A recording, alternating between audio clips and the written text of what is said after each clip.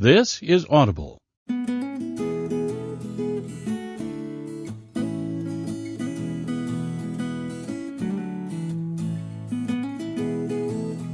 Brilliance Audio presents the unabridged recording of The Return of Rafe MacKade by Nora Roberts, performed by Luke Daniels.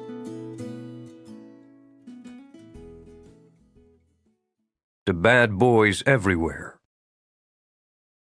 Prologue. The MacKade brothers were looking for trouble. They usually were. In the small town of Antietam, Maryland, it wasn't always easy to find, but then looking was half the fun. When they piled into Jared's second-hand Chevy, they'd squabbled over who would take the wheel. It was Jared's car, and he was the eldest, but that didn't carry much weight with his three brothers. Rafe had wanted to drive. He'd had a need for speed, a thirst to zip along those dark, winding roads, with his foot hard on the gas and his foul and reckless mood chasing behind him. He thought perhaps he could outdistance it, or perhaps meet it head-on. If he met it, bloodied it, conquered it, he knew he would just keep driving until he was somewhere else. Anywhere else. They had buried their mother 2 weeks ago. Perhaps because his dangerous mood showed so clearly in Rafe's jade eyes and in the cold set of his mouth, he'd been outvoted. In the end, Devin had taken the wheel, with Jared riding shotgun. Rafe brooded in the back seat with his youngest brother Shane beside him. They were a rough and dangerous group, the MacKade boys. All of them tall and rangy as wild stallions, with fists ready and often too eager to find a target. Their eyes, MacKade eyes, all varying shades of green, could carve a man into pieces at 10 paces. When the dark mood was on them, a wise man stayed back 11 or more.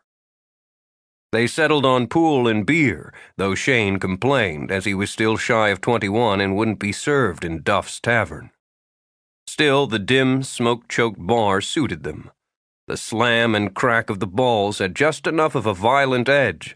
The gaze of the scrawny-shouldered Duff Dempsey was just uneasy enough. The wariness in the eyes of the other customers, gossiping over their beers, was just flattering enough. Nobody doubted the MacKade boys were out for trouble.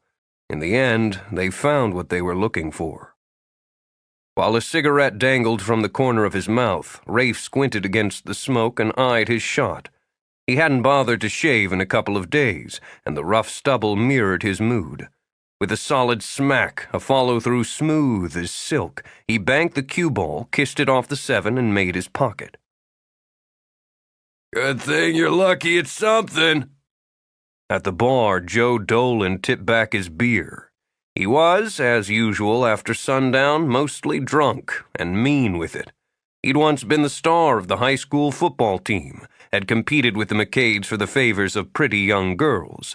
Now, at barely 21, his face had begun to bloat and his body to sag. The black eye he'd given his young wife before leaving the house hadn't really satisfied him. Rafe chalked his cue and barely spared Joe a glance. "Gonna take more than hustling pool, MacKade, to keep that farm going, now that your mama's gone." Dangling his bottle from 2 fingers, Joe grinned. "Heard you're gonna have to start selling off for back taxes." Heard wrong. Coolly, Rafe circled the table to calculate his next shot. "Oh, I heard right. You MacKades have always been fools and liars." Before Shane could leap forward, Rafe shot out his cue to block the way. "He's talking to me," he said quietly. He held his brother's gaze another moment before he turned. "Isn't that right, Joe? You're talking to me?" "I'm talking to any of you." As he lifted his beer again, Joe's gaze skimmed over the 4 of them. At 20, Shane was tough from farm work, but still more boy than man. Then Devin, whose cool, thoughtful gaze revealed little. Over Jared, who was leaning negligently against the jukebox, waiting for the next move. He looked back at Rafe. There was temper, hot and ready, recklessness worn like a second skin. "But you'll do. Always figured you for the biggest loser of the lot, Rafe." "That's so?" Rafe crushed out his cigarette, lifted his own beer.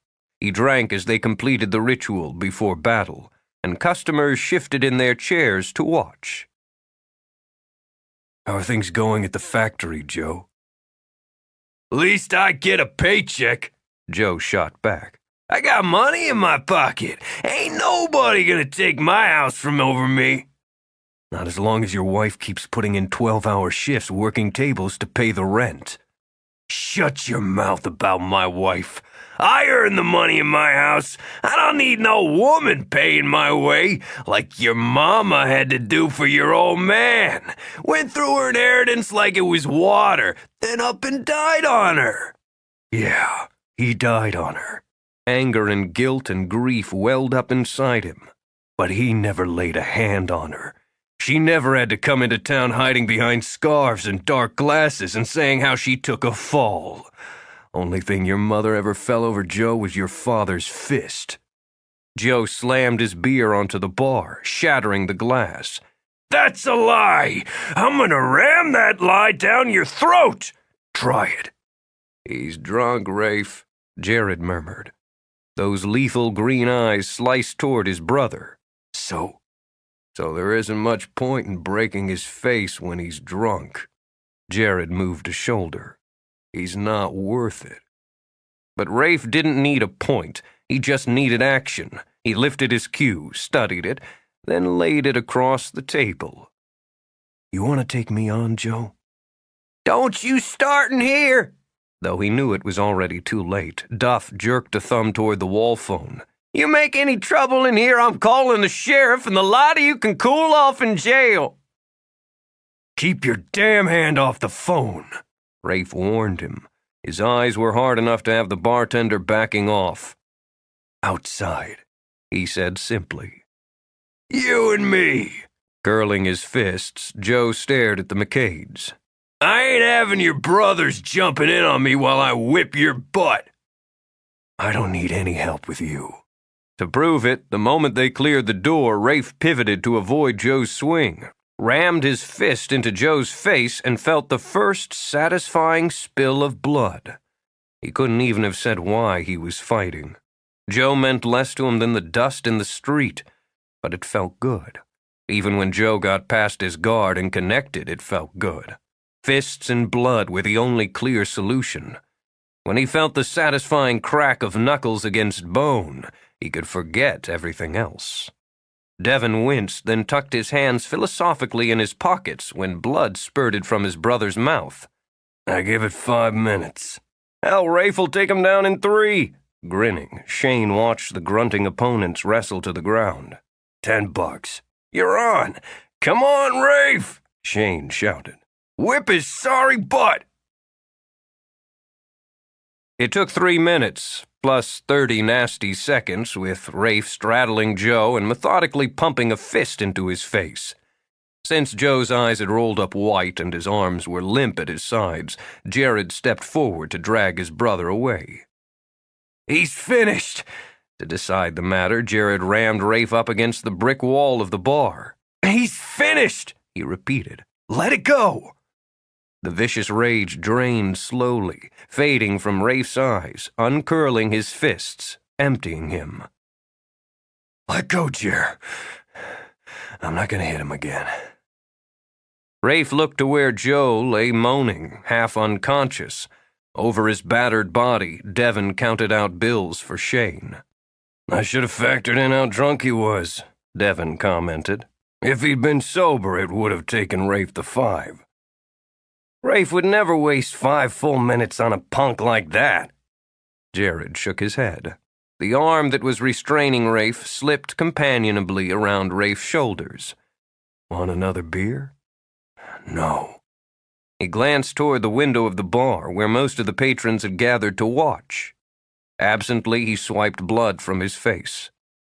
"Somebody better pick him up and haul him home," he called out. "Let's get out of here."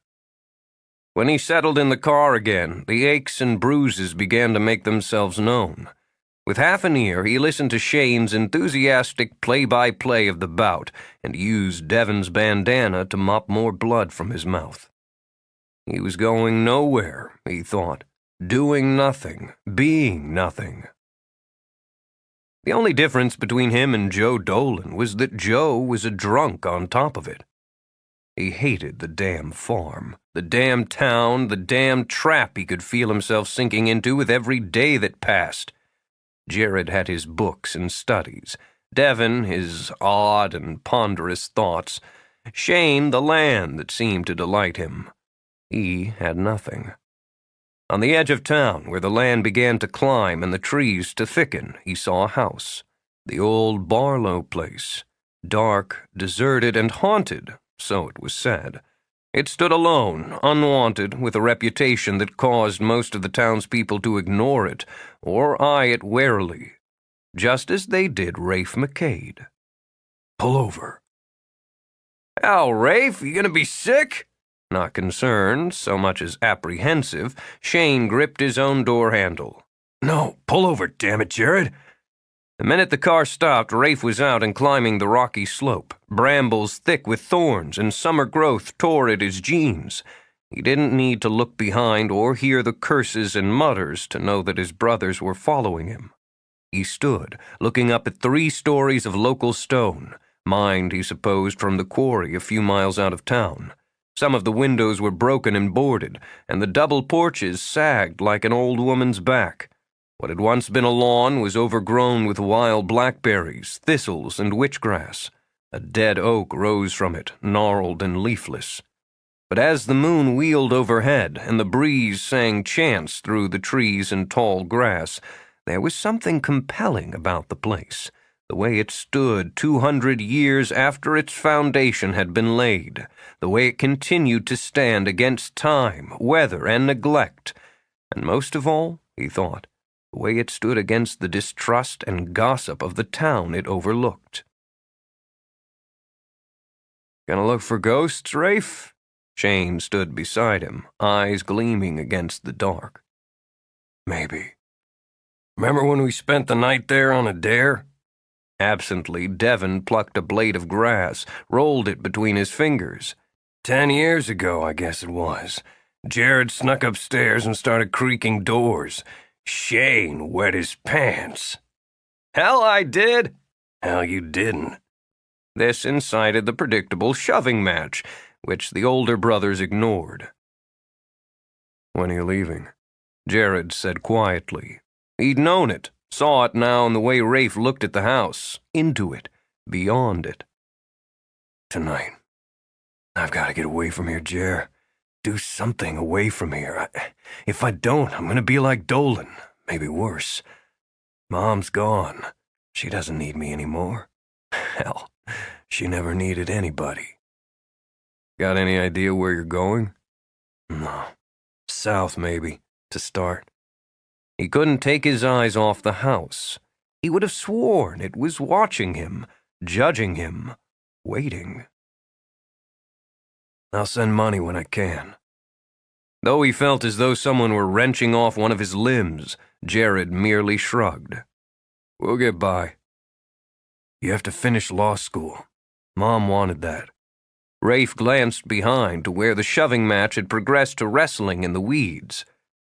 "They'll handle themselves okay, once they figure out what they want." "Shane knows what he wants. The farm." "Yeah." With a thin smile, Rafe took out a cigarette. "Go figure. Sell off some of the land if you have to, but don't let them take it. We have to keep what's ours. Before it's over, this town's gonna remember the MacKades meant something." Rafe's smile widened. For the first time in weeks, the gnawing ache inside him eased. His brothers were sitting on the ground, covered with dirt and scratches, and laughing like loons. He was going to remember them that way, he promised himself. Just that way. The MacKades, holding together on rocky ground no one wanted. Chapter 1. The bad boy was back. The town of Antietam was buzzing over it, passing fact, rumor, and innuendo from one to another, the way the guests at a boarding house passed bowls of steaming stew. It was a rich broth, spiced with scandal, sex, and secrets. Rafe MacKade had come back after 10 years. Some said there would be trouble. Bound to be. Trouble hung around Rafe MacKade like a bell around a bull's neck. Wasn't it Rafe MacKade who decked the high school principal one spring morning and gotten himself expelled? Wasn't it Rafe MacKade who'd wrecked his dead daddy's Ford pickup before he was old enough to drive? And surely it was Rafe MacKade who tossed a table and that fool Manny Johnson through the plate glass window of Duff's Tavern one hot summer night. Now he'd come back, riding into town in some fancy sports car and parking, bold as you please, right in front of the sheriff's office. Of course, his brother Devin was sheriff now, had been for 5 years last November. But there'd been a time, and most remembered, when Rafe MacKade spent more than a night or two in one of the 2 cells in the back. Oh, he was as handsome as ever, so the women said, with those devil's good looks the MacKades were gifted, or cursed with. If a female had breath in her body, she'd look twice, maybe even sigh over that long, wiry build, that loose-legged stride that seemed to dare anyone to get in the way. Then there was that thick black hair, those eyes, as green and hard as the ones in that little Chinese statue in the window of the Past Times antique store. They did nothing to soften that tough, sharp-jawed face with that little scar along the left eye. God knew where he'd gotten that. But when he smiled, when he curved that beautiful mouth up and that little dimple winked at the corner, a woman's heart was bound to flutter.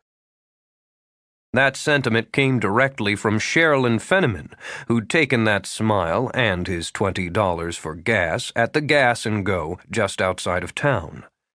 Before Rafe had his car in gear again, Sherilyn had been burning up the phone wires to announce the return.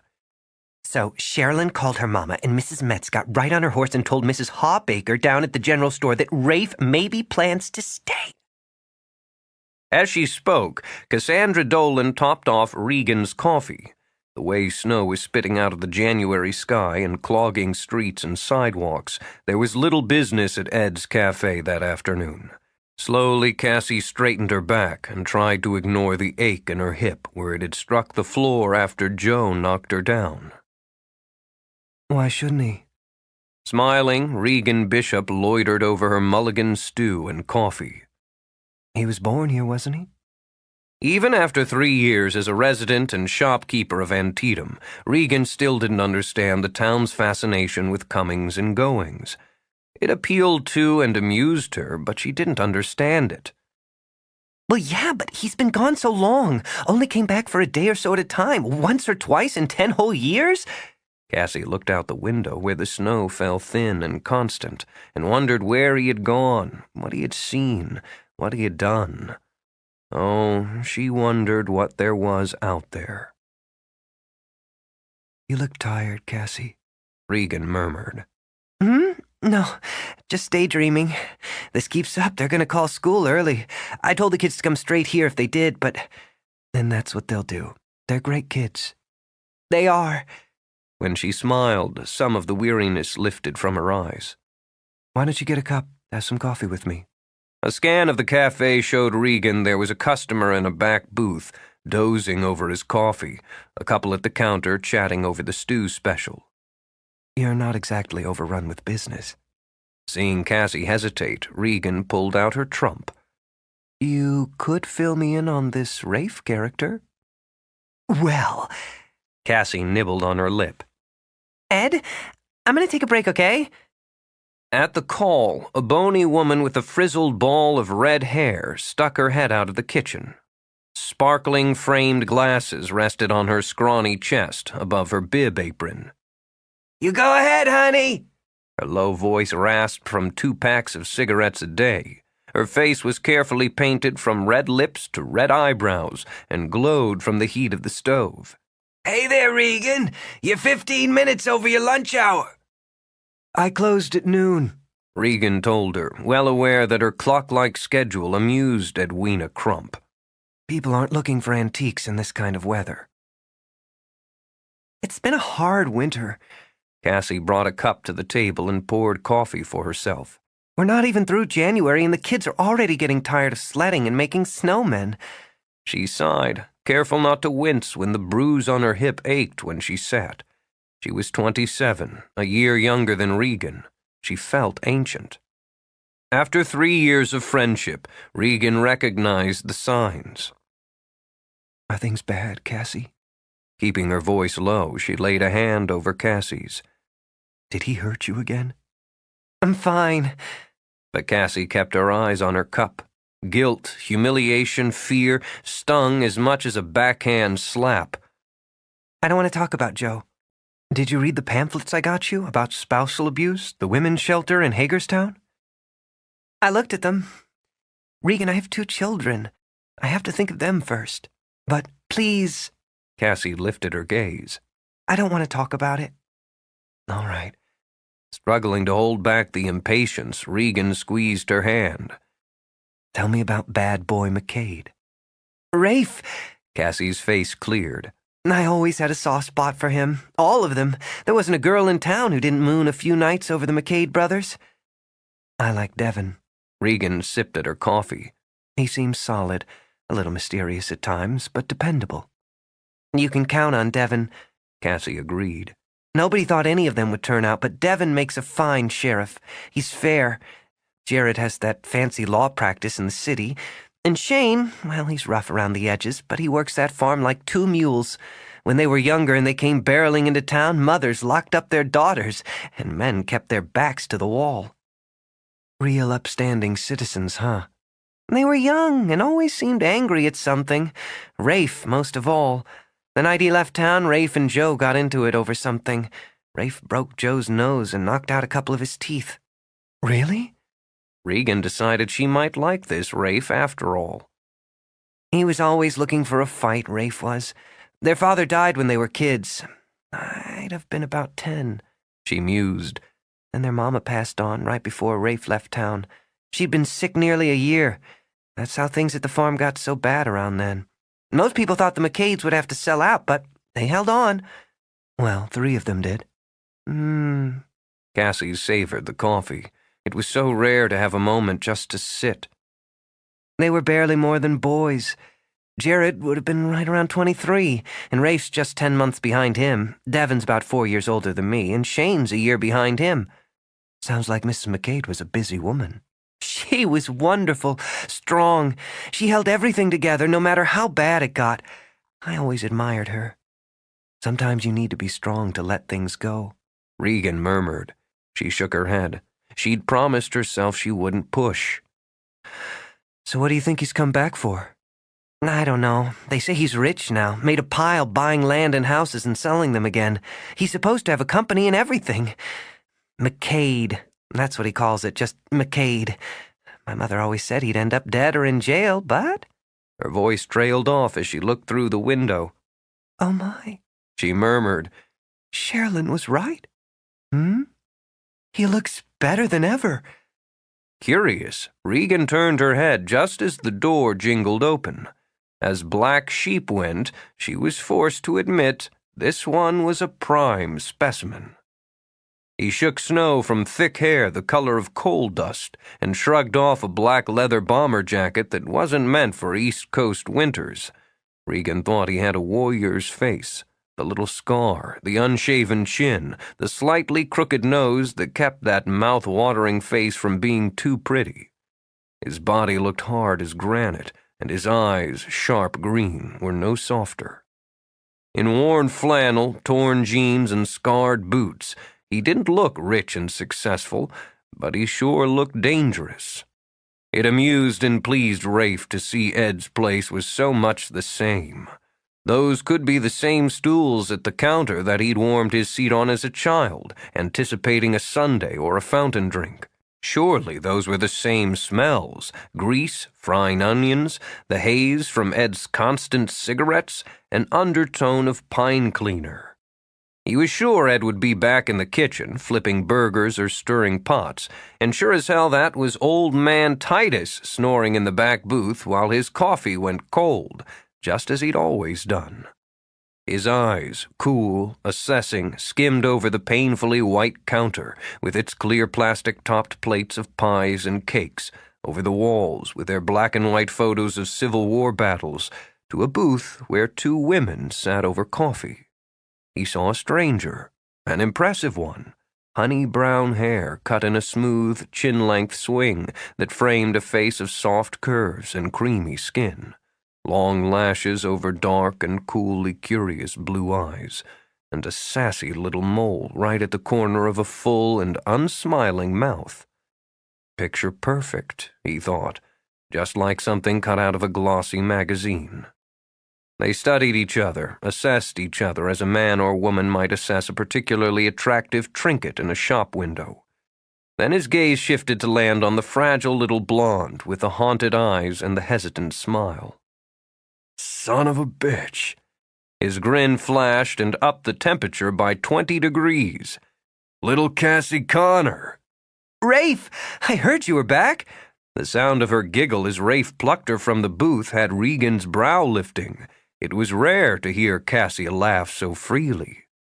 Pretty as ever, he said, and kissed her full on the lips. Tell me you kicked that idiot out and left the path clear for me. She eased back, always fearful of wagging tongues. I've got 2 kids now. A boy and a girl, I heard. He tugged the strap of her bib apron and thought with some concern that she'd lost too much weight. You're still working here? Yeah, Ed's in the back. I'll go see her in a minute.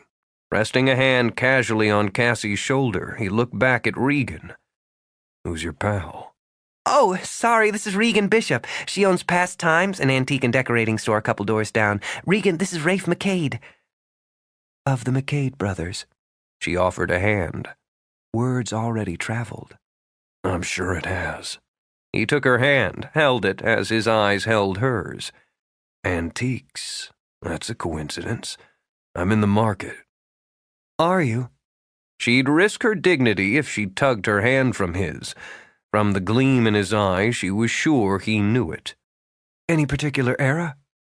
Mid to late 1800s. Everything from soup to nuts. I've got a 3-story house, about 1,200 square feet to furnish. Think you can handle it? It took a lot of willpower for her to keep her jaw from dropping.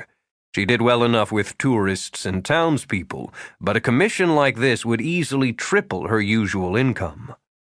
I'm sure I can. You bought a house? Cassie said, interrupting them. I thought you'd be staying out at the farm. For now. The house isn't for living in, not for me. After some remodeling, restoring, I'll be opening it up as a bed and breakfast.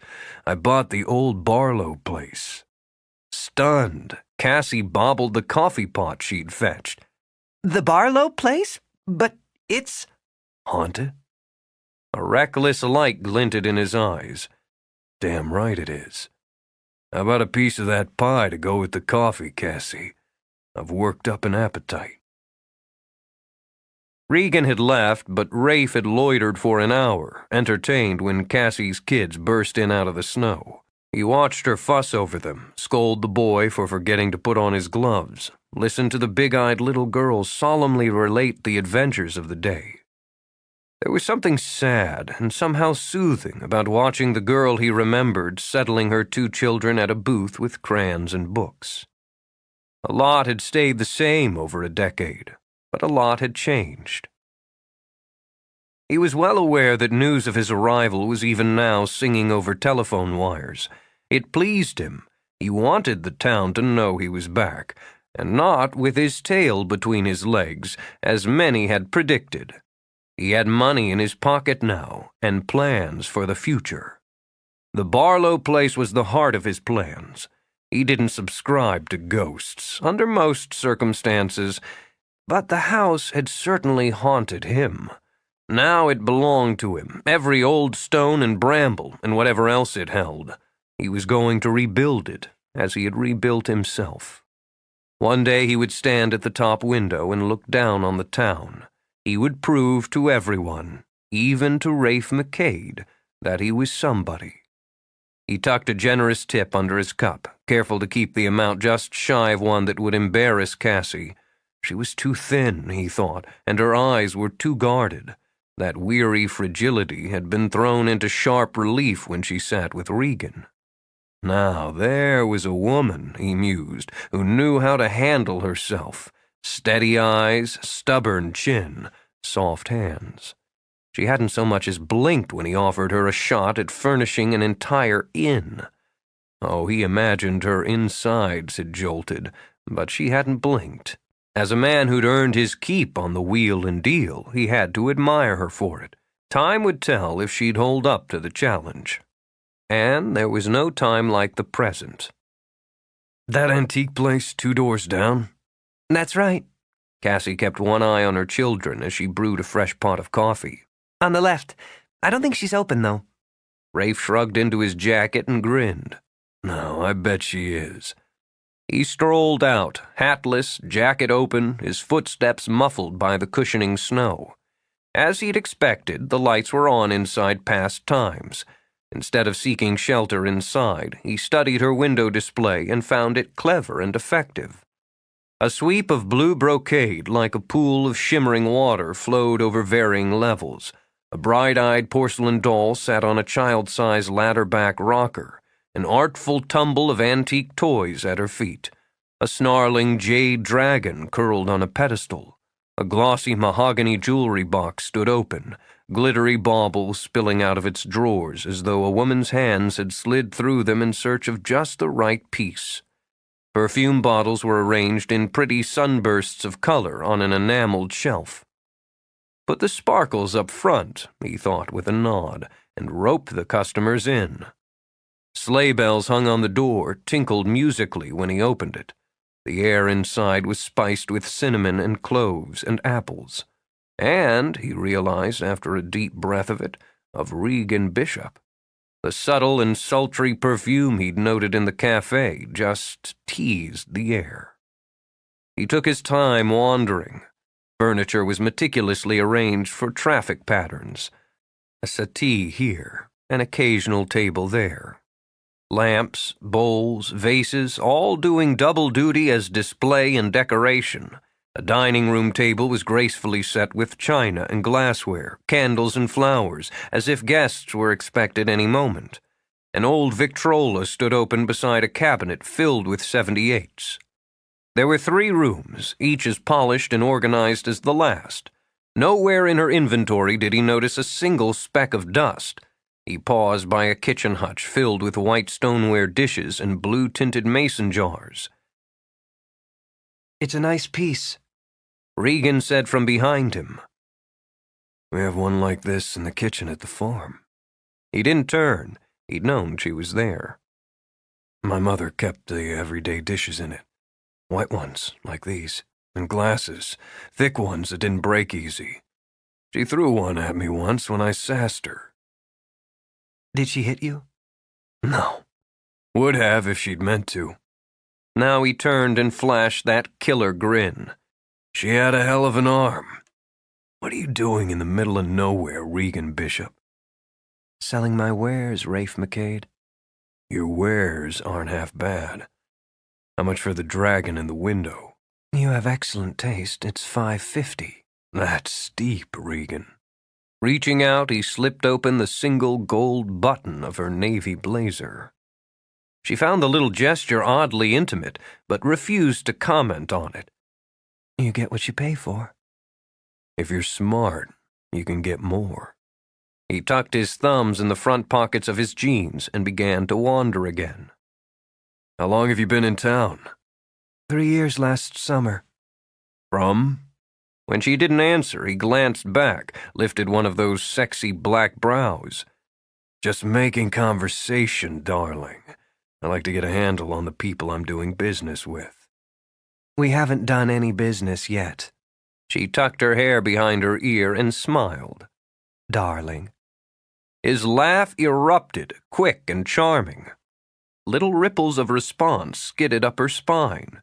He was, she was sure, the man every mother had ever warned her daughter about. As tempting as it was business, and it always came first. "I think I'm going to like you, Regan." He tilted his head. "You sure are a looker." Making conversation again? An observation. With a smile hovering around his mouth, he glanced down at her hands. She wore rings, pretty glittery stones, and twists of gold.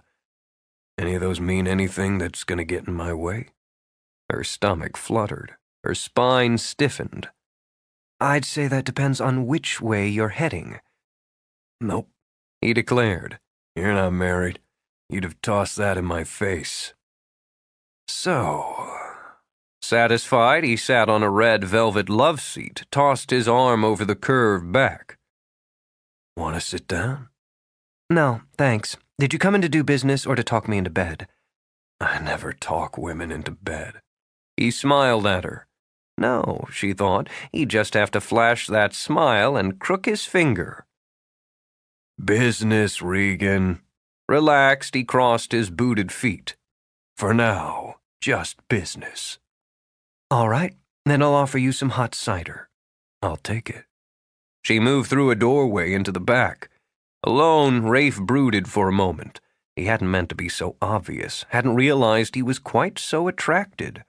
There had been something about the way she stood there, in her tailored blazer and tasteful jewelry, her eyes so cool and amused, her scent just short of hot. If he'd ever seen a woman who announced a thorny road, it was Regan Bishop. Though he rarely chose the smooth path, he had too much on his plate to take the challenge. Then she came back in on those long, glamorous legs, that pretty swing of hair half curtaining her face. What the hell, he thought. He could always make room on his plate. "Thanks." He took the steaming, enameled mug she offered. "I figured on hiring a firm out of D.C. or Baltimore, maybe taking some time to hunt through some shops myself." I can acquire anything a firm in D.C. or Baltimore can, and offer a better price. She hoped. "Maybe. The thing is, I like the idea of keeping the business close to home. We'll see what you can do." He sipped the cider, found it hot and pungent. "What do you know about the Barlow place?" It's falling apart.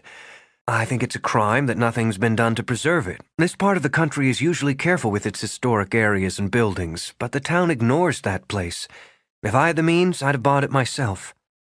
"And you'd have gotten more than you bargained for. The house is solid as rock. If it wasn't so well built, it'd be rubble by now. But it needs work." He mused and began to picture it all in his head. Floors to be leveled and sanded and sealed, walls to be plastered or taken down, windows replaced, while the roof's a mess. He brought himself back, shrugged. "That's just time and money. When it's ready, I want to put it back the way it looked in 1862 when the Barlows lived there and watched the Battle of Antietam from their parlor window." Did they? Regan asked with a smile. I'd have thought they'd have been cowering in the root cellar. "Well, not the way I imagine it. The rich and privileged watching the show, maybe annoyed when cannon fire cracked a window or the screams of the dead and dying woke the baby from its nap." You're a cynical one. Being rich wouldn't mean you wouldn't feel horror if you had to watch men dying on your front lawn. The heart of the battle didn't get quite that close. Anyway, that's what I want. The right colors, trim, wallpaper, furnishings, doodads, the works. He had an urge for a cigarette and banked it. "How do you feel about redoing a haunted house?" Interested? She eyed him over the rim of her mug. Besides, I don't believe in ghosts. You will before it's done. I spent the night there once as a kid, with my brothers. Creaking doors? Rattling chains? No. He didn't smile now. Except the ones Jared arranged to scare the guts out of the rest of us. There's a spot on the stairway that'll turn your skin to ice. You can smell smoke near the living room hearth, and you can feel something looking over your shoulder when you walk down the hallways. If it's quiet enough and you're listening, you can hear sabers clash. Despite herself, she couldn't quite suppress a shudder. If you're trying to scare me off the commission, you won't. Just laying out the blueprint. I want you to take a look at the place. Go through the rooms with me. We'll see what kind of ideas you have. Tomorrow afternoon suit you? About 2? That'll be fine. I'll need to take measurements. Good. He set his mug aside, rose. Nice doing business with you. Again, she accepted his hand. Welcome home. You're the first one who said it. Enjoying the irony, he lifted her hand to his lips, watching her. Then again, you don't know any better. See you tomorrow. And, Regan, he added on his way to the door, take the dragon out of the window. I want it. On the way out of town, he pulled his car to the side of the road and stopped, ignoring the snow and the icy fingers of the wind. He studied the house on the rise of the hill. Its broken windows and sagging porches revealed nothing, just as Rafe's shadowed eyes revealed nothing. Ghosts, he mused, while snow drifted silently around him. Maybe. But he was beginning to realize that the only ghosts he was trying to put to rest were inside him. Chapter 2.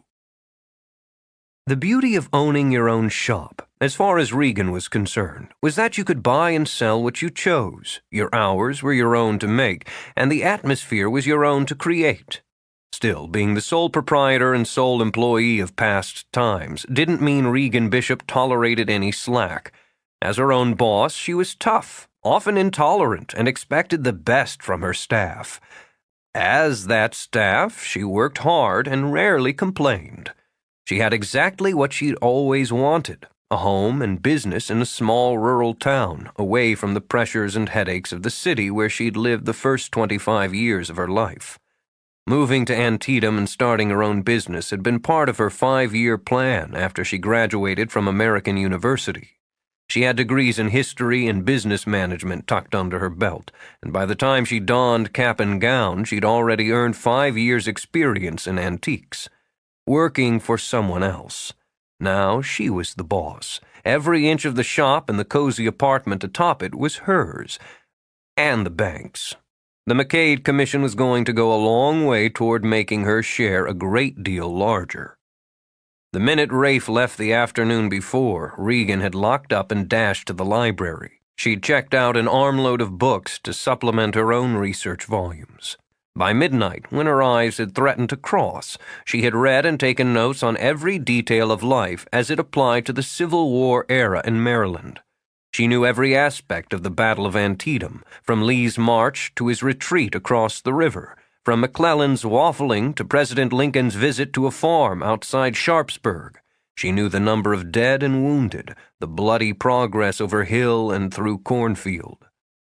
It was sad and standard information, and she'd studied it before. Indeed, her fascination with the battle and the quiet area into which it had exploded had influenced her choice of a home. But this time she'd been able to find bits and pieces on the Barlows, both fact and speculation. The family had lived in the house on the hill for almost 100 years before that horrible day in September of 1862. Prosperous landowners and businessmen, they had lived like lords. Their balls and dinners had enticed guests from as far as Washington and Virginia. She knew how they had dressed, the frock coats and lace and the hooped skirts, silk hats and satin slippers. She knew how they had lived, with servants pouring wine into crystal goblets, their home decorated with hothouse flowers, their furniture glowing with beeswax polish. Now, negotiating snowy, windy roads under sparkling sunlight, she could see exactly the colors and fabrics, the furnishings and knickknacks that would have surrounded them. Chiffoniers of rosewood, she mused, Wedgwood china and horsehair settees, the fine Chippendale chest-on-chest for the master, the graceful cherrywood and beveled glass secretaire for his lady, brocade portieres and rich colonial blue for the walls in the parlor.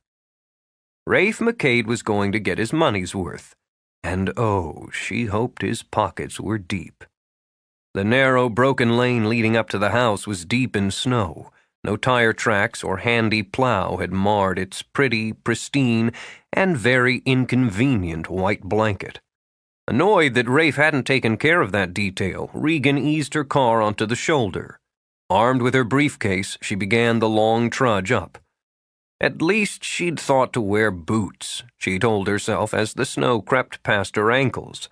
She'd very nearly worn a suit and heels before she remembered that impressing Rafe MacKade wasn't on her agenda. The gray trousers, tailored blazer, and black turtleneck were acceptable business wear for an assignment such as this, and as she doubted the place was heated, the red wool coat would come in handy, inside as well as out. It was a fabulous and intriguing place, she decided as she crested the hill. All those flecks of mica in the stone, glinting like glass in the sunlight, made up for the boarded windows. The porches sagged, but the building itself rose up tall and proud against the bitter blue sky. She liked the way the east wing jutted off at a stern angle, the way the trio of chimneys speared from the roof as if waiting to belch smoke.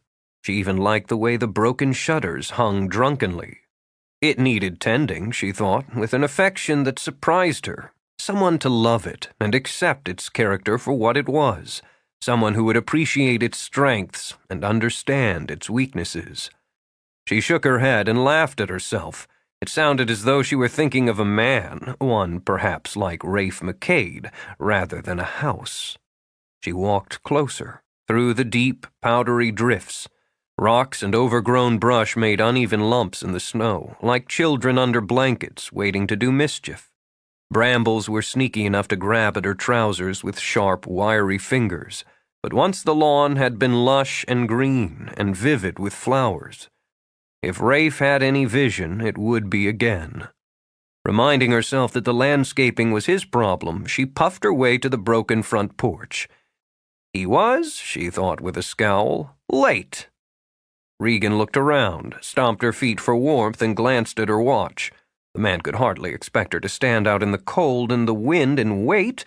10 minutes, tops, she told herself. Then she would leave him a note, a very firm note on the value of keeping appointments, and leave. But it wouldn't hurt to take a peek in the window.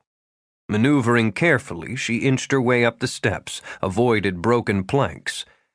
There should be wisteria, or morning glories climbing up the side arbor, she mused, and for a moment she almost believed she could catch the faint, sweet scent of spring. She caught herself moving to the door, closing her hand over the knob before she realized that had been her intention all along. Surely it was locked, she thought. Even small towns weren't immune to vandals. But even as she thought it, the knob turned freely in her hand. It was only sensible to go in, out of the wind, begin to sight the job. Yet she pulled her hand back with a jerk. Her breath was coming in gasps, shockingly loud on the silent air. Inside her neat leather gloves, her hands were icy and trembling. Out of breath from the climb, she told herself, shivering from the wind, that was all. But the fear was on her like a cat, hissing through her blood. Embarrassed, she looked uneasily around. There was no one to see her ridiculous reaction, only snow and trees. She took a deep breath, laughed at herself, and opened the door. It creaked, of course. That was to be expected. The wide main hall gave her such a rush of pleasure she forgot everything else. Closing the door, she leaned back against it and sighed. There was dust and mold, damp patches on the walls, baseboards ruined by gnawing mice, spiderwebs draped like filthy gauze. She saw rich deep green paint, creamy ivory trim, the buff and shine of waxed pine floors under her feet, a runner blooming with cabbage roses. And there, she thought, a hunt table with a Dresden bowl spilling more roses, flanked by silver candlesticks, a little walnut hall chair with a pierced back, a hammered brass umbrella stand, a gilded mirror. How it had been and could be spun through her mind, and she didn't feel the cold that sent her breath ahead of her in clouds as she wandered. In the parlor, she marveled over the atom fireplace.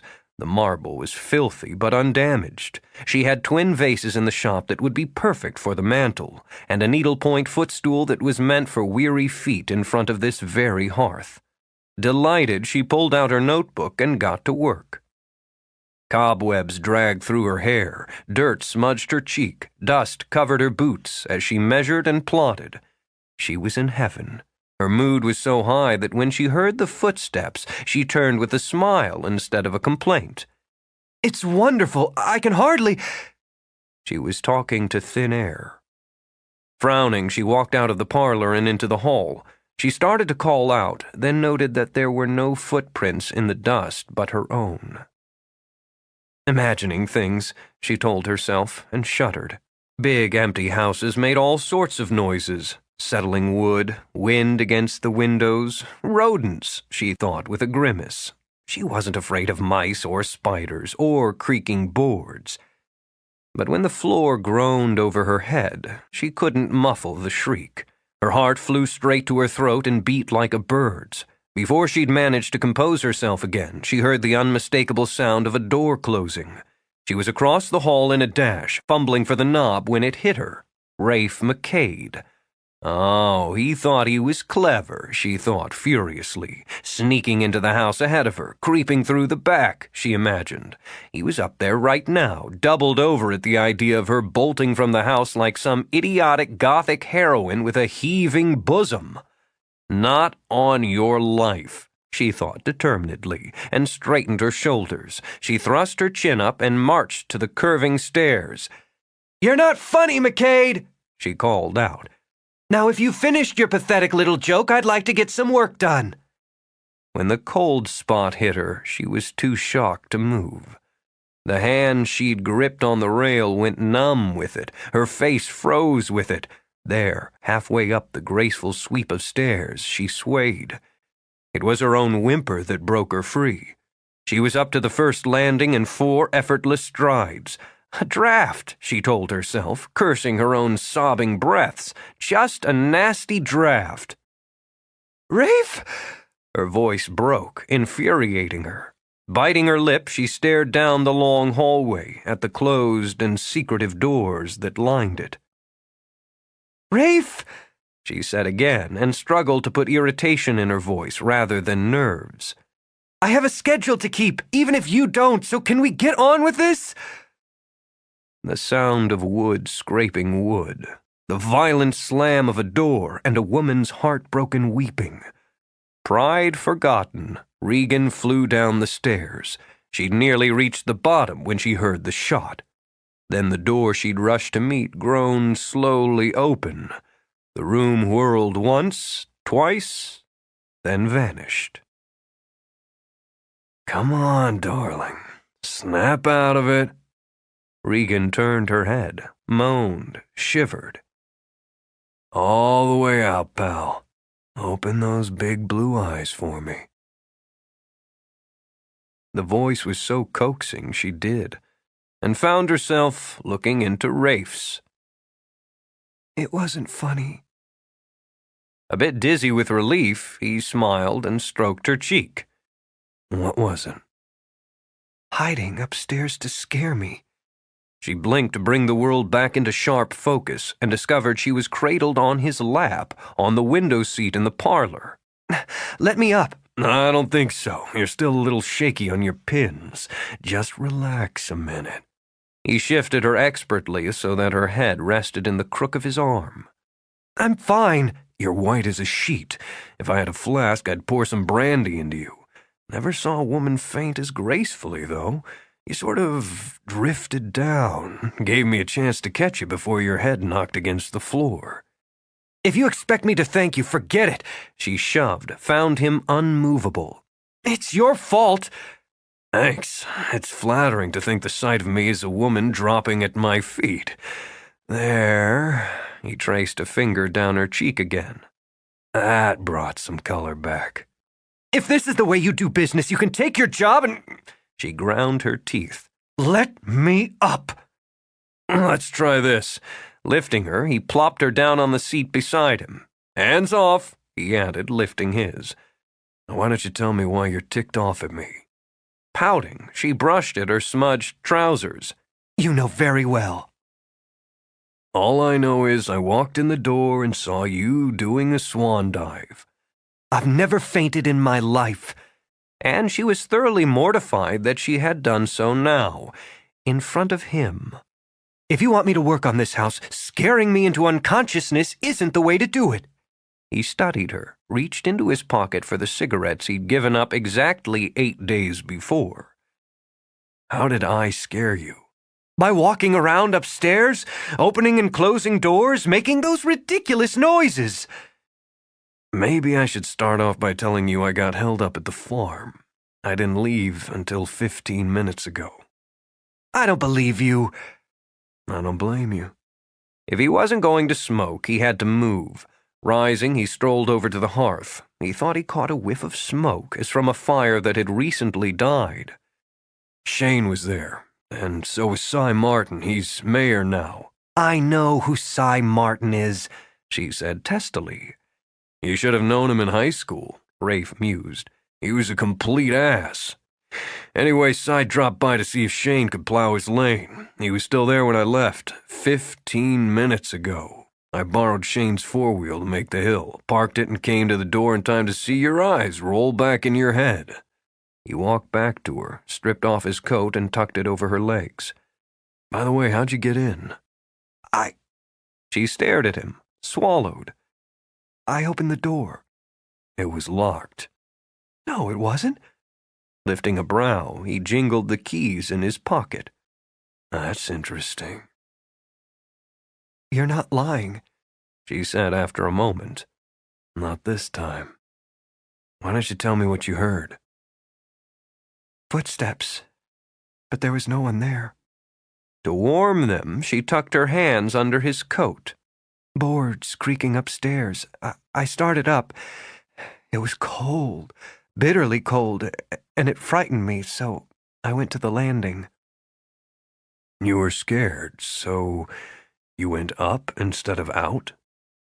I thought you were up there. I was going to yell at you. Her smile was weak, but it was there. I was furious that you'd managed to make me jump. Then I looked down the hallway. I guess I knew you weren't there. I heard wood scrape and a door slam hard and someone crying, and then I bolted. He sat beside her again, put his arm around her shoulders in a friendly squeeze. Who wouldn't? A shot, she remembered. I was almost down the stairs when I heard a gunshot. It made my ears ring. Then the door opened and lights out. I shouldn't have been late. Unexpectedly, he leaned over and gave her a quick, casual kiss. Sorry. That's hardly the point. The thing is, some people feel things in this place, some don't. You struck me as the cool, practical type. She folded her arms over her chest. Oh, really? Single-minded, he added with a grin. It seems you have more imagination than I expected. Feeling better now? I'm fine. Sure you don't want to sit on my lap again? Quite sure, thank you. With his eyes on hers, he brushed a cobweb from her hair. Want to get out of here? Absolutely. He picked up his coat. I'd like to take you somewhere. That isn't necessary. I said I was... She stood, and as he held his ground, bumped into his chest. Fine, she managed. Business, darling. He tucked her hair behind her ear, flicked a finger over the square-cut aquamarine at the lobe. For the moment. I think we can find someplace a little warmer and more hospitable to hash out the details. That was reasonable, she decided. Perfectly sensible. All right.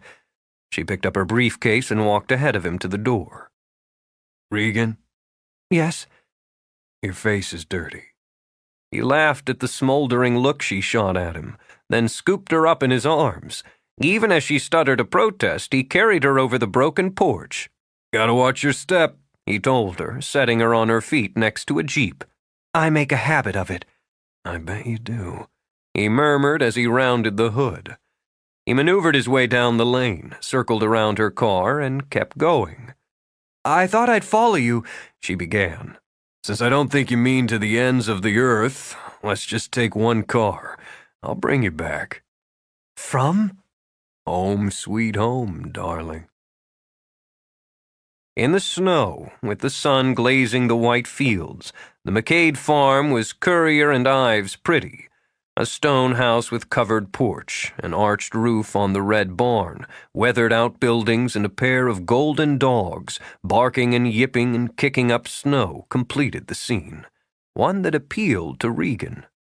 She'd driven past the MacKade place countless times, when the fields were brown and furrowed from the plow, when they were high with hay and corn.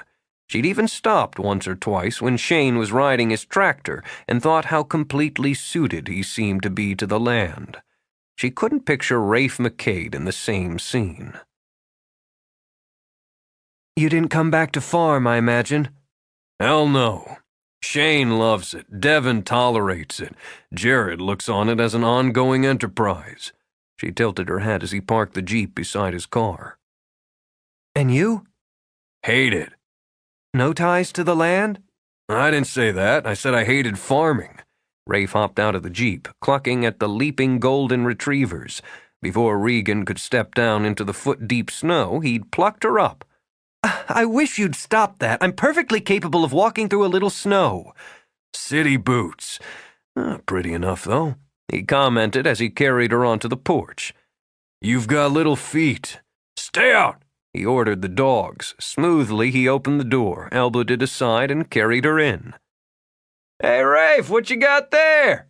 Grinning, Rafe shifted Regan in his arms and winked at Shane. Got me a female. Good-looking one, too.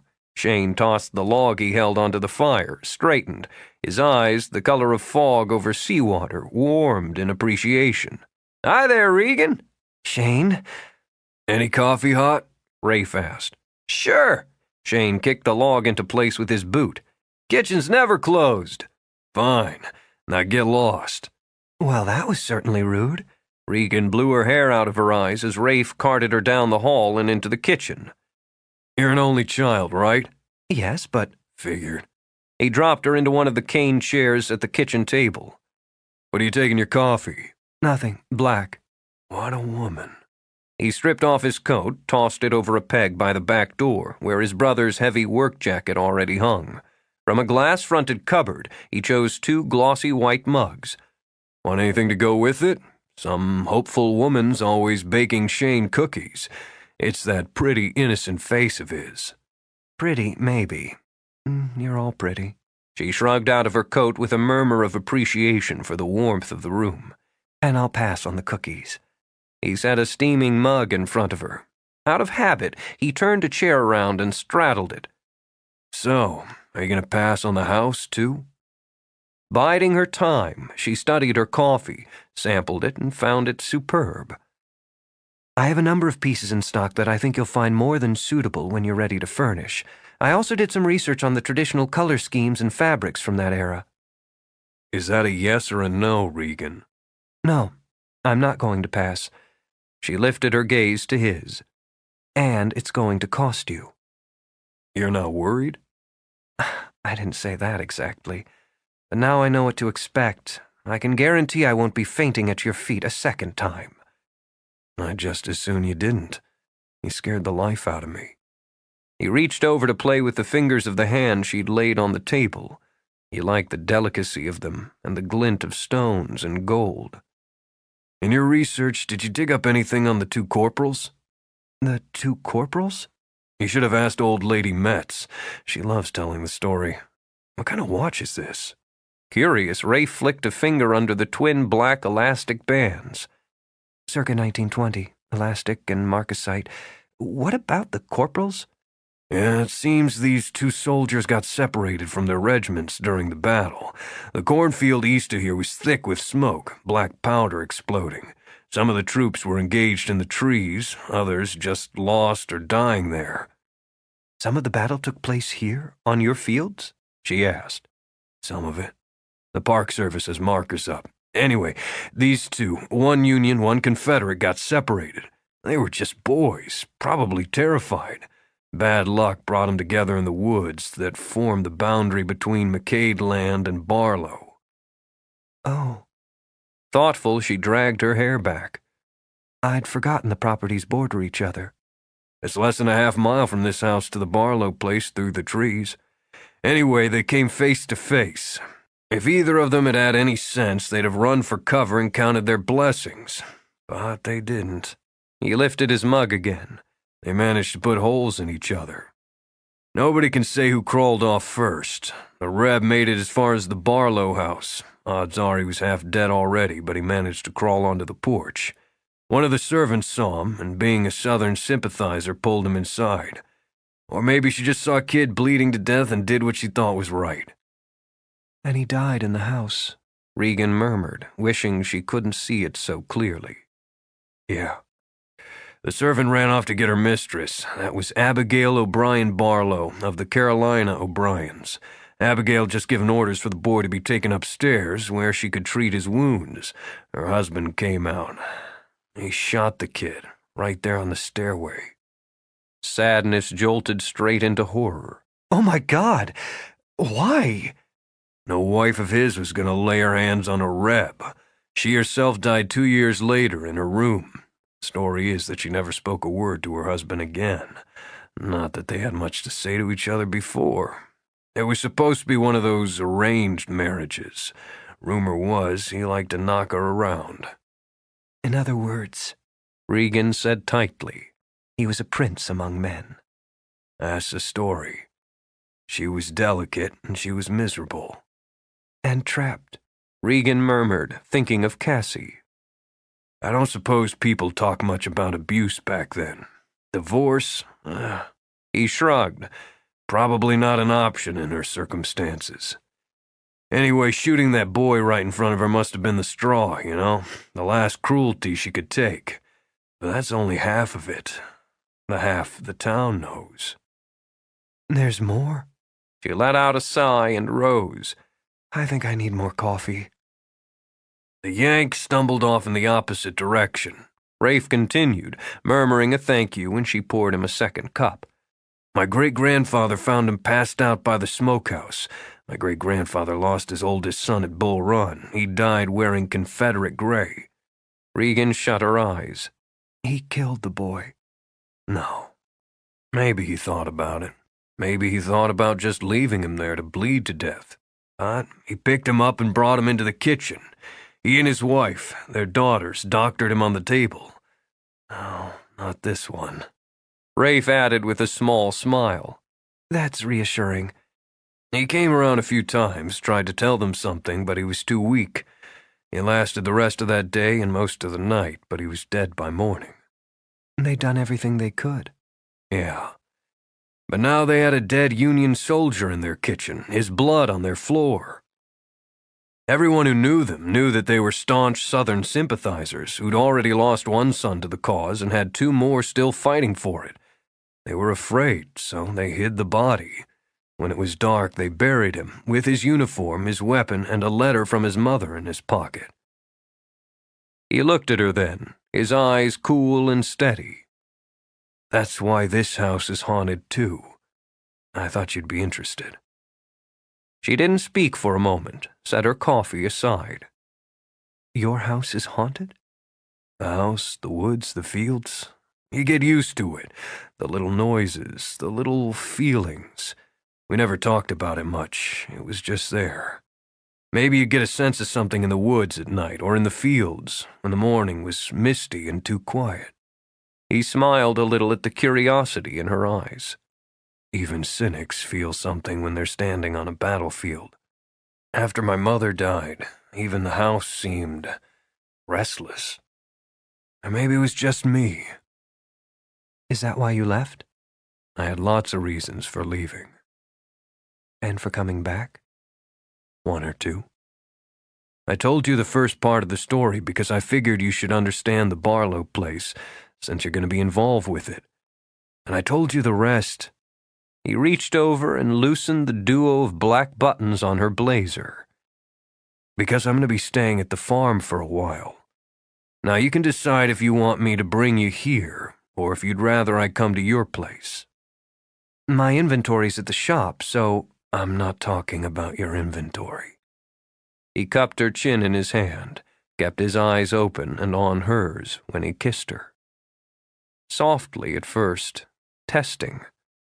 Then, with a murmur of satisfaction, deeper, so that her lips parted and warmed.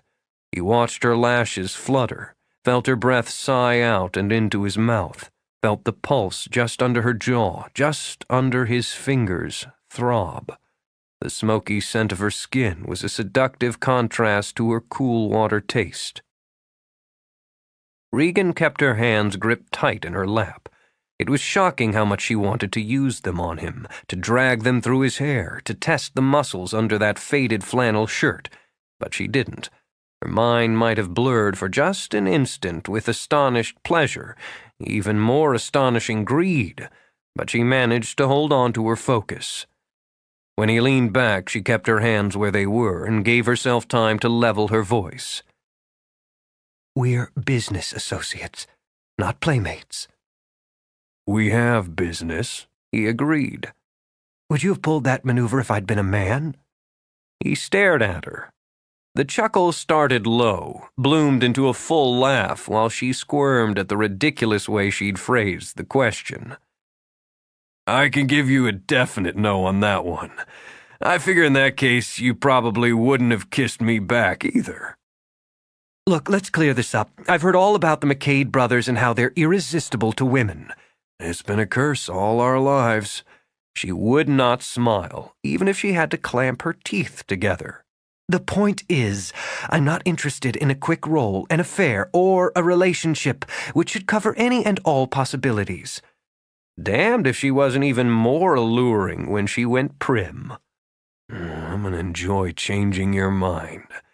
Why don't we start with the quick roll and work our way up from there? She rose sharply and pulled her coat on. In your dreams. You're right about that. Why don't I take you out to dinner? Why don't you take me back to my car? All right. Unoffended, he got up to pluck his coat from the peg. After he'd shrugged it on, he reached out and flipped her hair out from the collar of hers. Nights are long and cold this time of year. Get a book, she suggested on her way down the hall. Sit by the fire. Is that what you do? He shook his head. I'm gonna have to add a little excitement to your life. I like my life just fine, thanks. Don't pick me. The order ended with an oath as he scooped her up.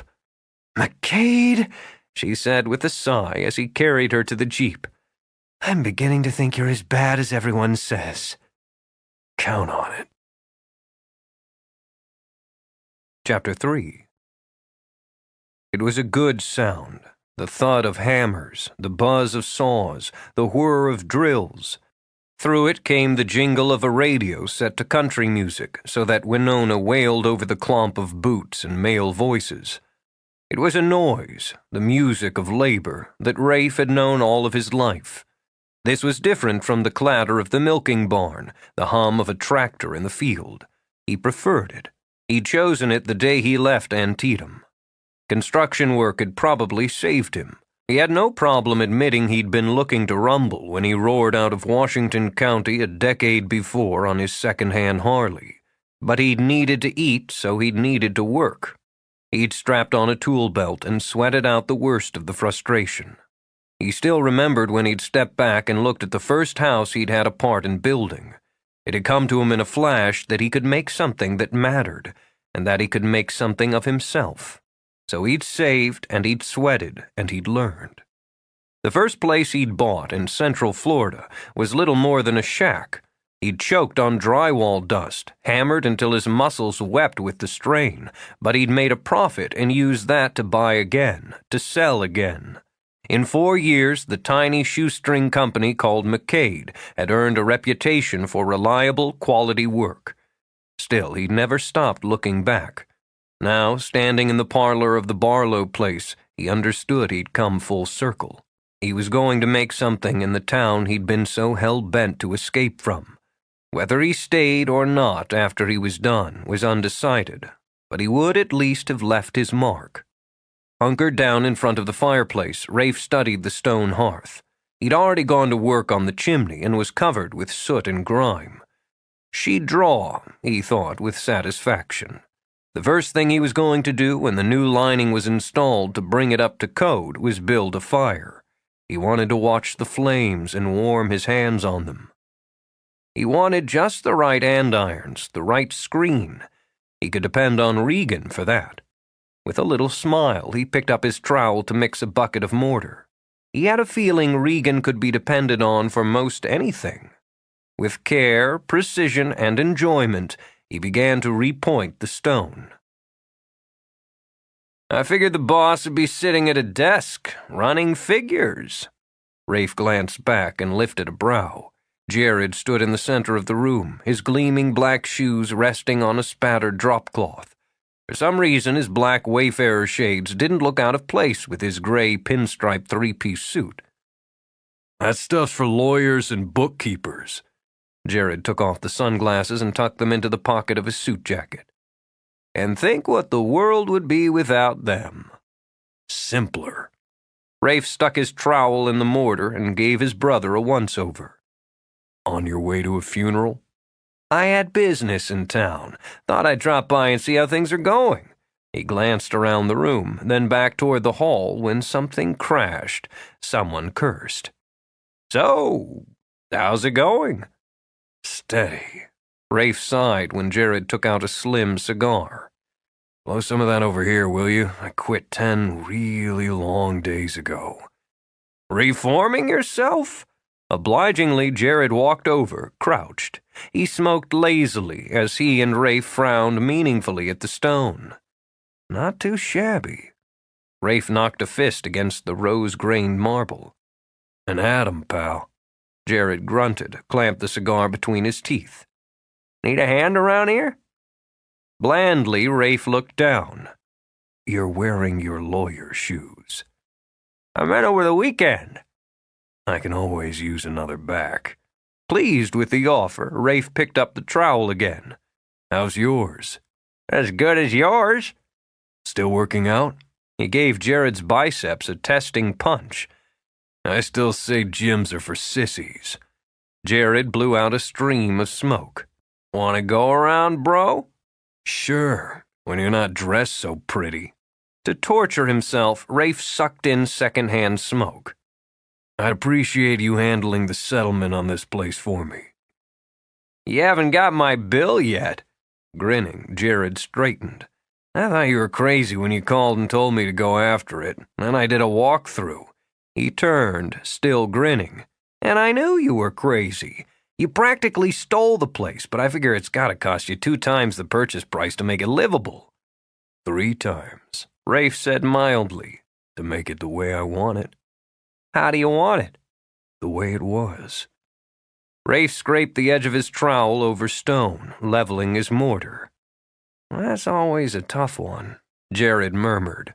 You don't seem to be having a problem with labor. I wondered if you would, considering the place's rep. Money talks. Lost a plumber's assistant this morning, though. Wicked amusement sparkled in his eyes. They were checking pipes in one of the second-floor johns. This guy claims someone clamped a hand on his shoulder. He was still running when he made it to the road. Don't guess he'll be back. Any other problems? Nothing I need a lawyer for. Did you hear the one about the lawyer and the rattlesnake? I've heard them all, Jared said dryly. I keep a file. With a chuckle, Rafe wiped his hands on his jeans. You did good, Jer. Mom would have liked seeing you dude it up like that. For a moment, he said nothing.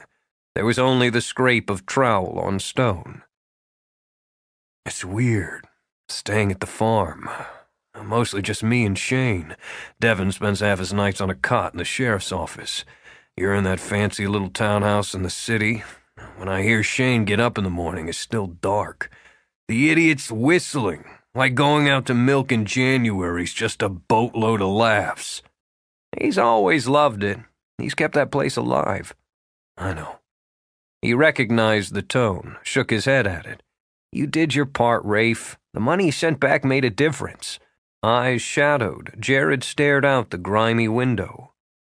I'm thinking of selling the place in Hagerstown. When Rafe said nothing, Jared moved his shoulders. It seemed practical to keep it after the divorce. The market was soft and we'd only built up a couple years' equity. Barbara didn't want it. Still sore? No. The divorce is 3 years past, and God knows it was civilized. We just didn't like each other anymore. I never liked her. Jared's lips quirked. I know. Anyway, I'm thinking of selling, hanging out at the farm for a while until I find the right place. Shane would like that. So would I. I missed you. Rafe swiped a grimy hand over his grimy chin. I didn't realize how much until I got back. Satisfied with the repointing, he scraped his trowel on the edge of the bucket. So, you want to put in some honest labor on Saturday? You buy the beer? Rafe nodded and rose. Let's see your hands, city boy. Jared's response was crude, simple, and uttered just as Regan stepped into the room. Nice mouth, counselor, Rafe said with an easy smile. Hello, darling. I'm interrupting. No, the guy from the gutter here's my brother Jared. I know. He's my lawyer. Hello, Jared. Regan? Jared found an empty can of soda and doused the stub of his cigar. How's business? Picking up, thanks to your little brother. I have some estimates, figures, suggestions, paint and fabric samples, she said to Rafe. I thought you'd like to look them over. You've been busy. He crouched again, flipped over the top of a small cooler. Want a drink? No, thanks. Jer? One for the road. I've got another appointment. Jared caught the canned soft drink on the fly, then took his sunglasses out of his pocket.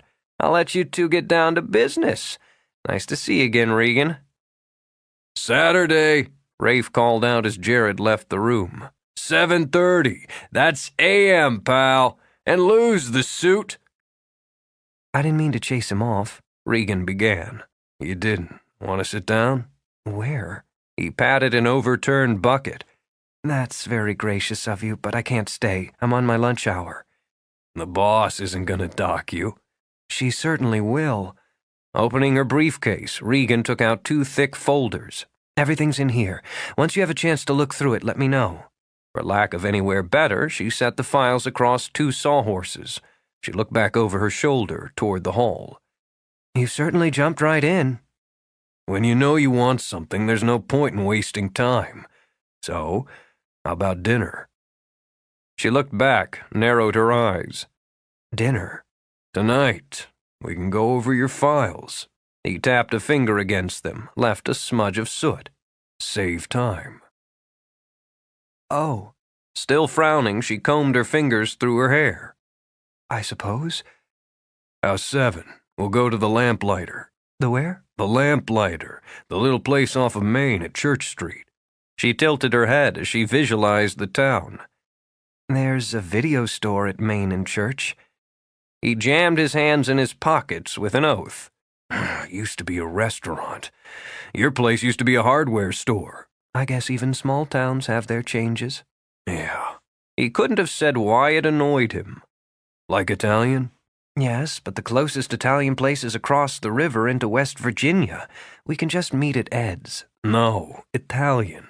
I'll come by about 6:30. Needing to gauge his time, he pulled a watch from his pocket. Yeah, I can do 6:30. That's a nice one. Without thinking, she crossed over, took his wrist gingerly in 2 fingers to get a better look at the pocket watch. American Watch Company, mid-1800s. Already appraising, she turned the watch over to study the case. Sterling, good condition. I'll give you 75 for it. I paid 90. She laughed and shook back her hair. Then you got a hell of a bargain. It's worth 150. Her gaze danced up to his. You don't look like the pocket watch type. Wear one on your wrist on the job, they end up smashed. He wanted to touch her. She looked so neat and tidy that the idea of mussing her up was enormously appealing. Damn shame my hands are filthy. Alerted, she released his wrist, brushed one hand against the other. So's your face, but you're still pretty. After shifting her briefcase strap more comfortably on her shoulder, she stepped back. 6:30 then. Don't forget the files. She'd changed 3 times before she caught herself. A business dinner, Regan thought, as she dropped down on the padded stool of her vanity, was a business dinner. Her appearance was certainly important, but it was secondary. She bit her lip and wondered if she should have gone with the little black dress after all. No, no, no. Annoyed with herself, she snatched up her brush. Simplicity was best. The restaurant in West Virginia was casual, family style. The purpose was professional. The blazer, slacks, and silk blouse in forest green were right. There was no harm in jazzing it up with the moonstone lapel pin. But maybe the earrings were wrong. She could go with plain gold hoops instead of the more dramatic dangles. The hell with it. She dropped her brush, then tugged on her suede ankle boots. She would not fall into the trap of thinking of this as a date. She didn't want to date Rafe MacKade. Just now, with her business showing real promise, she didn't want to date anyone. A relationship, if indeed she decided to cultivate one, was 3 years down the road, minimum. She would never make the mistake her mother had and depend on someone else for emotional and financial support. First, she would make certain she was solvent, solid, and secure, and then, if and when she chose, she would think about sharing her life. No one was going to tell her if she could work or not. She would never have to cajole an extra few dollars out of a man to buy a new dress. Maybe it suited her parents to live that way, and they'd certainly always seemed happy enough, but that wasn't the life Regan Bishop wanted. It was just too damn bad that Rafe was so dangerously attractive, and, she noted when she heard the knock on the door, prompt. Confident again after the quick pep talk, she walked out of the bedroom, through the small, cozily furnished living room, and opened the door. And, oh, she thought one last time, it was really too bad. He flashed that grin at her, and those wonderful green eyes swept down, then up. Looking good. Before she could think to avoid it, his mouth brushed hers. "I'll get my coat," she began, then stopped, the door still open to the wind. "What are those?" "These?" He jostled the bags he carried. "These are dinner. Where's your kitchen?" He was already in, kicking the door behind him. "I thought we were going out." "No, I said we were having Italian." He took quick stock of the room. Lady chairs, gleaming tables, pretty little knickknacks, and fresh flowers. All female, he mused, and the portrait of a gloomy-faced cow above the sofa added wit. Nice place. "Are you telling me you're cooking me dinner?" "It's the quickest way, without physical contact, to get a woman into bed. The kitchen through there?" When she'd managed to close her mouth, she followed him into the galley-style kitchen off the dining ell. "Doesn't that depend on how well you cook?" Appreciating her response, he smiled as he began pulling ingredients out of the bags. "You'll have to tell me. Got a skillet?" "Yes, I have a skillet." She took a large cast-iron pan from its cupboard, then, lips pursed, tapped it against her palm. "You conk me with it, you'll miss out on my ziti with tomato and basil." "Ziti?" After running her tongue around her teeth, she set the skillet on a burner. "I'll wait until after I eat." She got out a second pot for the pasta and handed it to him. Once he'd added water and set it to boil, she watched him wash greens for a salad. "Where'd you learn to cook?" "We all cook. Chef's knife? My mother didn't believe there was a woman's work and men's work. Thanks." He added and began chopping with a quick, negligent flair that had Regan lifting her brows. "There was just work," he continued. "Ziti doesn't sound like farm food." "She had an Italian grandmother. Can you stand a little closer?" "You smell good. I like to smell you." Ignoring that, and the little twist in her stomach, she picked up the wine he'd brought along. "Why don't I open this?" "Why don't you?" After she'd set it on the counter to breathe, she scooted behind him to reach the cupboard to get a salad bowl. When he asked for music, she slipped back into the living room and put Count Basie on low. Why, she wondered, did a man look so sexy with his sleeves rolled up, grating carrots into a salad? "Don't open that olive oil," she told him. "I have some." "Extra virgin?" "Of course." She tapped a long-spouted copper pitcher on the counter. "Count Basie, your own olive oil." His eyes met hers, laughed. "Want to get married?" "Sure, I've got time on Saturday." Amused that he didn't have such a quick comeback for that, she reached overhead for wine glasses. I was planning on working Saturday. Watching her, he set the salad aside. That's what they all say. Lord, she was one terrific piece of work. He moved closer as she poured the wine. Tell me you like watching baseball on TV on hot summer nights and we've got a deal. Sorry, I hate sports. He moved closer still, and with a wine glass in either hand, she moved back. It's a good thing I found this flaw now, before we had 5 or 6 kids and a dog. You're a lucky guy. Heart jittering, she backed up again. I like this, he murmured and traced a finger over the little mole beside her mouth. Inching closer, he ran his finger down to flip open the buttons of her blazer. Why are you always doing that? Doing what? Fooling with my buttons. Just practicing. The grin was quick as lightning and just as bold. Besides, you always look so tidy, I can't resist loosening you up.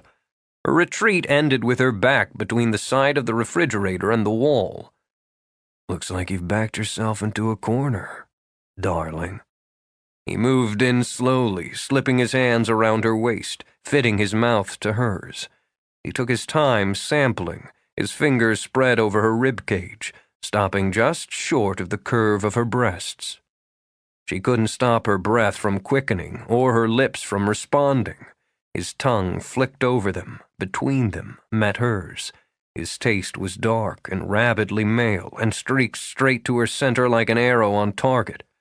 The small part of her mind that could still function warned her that he knew exactly how he affected women. All women. Any woman. But her body didn't seem to give a damn. Her blood began to pound, her skin to vibrate, from the shock of dozens of tiny explosions. She was certain she could feel her own bones melt. She was exciting to watch. His eyes were open as he changed the angle of the kiss, deepened it, degree by painfully slow degree. He found the flutter of her lashes arousing, the faint flush desire brought to her cheeks seductive, and that helpless hitch of breath, that quick shiver when his fingers skimmed lightly over the tips of her breasts, utterly thrilling. With an effort, he stopped himself from taking more. God, it gets better every time. Gently, he nuzzled his way to her ear. Let's try it again. No! It surprised her that what she said and what she wanted were entirely different. In defense, she pressed a wine glass against his chest. He glanced down at the glass, then back at her face. His eyes weren't smiling now, weren't gently amused. There was an edge in them now, dark and potentially deadly. Despite all common sense, she found herself drawn to this man who would take and damn all consequences. Your hand's shaking, Regan. I'm aware of that. She spoke carefully, knowing that the wrong word, the wrong move, and what was in his eyes would leap out and devour her, and she would let it. She would love it. That was something she definitely had to think over. Take the wine, Rafe. It's red. It'll leave a nasty stain on that shirt. For one humming moment he said nothing. A need he hadn't understood or counted on had him by the throat with rusty little claws. She was afraid of him, he noted, deciding she was smart to be afraid. A woman like her didn't have a clue what a man like him was really capable of. Taking the glass, he tapped it against hers, making the crystal ring, then turned back to the stove. She felt as though she'd barely avoided a tumble from a cliff and realized she already regretted not taking the plunge. I think I should say something. She took a deep breath, then an even deeper gulp of wine. I'm not going to pretend I'm not attracted to you, or that I didn't enjoy that, when obviously I am, and I did. Trying to relax, he leaned back against the counter, studied her over the rim of his glass. And she scooped back her hair. And I think complications are, complicated, she said lamely. I don't want, I don't think... She shut her eyes and drank again. I'm stuttering. I noticed. It's a nice boost to the ego. Your ego doesn't need any boosting. She blew out a breath, cleared her throat. You're very potent. I have no doubt sex would be memorable. Don't smile at me that way. Sorry, but the smile didn't dim. It must have been your choice of words. Memorable's good. I like it. Why don't we save time here? I get your point. You want to mull the idea over, make the next move when you're ready. She considered, then nodded slowly. That's close enough. Okay. Now here's my point. He turned on the burner under the skillet and added oil. I really want you, Regan. It hit me right off when I walked into Ed's and you were sitting there with little Cassie, looking so pressed and polished. She fought to ignore the flutters in her stomach. Is that why you offered me the job on the Barlow place? You're too smart to ask a question like that. This is sex. Sex is personal. All right. She nodded again. All right. He picked up a plump Roma tomato, examined it. The problem here, as I see it, is that I don't much care for mulling over things like this. No matter how you fancy it up, sex is still the animal. Smell, touch, taste. His eyes were dark again, reckless. He picked up the knife, tested its point. Take, he added. But that's just me, and there are two of us here. So you go on ahead with your mulling. Baffled, she stared at him as he chose a clove of garlic. I'm trying to decide if you expect me to thank you for that. Nope. Expertly, he laid the flat of his knife over the garlic, gave one quick pound of his fist to crush it. You're just supposed to understand it, like I'm understanding you. You're a real 90s man, MacKade. No, I'm not. And I'm gonna make you stutter again, you can count on that. Challenged, she picked up the wine, topped off their glasses. Well, you count on this. If and when I decide to make my move, you'll do some stuttering of your own. He scooped the minced garlic into the oil where it sizzled. I like your style, darling. I really like your style. Chapter 4. Sunny skies and a southerly breeze brought in a welcome end-of-January thaw. Icicles dripped prettily from eaves and shone with rainbows. In front yards and fallow fields, snowmen began to lose weight. Regan spent a pleasant week earmarking stock for the Barlow place and hunting up additions to her supply at auction. When business was slow, she revised and honed her room-by-room decorating scheme for what was going to be the MacKade Inn at Antietam. Even now, as she described the attributes of a walnut credenza to a pair of very interested buyers, her mind was on the house. Though she hadn't realized it yet, she was as haunted by it as Rafe had been. The front bedroom, second floor, she mused, should have the four-poster with canopy, the rosebud wallpaper, and the satinwood armoire. A romantic and traditional bridal suite, complete with little bowls of potpourri and vases of fresh flowers. And what had been the gathering room on the main level had that wonderful southern exposure. Of course, Rafe had to pick the right windows, but it would be spectacular in sunny colors with a trio of ficus trees, hanging ferns in glazed pots, and pretty little conversation groups of boldly floral love seats and wingback chairs. It was perfect for a conservatory, a place to gaze through the glass into the woods and gardens, with forest narcissi and hyacinths brightening midwinter gloom. She couldn't wait to get her hands on the place, add those tiny, perfect details that would make it a home again. An inn, she reminded herself. A business. Comfortable, charming, but temporary. And it wasn't hers. With an effort, she shook her head clear and concentrated on the sale at hand. You can see the marquetry is high quality, she continued, keeping her sales pitch moderate and pleasant. The bow-front cupboards on the side are the original glass. The woman fingered the discreet tag longingly, and Regan's sharp eye caught the hopeful glance she sent her less enthusiastic husband. It really is lovely, but it's just a little more than we had in mind. I understand, but in this condition... She broke off when the door opened, furious with herself for the quick leap, then the quick disappointment when it wasn't Rafe who came in. Before she could smile a welcome at Cassie, she saw the livid bruises on the side of her friend's face. If you'd excuse me for just a moment, I'll give you time to talk it over. An antique bangle jingling on her wrist, sensible shoes clacking, she moved swiftly through the shop. Saying nothing, she took Cassie's arm and led her into the back room. Sit down. Come on. Gently, she eased Cassie into a chair at the tiny iron table. How bad are you hurt? It's nothing. I just... Shut up. Grinding back the spurt of temper, Regan slammed a kettle on the hot plate. I'm sorry. I'm gonna make some tea. She needed a moment, she realized, before she could deal with this rationally. While the water's boiling, I'll go finish up with my customers. You sit here and relax for a minute. Shame swimming in her eyes, Cassie stared down at her hands. Thanks. 10 minutes later, after ruthlessly hacking the price of the credenza to move the customers along, Regan hurried back. She told herself she'd gotten the anger under control. She promised herself she would be supportive, sympathetic. One look at Cassie, slumped in the chair while the kettle belched steam, had her exploding. Why in the hell do you let him do this to you? When are you going to get tired of being that sadistic bastard's punching bag? Does he have to put you in the hospital before you walk away? In utter defeat, Cassie folded her arms on the table, then dropped her head on them and wept.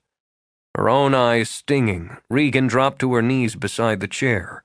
In the tidy little office, with its ice cream parlor chairs and neat roll-top desk, she struggled to face the reality of battering. Cassie, I'm sorry. I'm so sorry, Cass. I shouldn't be yelling at you. I shouldn't have come here.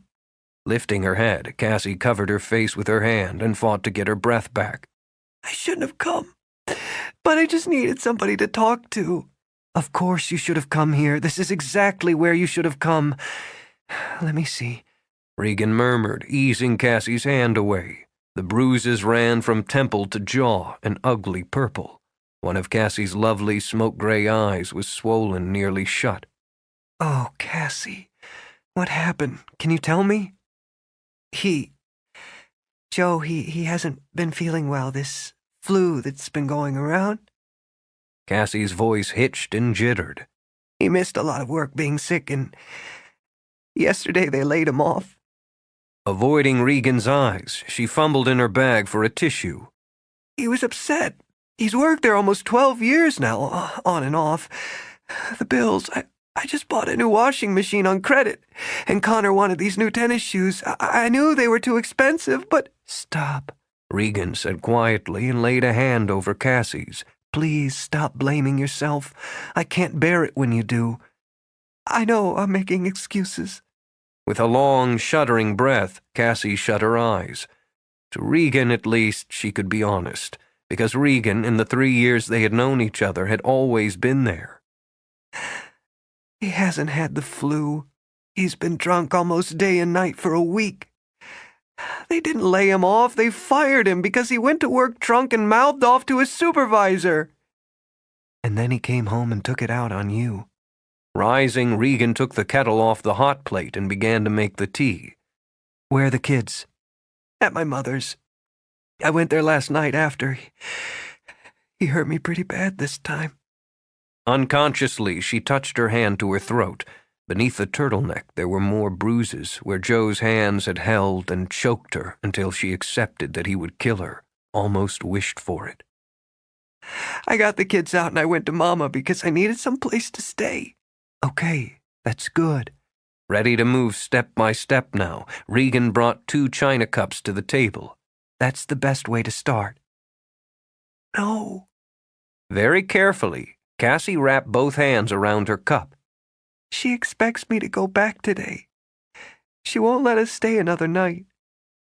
After you told her? After she saw you? What he'd done? She expects you to go back? A woman belongs with her husband, Cassie said simply. I married him, for better or for worse. Regan had never understood her own mother, the easy subservience, the catering. But while it had infuriated her often, it had never appalled her like this. That's monstrous, Cassie. It's just Mama, Cassie murmured, wincing as the tea stung her puffy lip. She believes a woman should make a marriage work. It's her duty to make it work. Do you believe that? That it's your responsibility to take this? Do you believe that means you're supposed to stay for better or worse, even if worse means being beaten whenever he has the whim? I used to. I tried to. I took vows, Regan. She took a shuddering breath, because to her that had always been the bottom line. She had promised. Maybe I was too young when I married Joe. Maybe I made a mistake, but I still took the vows. He didn't keep them. There were those other women. He didn't even care if I knew who they were. He was never faithful, never kind. But I took vows, and I wanted to keep them. She began to cry again, quietly now, because she had failed. We've been married 10 years. We have children together. I make so many mistakes. Using my tip money to buy those shoes for Connor and letting Emma play dress-up with my lipstick. And we couldn't afford that washing machine. I was never any good in bed. Not like those other women he'd go to. I knew. She broke off when Regan only continued to watch her. Are you hearing yourself this time? Regan said quietly. Are you listening to yourself, Cassie? I can't stay with him anymore. Her voice broke, shattering like thin, fragile glass. He's hitting me in front of the kids. He used to wait until they were in bed, and that was bad, but now he hits me in front of them, and he says terrible things. Things they shouldn't hear. It's not right. It makes them part of it, and it's not right. No, Cass, it's not right. You need help now. I thought about it all night. She hesitated, then slowly eased down the neck of her sweater. At the sight of the raw marks scoring that pale, innocent flesh, Regan's face went white and cold. Oh, dear God, he tried to strangle you. I don't think he meant to at first. I was crying and he wanted me to stop. But then he did. Cassie lowered her hand again. I could see it in his eyes. It wasn't just the drinking or the money or the other women he seems to want. He hated me just for being there. He'll hurt me again if he gets the chance, and I have to think about the kids. I have to go to Devon and file charges. Thank God. I had to come here first to get up my nerve. Knowing there was no more point in them, Cassie wiped at the tears. It's hard, being it's Devon. I've known him all my life. It's not like it's a secret. He's been out to the house I don't know how many times when the neighbors called in. But it's hard. She sighed. Being it's Devon, I'll go with you. Cassie closed her eyes. That was why she had come here, to have someone stand with her. No, she admitted, ashamed all over again, to have someone hold her up. No, I need to do it myself. I haven't thought about after, she said, and soothed her raw throat with a sip of tea. I can't take the kids back to the house until I know what's going to happen. The shelter. Stubbornly, Cassie shook her head. I know it's pride, Regan, but I can't go there. I can't take my kids there, not yet anyway. All right? Then you'll stay here. Here, Regan repeated as Cassie protested. I only have one extra bedroom, so you and the kids will have to rough it. We can't pile in on you that way. You were the first friend I made when I moved here. I want to help, so let me help. I could never ask you that, Regan. I've saved some tip and overtime money, enough for a motel for a couple of days. You wouldn't want to hurt my feelings that way. You're going to stay at my place. For the kids, Regan murmured, knowing that nothing would tilt the scales as heavily. I'll go get them after I see Devon. She had no pride when it came to her children. I'm awfully grateful, Regan. So am I. Now. What's this? Tea party during business hours? Because his eyes were on Regan, Rafe had stepped into the office and tossed his coat over the back of a chair before he saw Cassie's face. Regan was stunned to watch charm metamorphose into pure violence in a split second.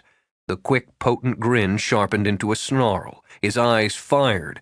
Her first startled thought, as that lean body tensed to spring, was wolf. When his hand shot out, Cassie flinched, and Regan leapt to her feet. Before Regan could step between them with some wild idea of protecting Cassie, Rafe's fingers stroked, gentle as a kiss, over the battered face. Joe? It was an accident, Cassie stammered. His opinion of that was one vicious word. He swung around, blood in his eye. Cassie was on her feet and racing after him. "No, Rafe, please don't do anything!" Desperate, she pulled at his arm, all but jumped on his back. "Please don't go after him!" He could have knocked her aside with a shrug. It was that knowledge that added bitter fuel to the fire. "You stay here. Stay with Regan." "Oh, please!" Cassie began to weep again, helplessly, as she pulled at him. "Please, don't make me any more ashamed than I already am." "The bastard's gonna pay this time." He bit the words out, started to set her aside, and looked down. The tears did what fists and threats could never have done. They stopped him cold. "Cassie." Undone, he wrapped his arms around her and cradled her against his chest. "Don't cry, baby. Come on now. It's gonna be all right." From the doorway of the office, Regan watched him. How could there be such tenderness, she wondered, side by side with such savagery? He was holding Cassie as though she were a child, his head close to hers as he murmured to her. Regan's own throat burned, and her own cheeks were wet when he lifted his head and looked at her. Yes, the violence was still there, alive and restless in his eyes, vital and fierce enough to steal her breath from her throat and make her stomach muscles quiver. She swallowed hard before she spoke. "Bring her back in here, Rafe. Please." Every nerve inside him was tensed for battle. He craved the hunt, the fight, the blood. But the woman in his arms was trembling, and the one who watched him with shocked, frightened eyes was quietly pleading. "Come on, baby." As if she were a fretful child, Rafe tucked Cassie under his arm. "Come on, let's go sit down." "I'm sorry." "Don't apologize to me." It took every ounce of control to lead her back into the office, to keep his voice easy on the words. "Don't apologize to anyone." "She's going to Devon." Because her hands were shaking, Regan busied them with the tea and cups. "She's going to file charges. That's the right way to handle it." "That's one way." He preferred his own, but he eased Cassie into a chair, brushed her hair away from her damp face. "Have you got a place to stay?" Cassie nodded, took the tissues Regan handed her. "We're going to stay with Regan for a little while. Just until—" "The kids okay?" She nodded again. "I'm going to get them as soon as I see Devon." "You tell me what you need and I'll go by the house and pick it up for you." I don't know. I didn't take anything." "You tell me later. Why don't I walk you down to the sheriff's office?" She shuddered out a breath, mopped her face. "No. I need to do it by myself. I should go now. Here." Regan pulled open a drawer in her desk. "Here's the key to the door upstairs. You and the kids settle in." She put the key in Cassie's hand, closed her fingers over it. "And lock it, Cassie." "I will. I'll go now." It was the hardest thing she'd ever done, just standing, walking to the door. "I always thought it would get better," she said, almost to herself. "I always hoped it would." She left, with her head bowed and her shoulders hunched. "Do you know where he is?" Rafe murmured. "No, I don't." "Well, I'll find him." As he reached for his coat, Regan put her hand over his. His eyes lifted slowly to hers and burned. "Don't get in my way." Instinct had her laying her other hand on his cheek, her mouth on his. The kiss was soft, soothing them both. "What was that for?" "A couple of things." She took a deep breath, then put both hands on his shoulders. "For wanting to kick the bastard's face in." She kissed him again. "For not doing it because Cassie asked you." And again. "And last, for showing her that most men, real men, are kind." Damn. Defeated, he laid his brow on hers. "That's a hell of a way to keep me from killing him." "Part of me would like you to. I'm not proud of it." As the anger stirred again, she turned back to the hot plate. "Part of me would like to watch while you beat him senseless. Even worse, I'd like a shot at him myself." Rafe stepped over, uncurled the hand she'd balled into a fist. Thoughtfully, he lifted it, pressed his lips to the palm. Well, well. And I figured you for a cream puff. I said I'm not proud of it. But she smiled a little. It's not what she needs now. Violence is just what she needs to get away from, even if it's justified. I've known her since she was a kid. Rafe glanced down at the tea Regan poured him, shook his head at it. It smelled like a meadow at springtime, and would undoubtedly taste the same. She was always little, pretty and shy, all this sweetness. At Regan's curious look, he shook his head again. No, I never made any moves in that direction. Sweet's never been my type. Thanks. Don't mention it. He stroked a hand over her hair, let his fingers drift into it, through it. You're taking on a lot, letting her and the kids stay with you. I can take them out to the farm. We've got plenty of room. She needs a woman, Rafe, not a bunch of men, however well-intentioned. Devin will find him, won't he, and take care of it? You can count on it. Satisfied, she picked up her own tea. And I will. And so should you. Now that the step had been taken, she eyed him over her cup. You must have come by for a reason. I wanted to look at you for a while. Her bland gaze had his lips curving. And I figured to go over some of the wall treatments and the parlor furniture. I want to complete that one room, give me a feel for the rest. That's a nice idea. She broke off at the sound of movement and voices from the shop. I've got customers. Everything's here, the paint samples and fabrics, itemized lists of furnishings. I picked up some samples of my own. Oh, well then... She crossed to the desk, booted up her computer. I have a room-by-room rundown here. Why don't you go over it? Several of the pieces I've suggested are here. You can take a look at them when you've finished here. All right.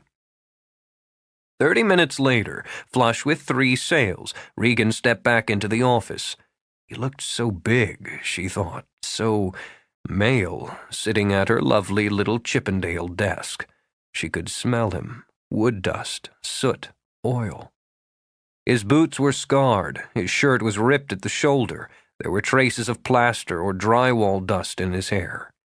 She thought he was the most magnificent animal she had ever seen, and she wanted him with a kind of primal, mindless lust. Whoa! To steady herself, she pressed a hand to her jumpy stomach, took 3 deep breaths. Well, what do you think? You're an efficient woman, Regan. Without turning, he flipped open a file with printouts of her lists. It doesn't look like you've missed a trick. Flattered, she walked over to look over his shoulder. I'm sure we'll need to adjust, add a few details after we see one of the rooms completed. I've already made some adjustments. She straightened again. Oh, really? This color's out. Briskly, he tapped the paint chip, then located the page on screen where her colors were listed. I ditched this pea green here for, what's it called? Yeah, Loden. The original color is accurate. It's ugly. Yes, it was, but it's accurate. She insisted. I researched very carefully. The one you've chosen is entirely too modern for the 1800s. Maybe, but it won't spoil anyone's appetite. Don't get your panties in a twist, darling. When her breath hissed out at that, he chuckled and turned around in the chair.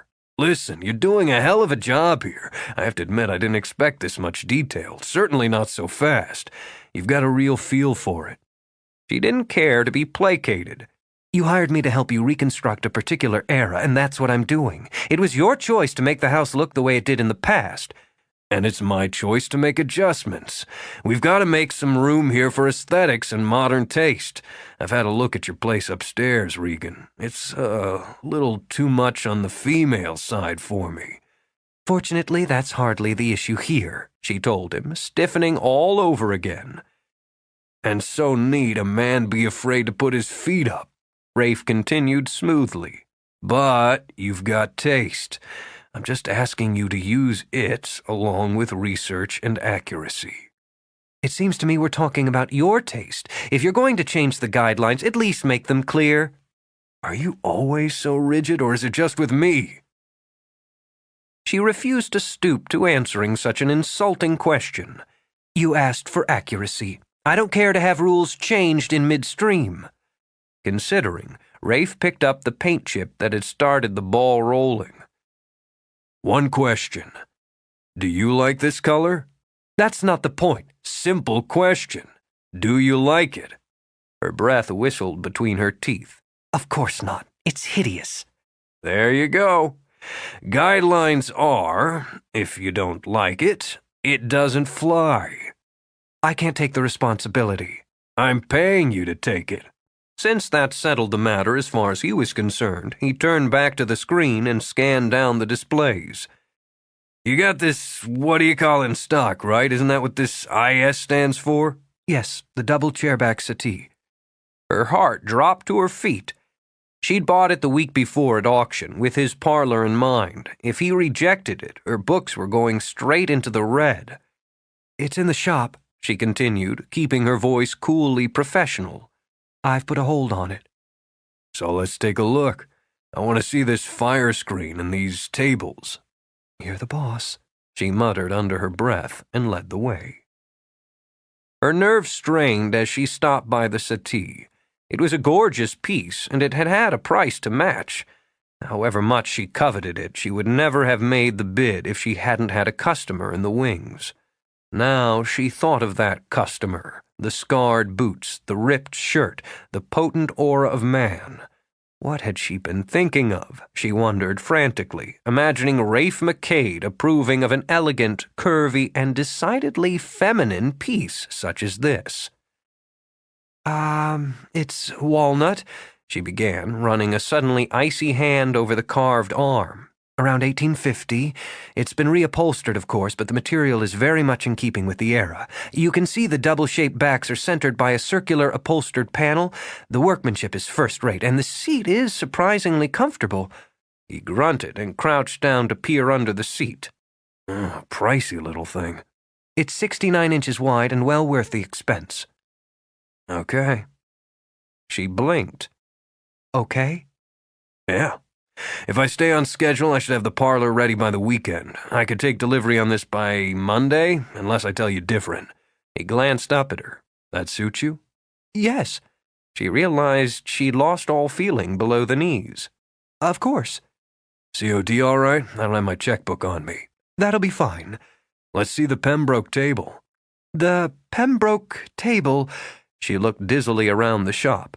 Over here. He straightened, holding back a grin. He wondered if she had any idea that for a few minutes there she'd been clear as glass. He doubted it. What's this? Distracted, she stopped. Oh, that's a display table, satinwood and mahogany. I like it. You like it, she repeated. It'd look good in the parlor, wouldn't it? Yes, I had it down as a possibility. Send it over with the couch thing. Is this the Pembroke here? All she could do was nod weakly. When he left, an hour later, she was still nodding. Rafe headed straight to the sheriff's office. He'd have to put in a couple of hours overtime on the job, but he wasn't leaving town until he knew Joe Dolan was in a cage. When he stepped inside, he found Devon tilted back in his chair, his feet propped on his battered metal desk. Devon's uniform consisted of a cotton shirt, faded jeans, and boots worn down at the heel. His only concession to his position was the star on his chest. He was reading a dog-eared copy of The Grapes of Wrath. And you're responsible for law and order in this town? In his slow, deliberate way, Devon marked his place and set the book aside.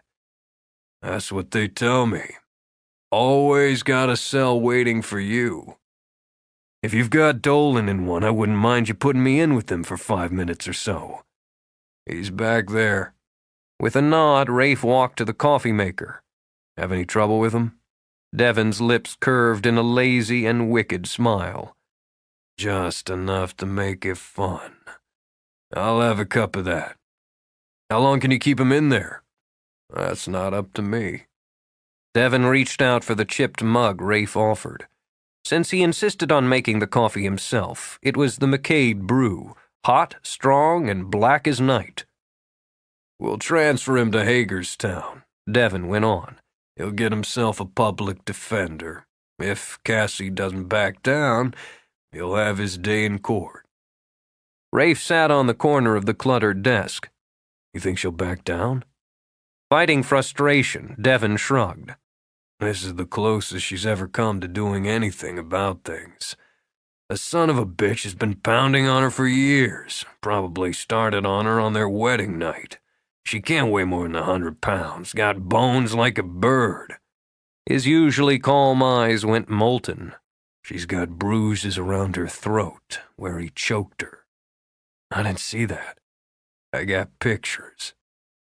After rubbing a hand over his face, Devin dropped his feet to the floor, tussling with Joe, slapping cuffs on him along with a few bruises in the line of duty, hadn't taken the edge off. I had to take her statement and pictures for evidence. She sat there looking at me like she was getting beat up all over again. God knows how she'll handle it if she has to go to court and lay it all out. Abruptly, he pushed away from his desk, paced to the window where he could look out on the town. He'd given his word to serve the town, protect its citizens, not to relieve his own bitter frustrations by pummeling one of them into the ground. I gave her the standard lines. He continued. Therapy, counseling, shelters. And I put just enough pressure on when she started to waffle so she'd sign the complaint. She just sat there crying, and I felt like scum. Rafe studied his coffee, frowned. You still have a thing for her, Dev? That was high school, Devin snapped. With an effort, he uncurled his fist, turned back to his brother. They might have been twins, with barely a year separating them, the same bold, dark looks, rangy build. Only Devin's eyes were cooler, more like moss than jade, and the scars he carried were on his heart. Sure I care about her, he said, calm again.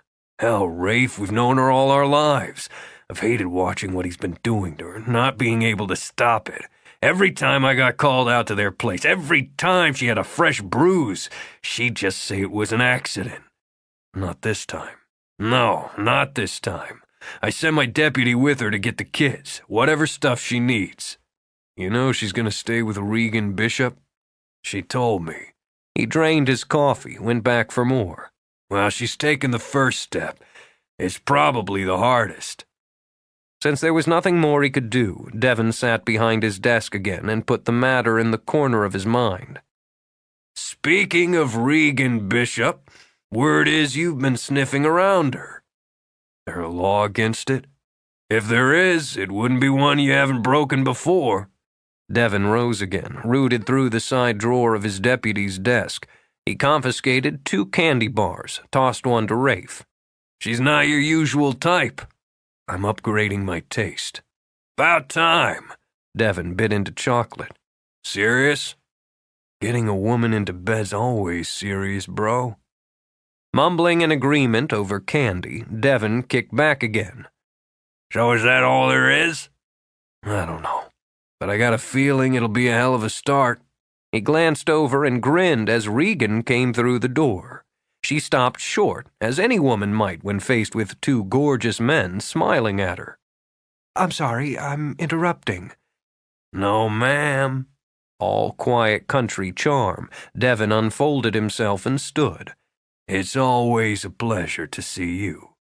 Angling his head, Rafe put a hand on Regan's shoulder. Dibs, he said in a mild warning. Excuse me? Regan stepped back and gaped. I beg your pardon, but did you just say dibs? Yeah. Rafe bit off candy, offered her the rest of the bar. When she smacked his hand away, he only shrugged and ate it himself. Of all the ridiculous, outrageous... You're a grown man, and you're standing there eating candy and saying dibs? As if I were the last ice cream bar in the freezer? The way I grew up, it was real important to stake your claim quick. To prove it, he cupped her elbows, lifted her to her toes, and kissed her long and hard. Gotta go, he said, releasing her just as arrogantly. See you, Dev. Yeah. Too wise to let the laugh loose, Devin cleared his throat. Seconds passed, and Regan continued to stare at the door Rafe had slammed at his back. You want me to go after him? Haul him into the back room? Have you got a rubber hose back there? Afraid not, but I broke his finger once when we were kids. I could probably do it again. Never mind. She shook herself. She'd deal with Rafe later, personally. I came here to see if you'd arrested Joe Dolan. So did Rafe. I should have known he would. Want some coffee, Regan? No, I can't stay. I just came to see if you had and to ask, since Cassie and the children are going to be staying with me, if there are any precautions I should take. Quietly, he measured her. He'd known her casually for 3 years, admired her looks, enjoyed a few conversations with her at the cafe or on the street. Now he saw what had attracted his brother. Spine, good sense, compassion. He wondered if Rafe understood the difference the combination could make in his life. Why don't you sit down? He told her. We'll go over some things. Chapter 5. On Monday morning, Regan was up early, a song on her lips. In a few hours, the first furnishings would be delivered to the house on the hill. With her payment deposited, she would dash to an auction in Pennsylvania scheduled for that afternoon. It would be well worth closing the shop for the day. She put the coffee on, popped bread into the toaster, then turned and nearly jumped out of her slippers. Oh, Connor!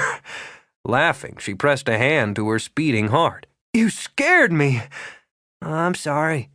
The boy was thin, pale, with big eyes the color of shadows. His mother's eyes, Regan thought as she smiled at him. It's okay. I didn't know anyone was up. It's early, even for a school day. Want some breakfast? No, thank you. She bit back a sigh. No 8-year-old boy should be so apologetically polite. She lifted a brow and took out a box of the cereal she'd learned was his favorite. With a wink, she gave it a shake.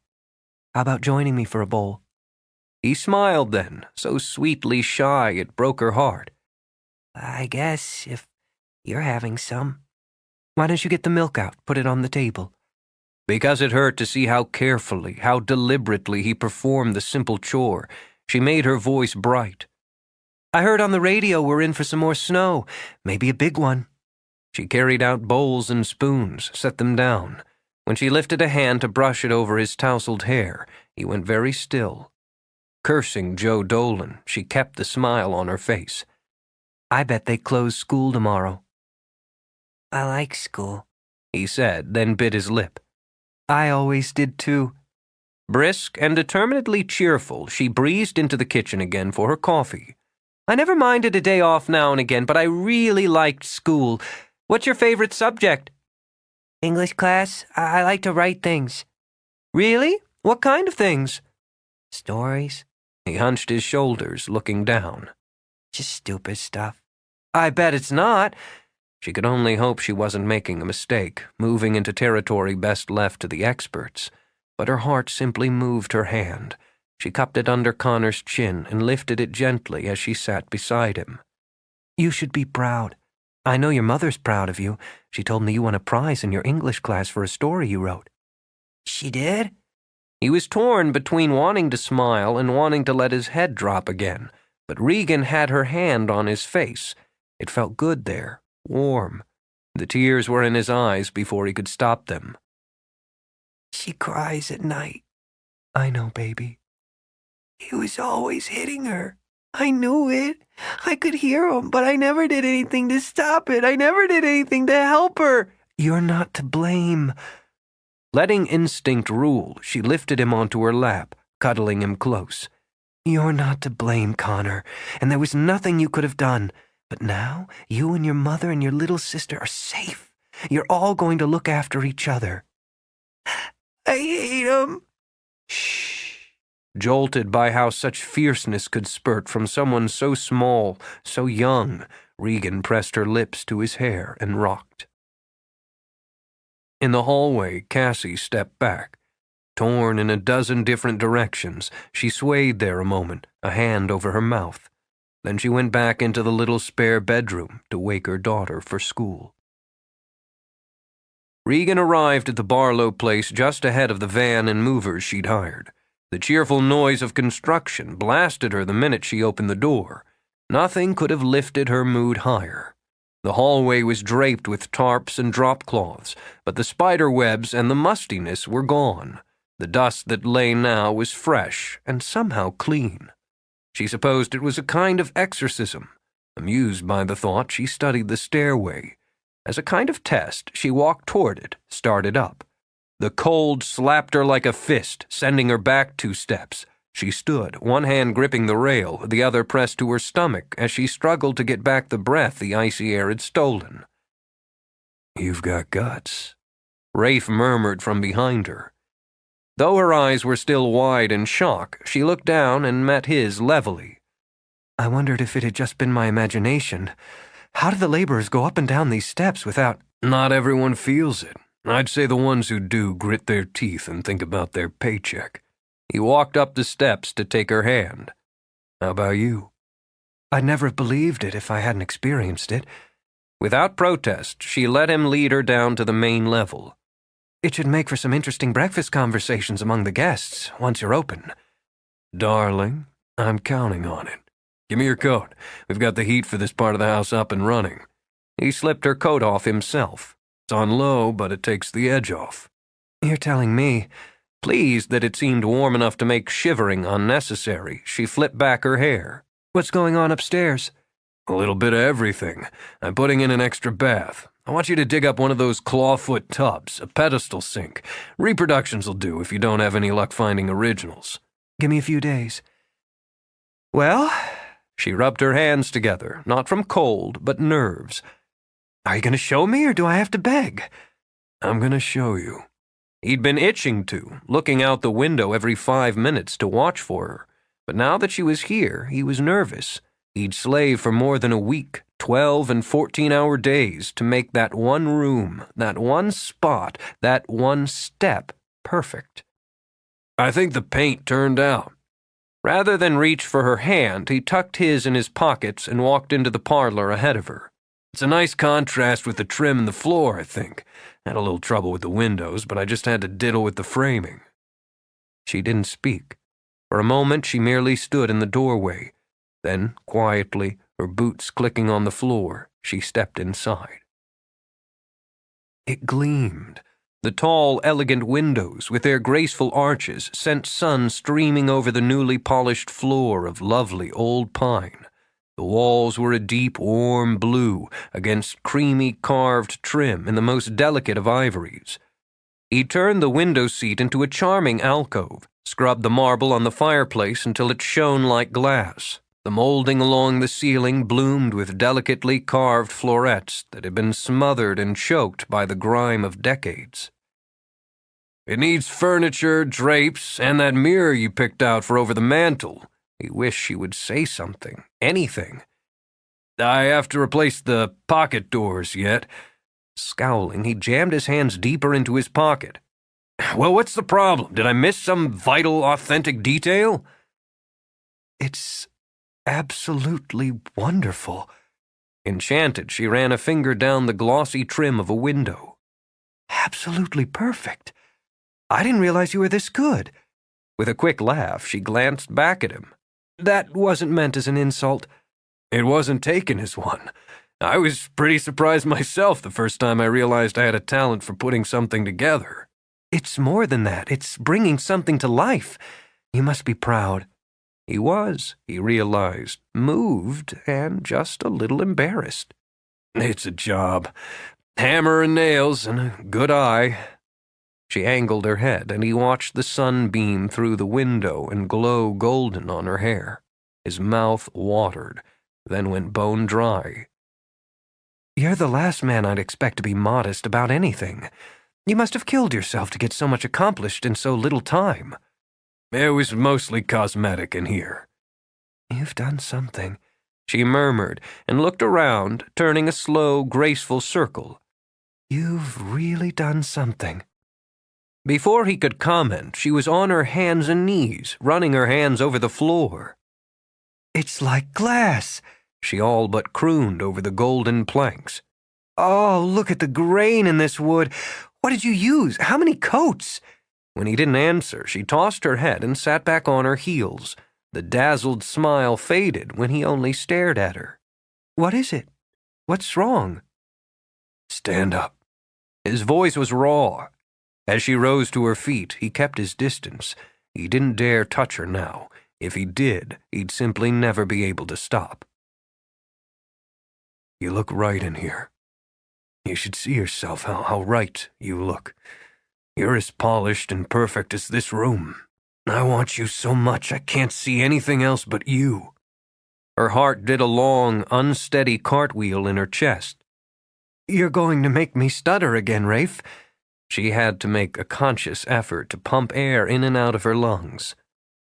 How long are you going to make me wait? He demanded. We're not kids. We know what we feel and what we want. That's exactly the point. We're not kids, and we should be adult enough to be sensible. Sensible's for old ladies' shoes. Sex may have to be responsible, but it sure as hell doesn't have to be sensible. The thought of wicked, completely insensible sex with him numbed every nerve ending in her body. I don't know how to handle you. I don't know how to handle the way you make me feel. I'm usually good at handling things. I guess we need to talk about this. I guess you need to. I just said what I needed to say.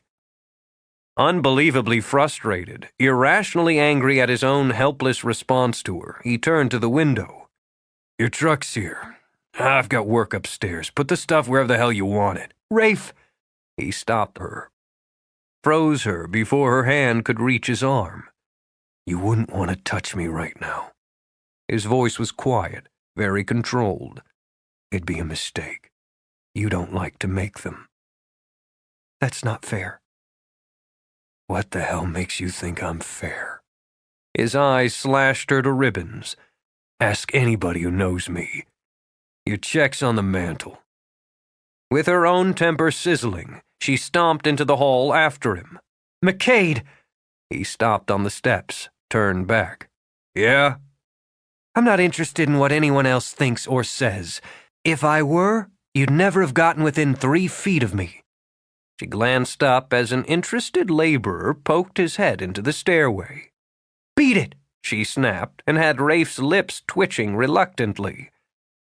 I make up my own mind in my own time, she continued and turned on her heel to open the front door for the movers.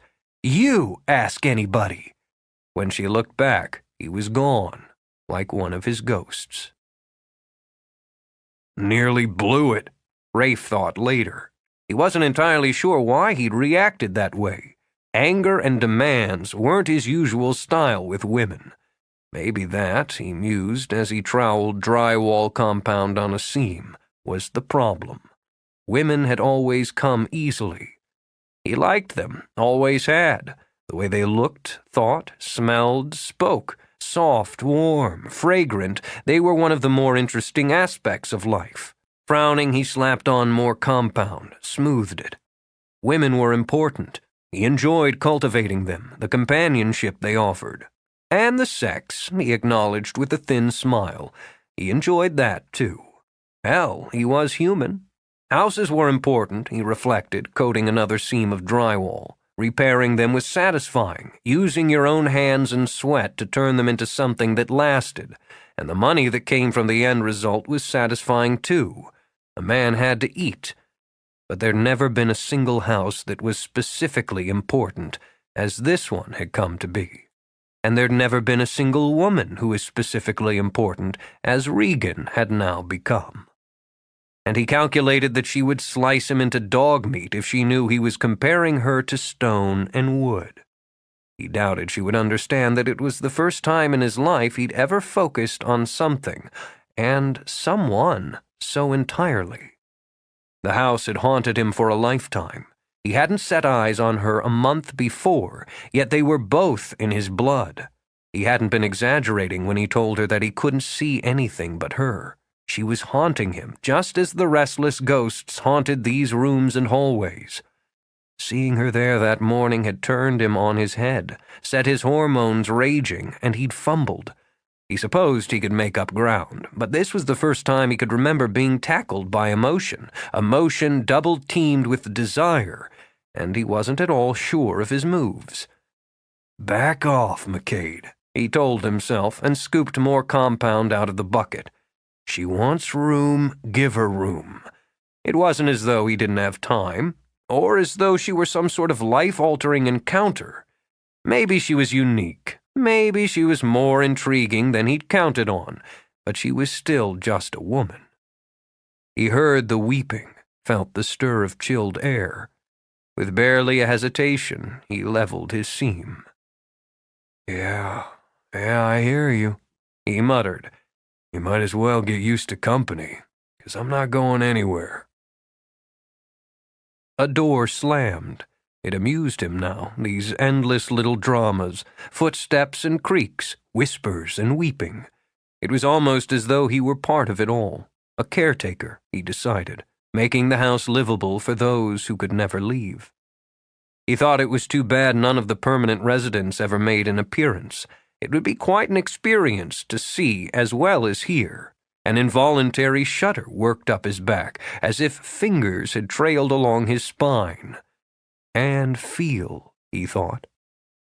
Footsteps echoed down the hall outside as he moved to the next sheet of drywall. To his surprise and curiosity, they stopped just outside the door. He watched the knob turn, just as the work lamp behind him went out, plunging the room into darkness. He'd have suffered torment from hell before admitting that his heart skipped several beats. To cover the lapse, he muttered oaths under his breath, rubbed his suddenly damp palms on his spattered jeans. From memory, he fumbled his way toward the door. It swung open fast and caught him full in the face. He wasn't muttering oaths now, but spewing them. Stars were revolving in front of his eyes, and with disgust he felt blood trickle from his nose. He heard the hoarse scream, saw the ghostly figure in the shadows of the hall, and didn't hesitate. Pain and fury had him shooting forward like a bullet. Ghost or not, anything that gave him a bloody nose was going to pay. It took him several furious seconds to realize he had warm flesh wriggling in his arms, and little more to recognize the scent. She was haunting him, all right, he thought bitterly. "What the hell are you doing?" "Rafe!" her voice squeaked out. In the dark, she threw up her arms, one flailing hand catching him sharply on the chin before she managed the wholehearted embrace. "Oh my God, you scared me to death. I thought, I don't know, I heard, I came up. Oh, it's you." "What's left of me?" Swearing, he set her firmly aside. There was enough light from the lamp hooked at the top of the stairs for him to see her pale face and huge eyes. "What are you doing here?" "I picked up some things at auction and thought I'd put them—" "You're bleeding!" "No kidding." Scowling at her, he swiped a hand under his nose. "I don't think you broke it again, quite." She rubbed a hand over her heart to make sure it hadn't exploded from her chest. "Did I hit you with the door? I'm sorry. Here." She dug in the pocket of her jacket and found a tissue. "I'm really sorry," she repeated and began to dab at the blood herself. "I was just—" Helpless, she tried to disguise a laugh as a hiccup. "I didn't realize." She gave up, wrapped her arms around her aching stomach, and slid to the floor.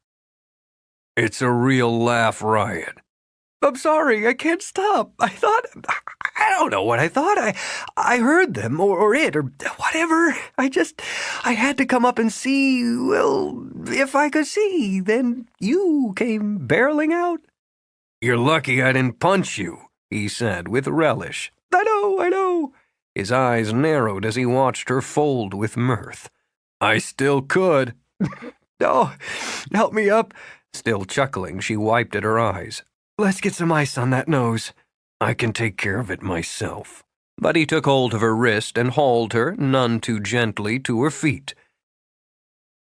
"Did I scare you?"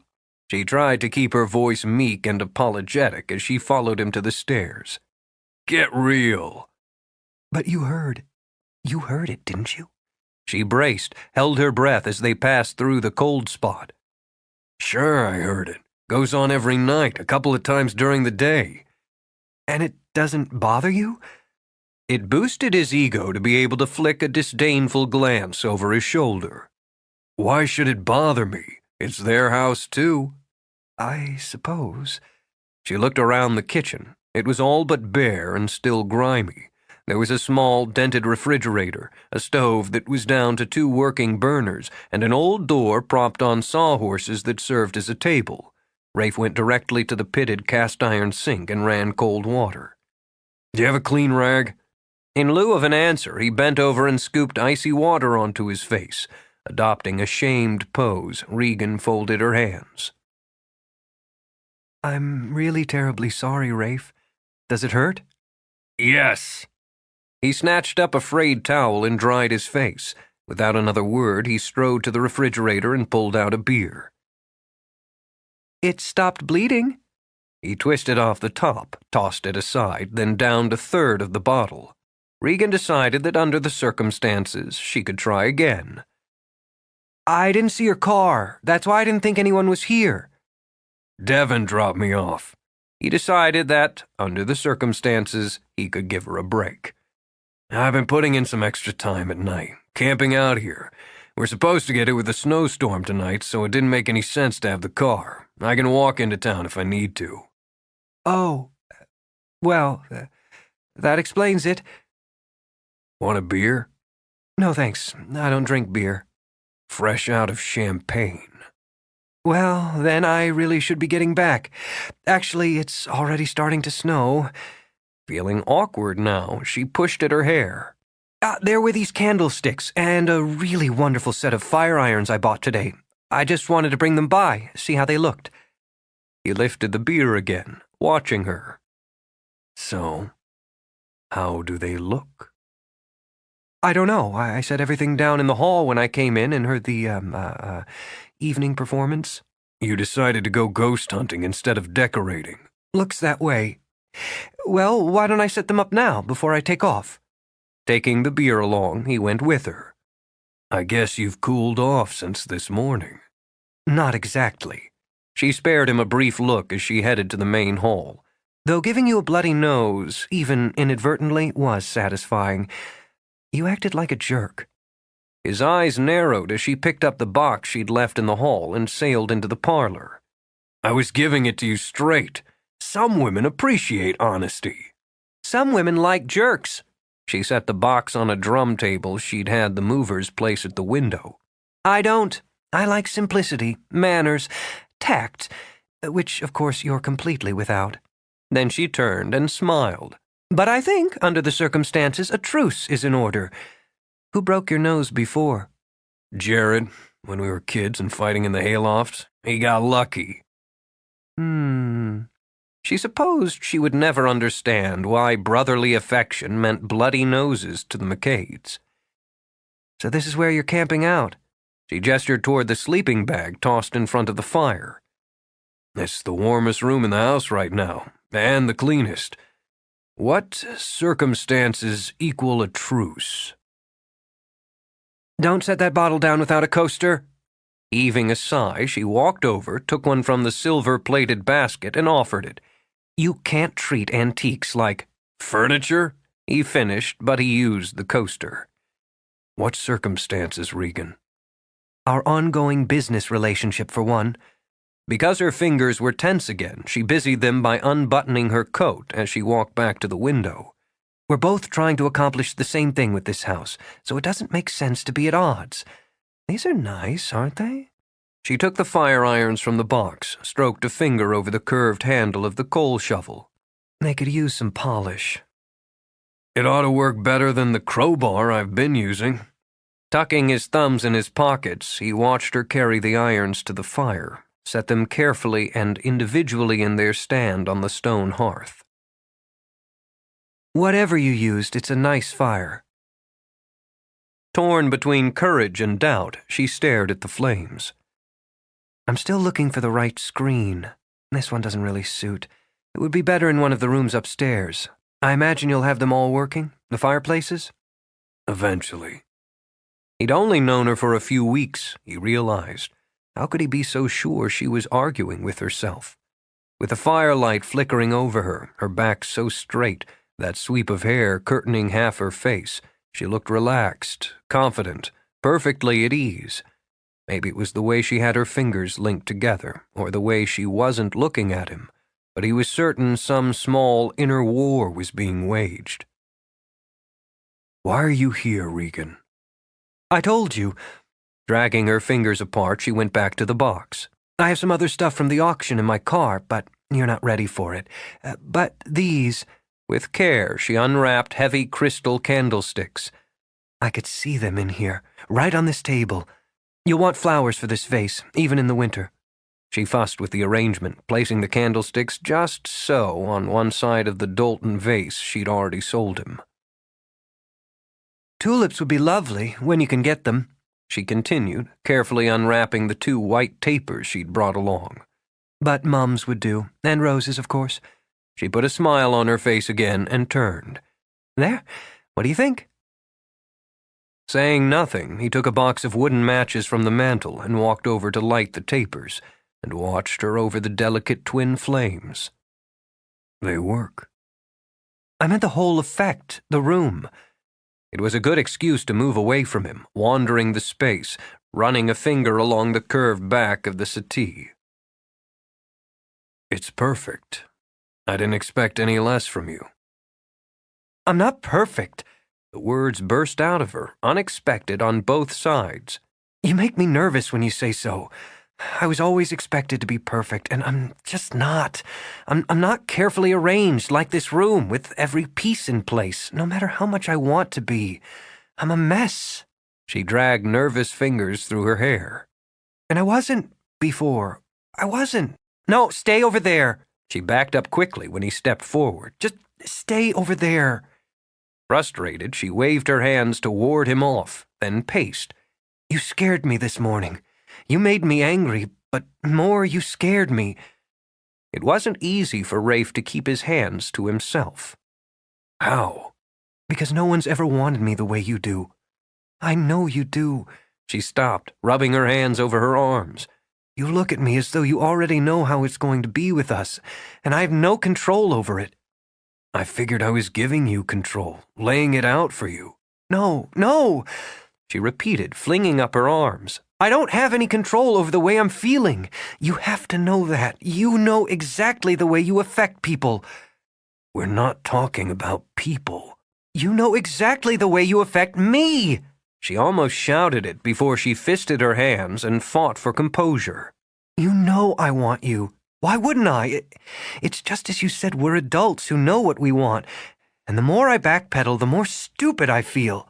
His eyes were shadowed in the shifting light. "You're gonna stand there and say these things to me and expect me to do nothing about it?" "I expect to be able to make a sane and rational decision. I don't expect my glands to overwhelm my brain." She blew out a breath. "Then I look at you and I want to rip your clothes off." He had to laugh. It was the safest way to defuse the bomb ticking inside of him. "Don't expect me to stop you." When he stepped forward, she jumped back like a spring. "Just the beer," he muttered, lifting the bottle. "I need it." He took a long, deep gulp, but it didn't do much to put out the fire. "So, what have we got here, Regan? 2 unattached, healthy adults who want pretty much the same thing from each other." "Who barely know each other," she added. "Who've barely scratched the surface of any sort of relationship. Who should have more sense than to just jump into sex as if it was a swimming pool." "I never bother testing the water." "I do. An inch at a time." Ordering herself to be calm, she linked her hands again. "It's important to me to know exactly what I'm getting into, exactly where I'm going." "No detours?" "No. When I plan something, I stick to it. That works for me." She was calmer now, she told herself. Rational now. "I had a lot of time to think, driving to Pennsylvania and back. We need to slow down, take a look at the whole picture." If she was calm, why couldn't she stop fiddling with her blazer, twisting her rings? "It's like this house," she continued quickly. "You finished one room, and it's beautiful, it's wonderful, but you didn't start this project without a complete plan in mind for the rest of it.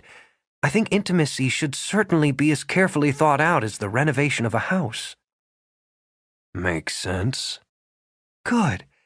She drew in a breath, released it. "So, we'll take a few steps back, get a clearer view of things."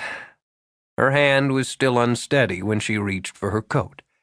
"That's the sensible, the responsible route to take." "Yeah." He set down his beer. "Regan?" She gripped her coat like a lifeline. Yes? "Stay." Her fingers went numb. Her breath came out in a long, shuddering sigh. I thought you'd never ask. With a jittery laugh, she threw herself into his arms. Chapter 6. This is crazy. Already breathless, she curled her fingers into his hair to drag his mouth to hers. Everything in her strained into the kiss, the heat of it, the danger, the promise. I wasn't going to do this. "That's okay." He dragged his lips from hers to race over her face. "I'll do it." I thought it all through. When her knees trembled, she gave a quick, helpless laugh. I had. Everything I just said made perfect sense. This is just chemistry. It's just superficial attraction. "Yeah." In one fluid movement, he yanked her blazer down her shoulders, locking her arms, trapping her body to his. Her gasp of alarm stirred his blood. The huge, wary eyes tightened his loins. "Stop thinking." A smile curved his lips as he tugged the bunched material, pressing her against him. He watched her eyes glaze, heard the ragged moan when his mouth fed on hers. Then his lips rushed down over the line of her throat. It was as smooth, as scented as he'd imagined it. So he feasted. Her hands clutched at his hips, her head falling back to offer him whatever he chose to take. All the while, the heat coursed through her painfully, forcing her breath out in harsh, ragged moans. With a jerk, he freed her arms. Before she could reach out, his hands, his wide, clever hands, streaked under her sweater to mold, to possess. Flesh and lace, curves and shudders. He found everything he wanted and wanted more. His mouth continued its relentless assault, while his fingers tortured her skin, and her skin tortured him. With a flick of his wrist, he unsnapped her trousers, then skimmed the tips of his fingers along her quivering belly, under the edge of more lace. She moved against him, pressed urgently against him, her teeth scraping along his neck in greedy bites. He could take her now, fast and hot, where they stood. The speed would release this terrible pressure that burned inside him. But he wanted more. He dragged the sweater over her head, tossed it aside, and filled his palms with her breasts. The lace covering was smooth, delicate, and the flesh beneath already flushed and warm with desire. Ruthlessly controlling the pounding need to rush, Rafe watched her face, the flicker of light and shadow over it, while he rubbed his work-roughened thumbs over the points of her breasts. "I've imagined you like this." I know. His lips curved again, and his eyes were focused keenly on hers when he nudged a slim strap down her shoulder. "I don't think you've imagined what I've thought of doing to you. I don't think you could. So I'm going to show you." His eyes stayed on hers, watching, measuring, as he skimmed a finger along the valley between her breasts, up over the curve, then back to flick open the center clasp. So he saw that lovely sky-blue gaze darken with the storm he set off inside her, and he felt it quake in both of them. Her breath caught in her throat when he jerked her off her feet and set his hungry mouth to work. Shocked, she arched back, her hands fumbling in his hair, over his shoulders, tugging desperately at his shirt.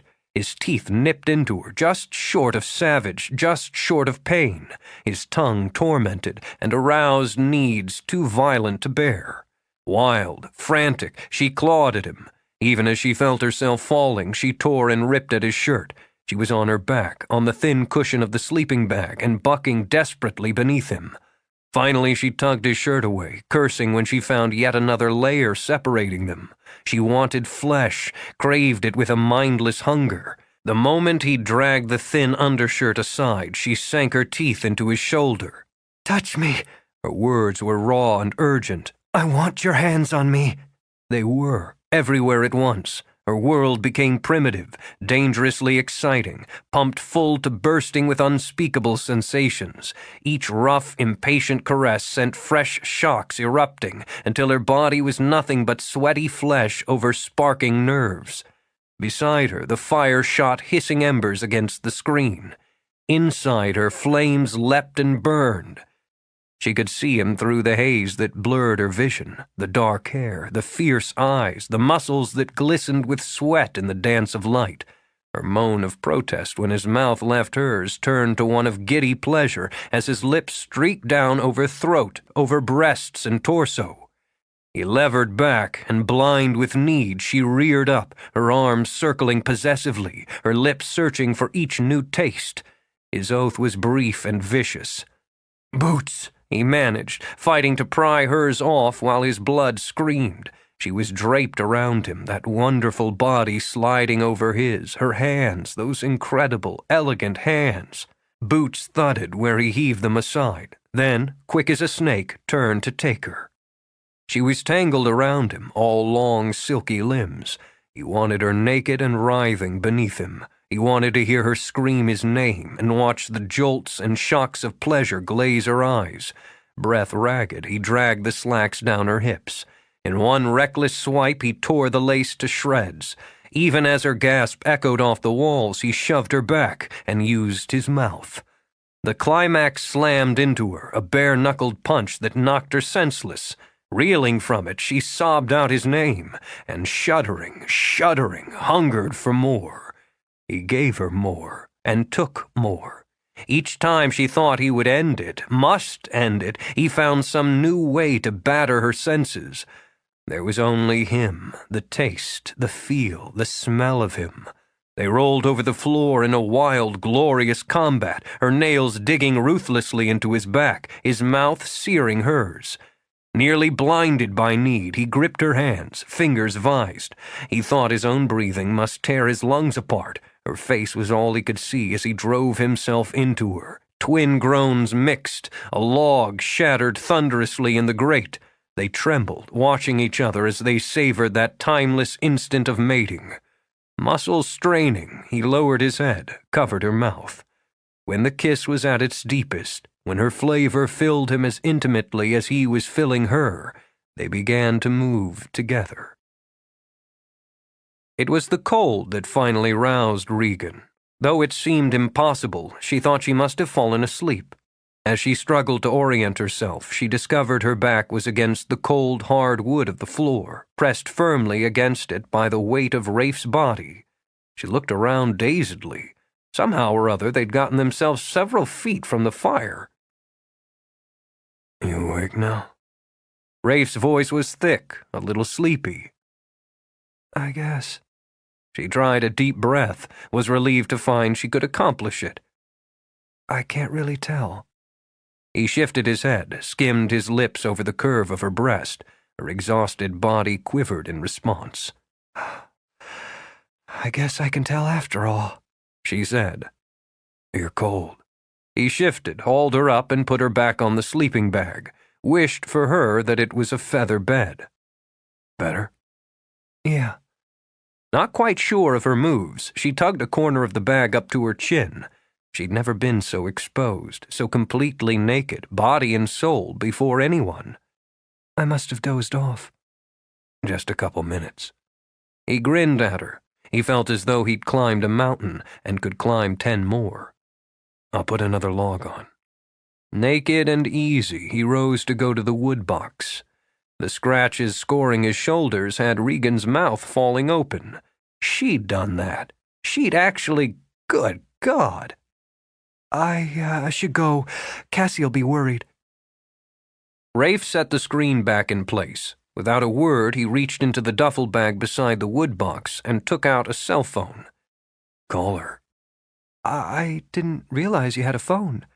"It's a tool on a job like this." He handed it to her, then sat down beside her. "Call her," he repeated, "and stay." She was sure there were reasons why she should go, but she dialed her own number, watching Rafe as the phone rang. "Cassie, it's Regan. Yes, everything's fine. Snow?" Baffled for a moment, she pushed her hair away from her face. "Oh, yes, it's really coming down. That's why I'm calling. I got, involved, and I think—" She trailed off as Rafe tugged the corner of the bag out of her hand, as his fingers trailed down the curve of her breast. "What?" She swallowed, then bit back a moan. His mouth had replaced his fingers. She slid bonelessly to her back. Pennsylvania? She murmured. No, I'm not in Pennsylvania. Rafe took the phone from her limp fingers. She's with me. She's staying with me. No kidding. She'll call you tomorrow. Right. He clicked the phone off, set it aside. Cassie says we've got over a foot out there. The streets are a mess, and, you should stay put. Oh. She closed her eyes, lifted her arms. That's very sensible. The candles had guttered out and the fire had burned to embers when she awoke. The house was so still, so quiet, she could hear her own heartbeat. The room was filled with shadows and darkness, but it was oddly peaceful. Perhaps the ghosts slept, she mused, or perhaps she felt at ease with them because Rafe slept beside her. She turned her head and studied his face in the dying firelight. Asleep or not, she mused, there was no innocent little boy look about him. All that power and the potential for violence were still there, carved into his face. She knew he could be gentle, caring. She'd seen that in the way he was with Cassie. But as a lover, he was demanding, relentless and rough. And for the first time in her life, she'd been the same. Now, with the quiet like a blanket over her, she found it hard to believe she had done what she'd done, had allowed him, wanted him to do what he had done. Her body ached from bruises, and she wondered if in the full light of day she would wince at the memory of how she'd come by them, of how she'd ached and trembled and hungered under those big, hard hands. Even more, of how she'd used her own, of how, she realized with a jolt, she wanted to use them now. Taking a shallow breath, she eased out from under Rafe's possessive arm. She moved as quietly as she could, settled on slipping on his flannel shirt for covering. Buttoning it as she went, she padded toward the kitchen. A cold drink of water, she told herself. A few moments to evaluate the situation. At the sink, she filled a glass. As her eyes adjusted, she watched the drift of snow falling outside the window. She didn't regret. That, she mused, would be foolish. Fate had placed an extraordinary lover in her path, the kind of man few women ever knew. She could and would be content with the physical thrill of it. She could and would prevent it and him from complicating her life. They were both adults, as he had said. They both knew what they wanted. When the house was finished, he would probably grow restless and move on. Meanwhile, they would enjoy each other. And when it was over, it would end with mutual understanding and, she hoped, affection. It would probably be wise to discuss those expectations, or the lack of them, before things went any further, but she found herself torn at the very idea of voicing them. From the doorway, Rafe studied her, the way she stood, leaning a little on the counter, her eyes on the window, her face reflected in it. His shirt skimmed her thighs, worn flannel against creamy skin. It struck him, hard, that he'd never in his life seen anything more beautiful. He had the words to tell her, he was good with them, but he found there were none this time, none good enough to show how much she mattered. So he chose easy ones, casual ones, and ignored the ache just looking at her had spreading around his heart. I like your dress, darling. She jolted, nearly bobbled the glass before she turned. He'd tugged on jeans, but hadn't bothered to fasten them. Grinning, he leaned against the unframed doorway. It was handy, she said, matching his tone. That old shirt's never had it so good. Restless? I was thirsty. But she set the glass down without taking so much as a sip. I guess the quiet woke me. It's odd, don't you think, how quiet it is? The snow always makes it quiet. No, I mean the house. It seems different, settled. Even dead soldiers and unhappy women have to sleep sometime. He crossed the room to pick up the glass and drink himself. It's almost dawn, he murmured.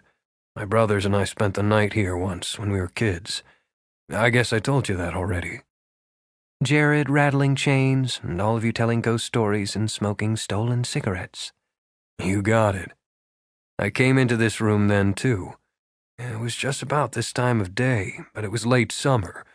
Everything was so green, and the woods were so dense and thick they made you wonder what was in them. There was a mist over the ground like a river. It was beautiful, and I thought... He broke off, shrugged. No.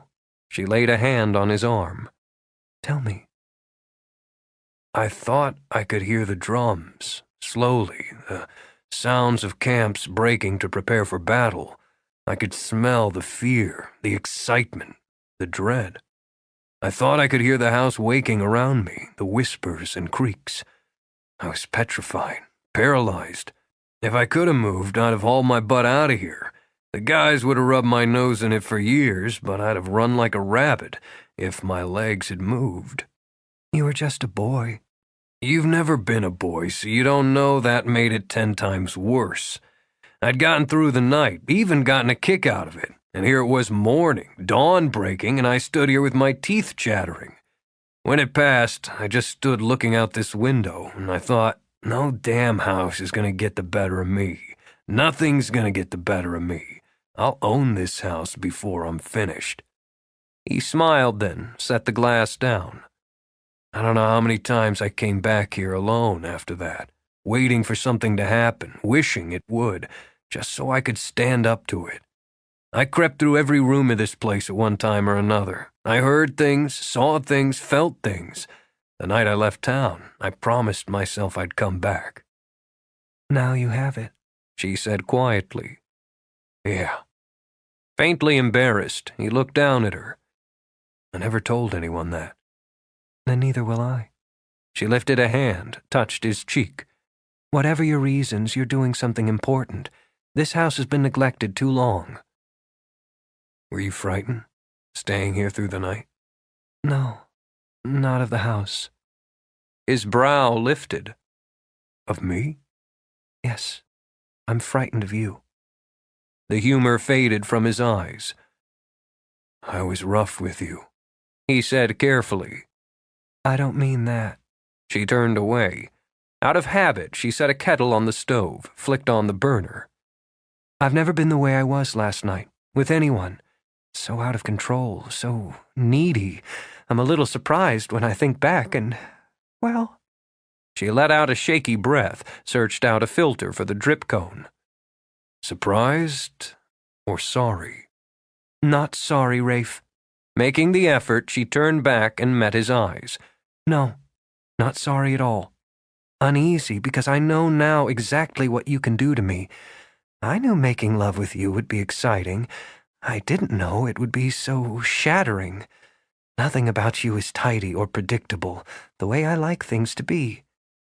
I want you now. That should be predictable.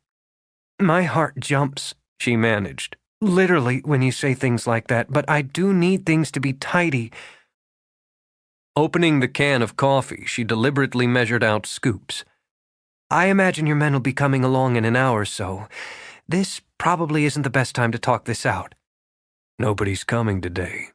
There's better than 2 feet of snow out there, on top of what we already had. Oh. Her hand faltered, spilling ground coffee on the stove. We're snowbound for a while, darling. You can talk all you want. Well... After clearing her throat, she faced him again. I just think it's best if we both understood things. What things? Things? She bit the word off, furious at herself for hesitating. Things that we didn't quite finish outlining last night, that what we're having is a mutual, satisfying, and physical affair. No strings, no entanglements, no... Complications? Yes. Relieved, she nodded. Exactly. Surprised to find himself annoyed with her cool-headed description, one that should have mirrored his own wishes, he scratched his head. That's tidy enough.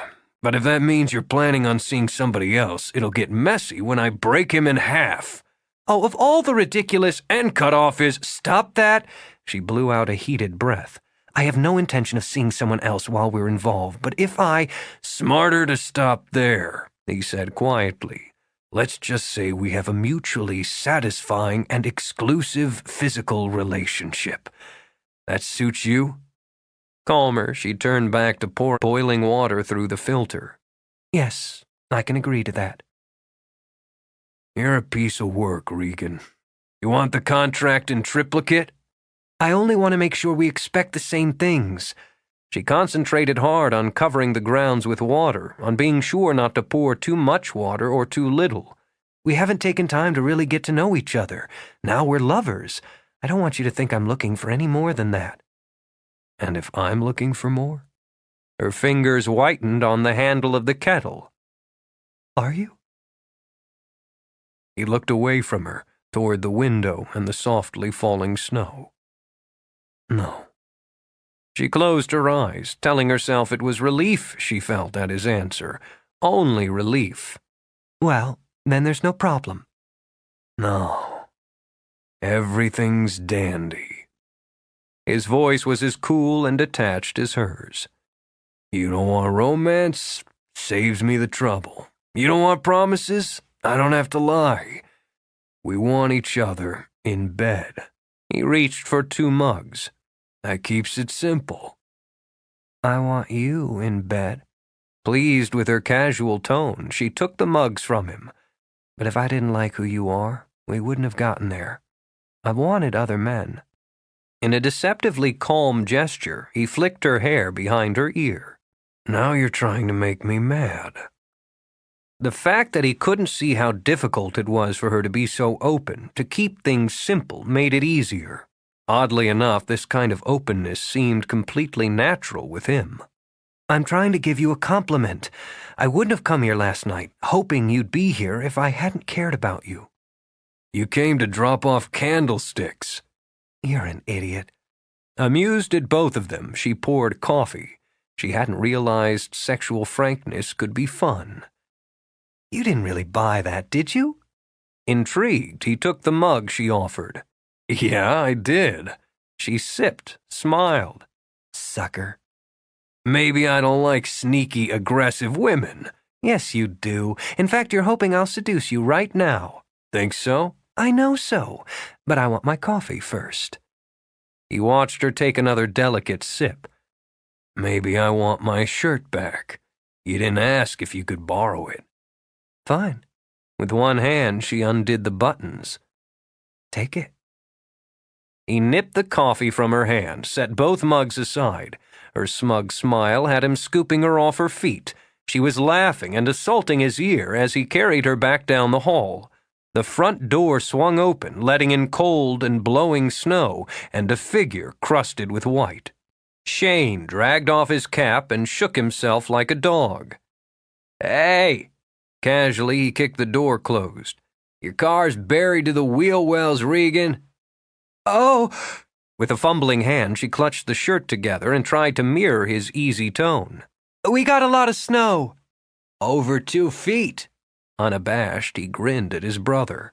Figured you'd need someone to plow you out. Does it look like I want you to rescue me? Disgusted, Rafe strode into the parlor and dumped Regan on the settee. Stay right there. Rafe! Futilely, she tried to tug the hem of the shirt down over her legs. For heaven's sake! Right there, he repeated and headed back into the hall. That coffee I smell? Shane asked conversationally. I could use some. Give me one reason why I shouldn't break your neck. Shane took off his gloves, blew on his chilled fingers. 'Cause I rode over here in a blizzard to save yours? He leaned forward but couldn't quite see into the parlor. She sure got legs. Where do you want to die? Just an observation. His grin only widened, the MacKade dimple flashing. Hey, who knew? I figured you were stuck here without transportation, alone. Then when I saw her car, I thought maybe she needed a lift into town. Again, he inched forward, hopeful. Maybe I should ask her. One more step and they won't find your body till spring. If I win, can I keep her? When Rafe snarled, Shane erupted with laughter. Don't hit me, I'm frozen, I'll break. Muttering threats, Rafe grabbed Shane by the collar and dragged him down the hall. Eyes front, MacKade. In the kitchen, he found a thermos, filled it with coffee. Now beat it. I'm going. But Shane drank straight from the thermos. The wind's a bitch. Grateful for the heat, he drank again. Look, I didn't mean to horn in on your little love nest, he began, then stopped, lowered the thermos when he read quick fury in Rafe's eyes. Hey, are you serious about her? Mind your own damn business. Shane whistled out a breath, screwed the top on the thermos. You've always been my business. Regan's a real lady, I mean that. So? So nothing. Embarrassed now, Shane shifted position. I like her, always have. I thought about... Realizing he'd taken a wrong turn, he pulled out his gloves again and whistled a cheerful tune. Thought about what? Cautious, Shane ran his tongue around his teeth. He really wanted to keep all of them. Just what you think I thought. Hell, look at her. A man's bound to think. Agile, he evaded Rafe's lunging arm. Think is all I did. I'm not going to fight you over thinking. In a gesture of peace, he threw up his hands. What I'm saying is, it's great. You hit the jackpot. Temper vanished. Rafe reached for the pot again. We're sleeping together, that's all. You gotta start somewhere. She's different, Shane. He hadn't been able to admit it to himself, but it came easily brother to brother. I haven't sorted it out, but she's different. She matters a lot. Everybody's gotta take the big fall sometime. Shane slapped a hand on Rafe's bare shoulder. Even you. I didn't say anything about falling, Rafe muttered. He knew the implications of that. Falling in love. Being in love. You didn't have to. Look, I'll plow the lane just in case. You got any food around here? Yeah, there's enough. I'll take off then. It's supposed to let up by mid-morning. I have animals to tend to, so if you need something, try Devon first. I might be out. Thanks. Shane? He turned, eyeing his brother. If you so much as glance in that parlor on your way out, I'll have to kill you. I already got a good look at her legs. Whistling cheerfully, Shane ambled down the hall. See you, Regan! It cost him, but he kept his eyes averted on his way to the door. The minute she heard it slam, Regan pressed her face on her up-drawn knees. Stepping into the parlor, Rafe winced at her defensive posture, her trembling shoulders. Look, darling, I'm sorry. I should have locked the damn door. Gently, he patted her shoulder and sat down beside her. Shane doesn't mean to be an idiot. He was born that way. He doesn't mean any harm. Don't be upset. She made a strangled sound, and when she lifted her face, it was wet with tears. Her laughter bubbled out like wine. Can you imagine what we looked like, the three of us in that hall? She pressed her hand over her mouth and rocked. The two of us, half naked. Shane looking like the abominable snowman. You think that's funny? No, I think it's hysterical. Weak with laughter, she collapsed against him. The MacKade Brothers. Oh, God, what have I gotten myself into? Delighted with her, he hauled her into his lap. Give me back my shirt, darling, and I'll show you. Chapter 7. Cozy in the sleeping bag, Regan dozed by the fire. It sizzled, logs crackling, and brushed heat over her face and her outflung arm. She sighed, cruising with the dream, shifting toward her lover. Her dreams were nearly as erotic as the reality of the past hours, vivid enough to have her stirring and yearning. When she reached out and found herself alone, she sighed again, in disappointment. The fire was lively, so she knew Rafe had built it up once more before he left her. The room was quiet enough that she could hear the ticking of the mantel clock marking time. Evidence of the night's activities was all around her, in the hastily strewn clothes littering the floor, the torn bits of lace and the jumbled boots. And the evidence was within her as she stretched, feeling the warm glow of desire. She wished he was there so that he could stoke it as he had stoked the fire. Still, it was a wonderful shock to realize she could lay claim to such a bottomless well of passion. It had never been so before, she reflected, sitting up to exercise her stiff and sore muscles. Physical relationships had always been far down on her list of priorities.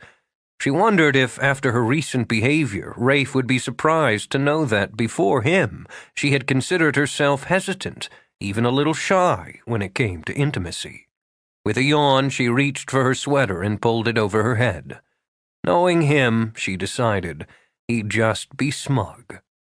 It was a pity she couldn't blame her celibacy of the past few years for her wildfire response to him. It felt as though her libido had been nothing more than dry timbers set to the torch the moment he put his hands on her. But using abstinence as the major reason for her response would be far from honest.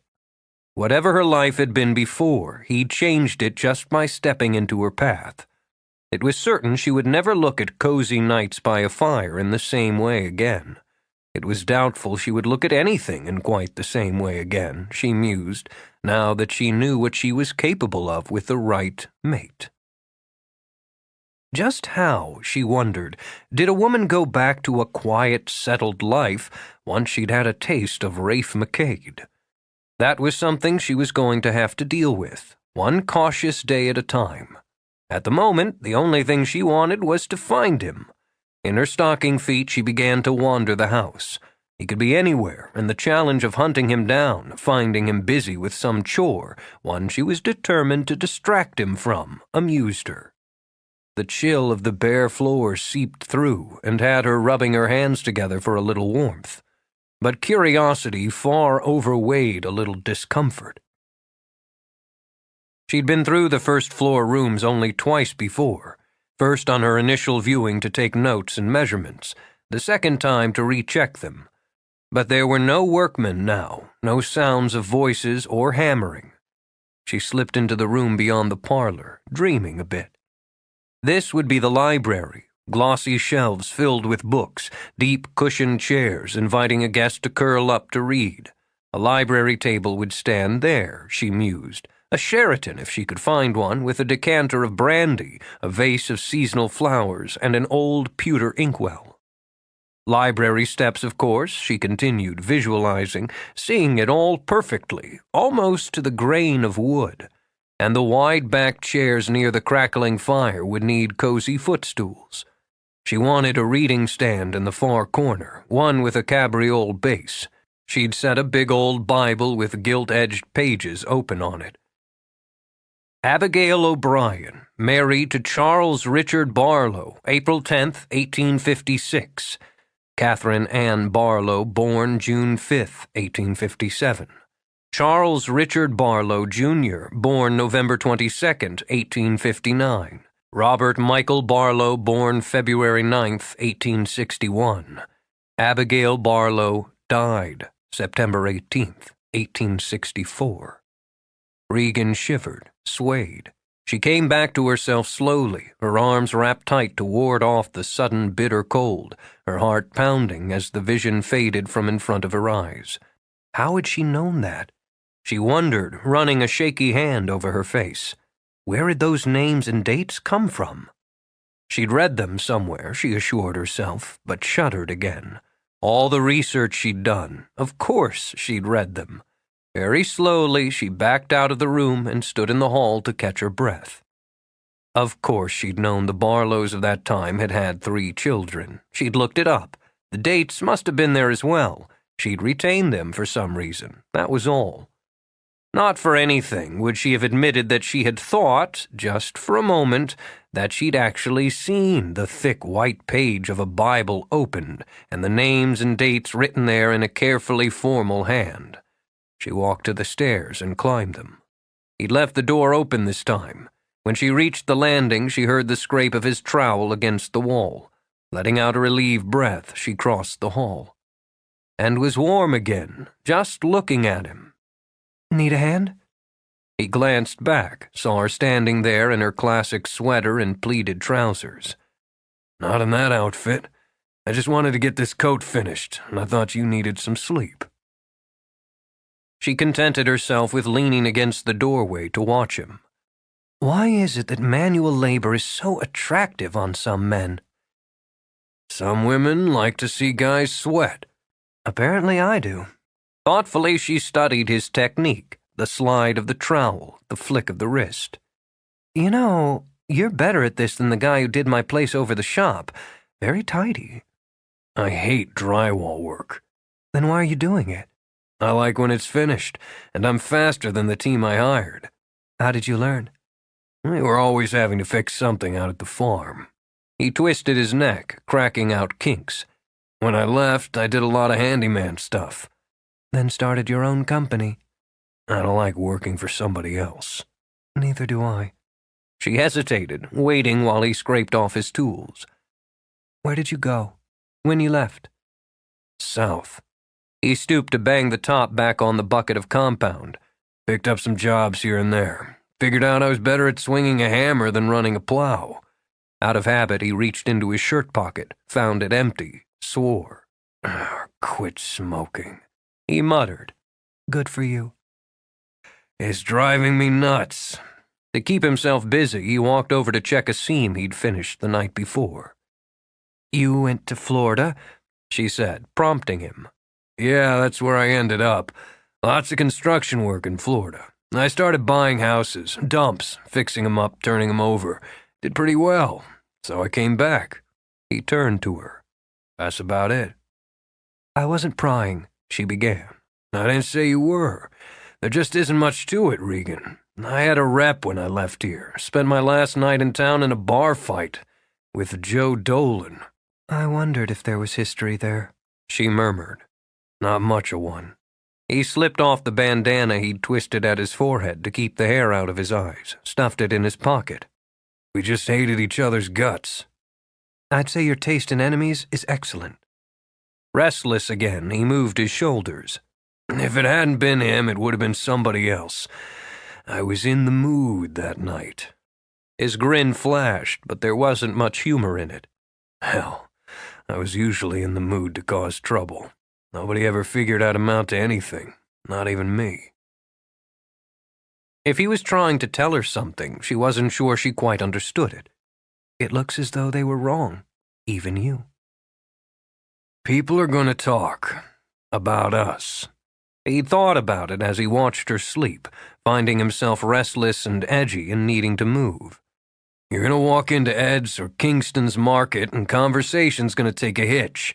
And when you walk out again, people are going to start talking about what that nice bishop woman is doing with that troublemaker Rafe MacKade.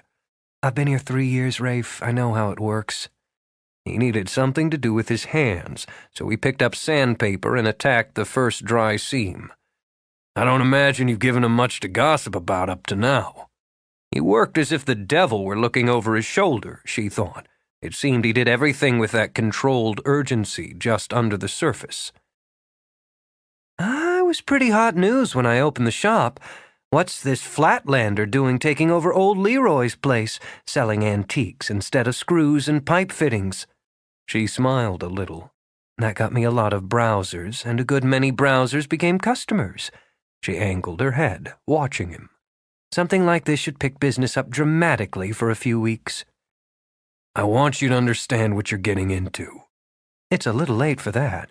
Because she sensed he needed some prodding, she obliged. Maybe you're worried about your reputation. Right. Dust flew as he sanded. I was thinking of running for mayor. No, your bad boy rep. MacKade must be getting soft, hanging around that nice bishop woman. Next thing you know, he'll be buying flowers instead of a six-pack. Bet she'll whip him into shape. Curious, he tossed the sandpaper aside, tucked his thumbs in his front pockets, and turned to look at her. Is that what you're going to try to do, Regan? Whip me into shape? Is that what you're worried about, MacKade? That I could? It wasn't a comfortable thought. Legions have tried. He walked over, skimmed a dusty finger down her cheek. It'd be easier for me to corrupt you, darling. I could have you playing 9-ball at Duff's Tavern in no time. I could have you quoting Shelley. Shelley who?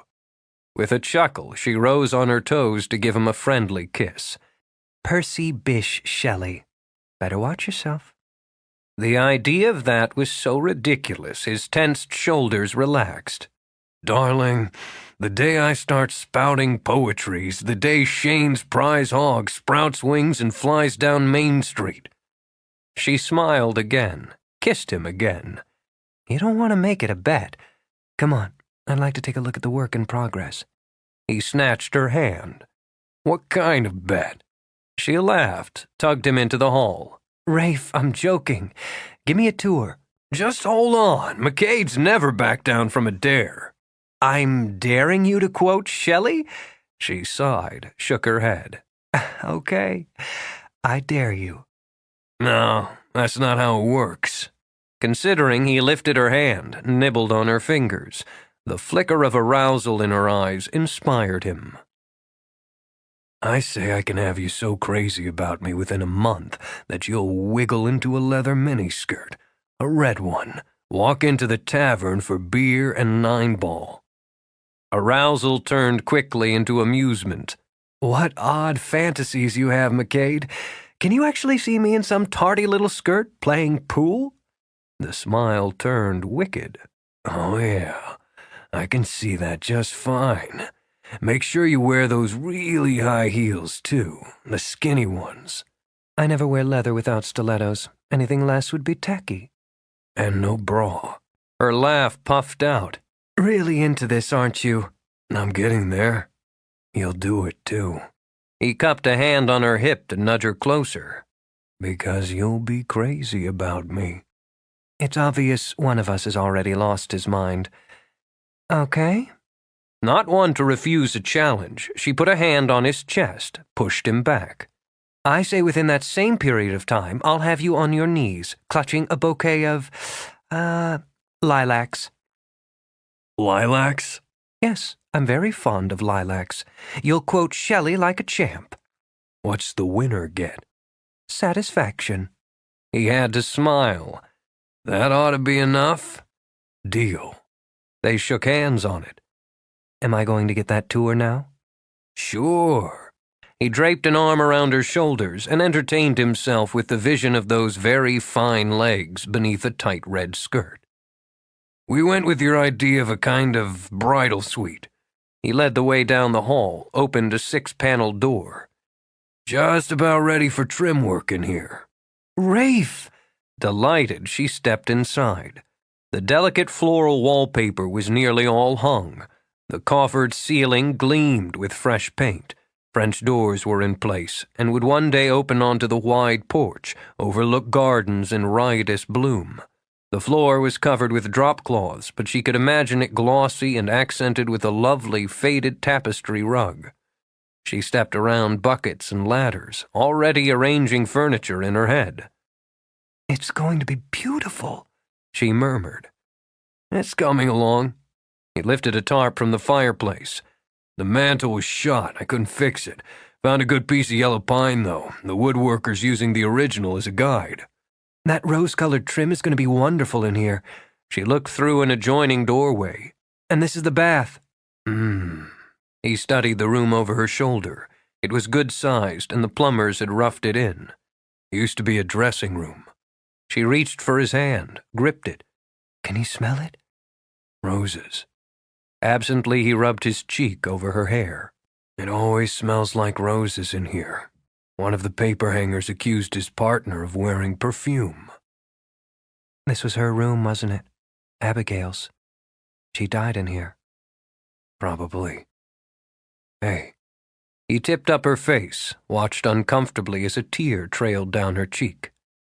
"Don't." It's so sad. She must have been terribly unhappy. Knowing the man she'd married, the father of her children, was capable of such cold-blooded cruelty. How did he treat her, Rafe? Did he love her, or did he only own her? "There's no way to know. Don't cry." Awkward, he brushed the tear away. "It makes me feel like I have 6 thumbs. I mean it." For lack of something better to do, he patted her head. "There's no use crying over something that happened more than 100 years ago." But she's still here. Wrapping her arms around him, Regan snuggled into his chest.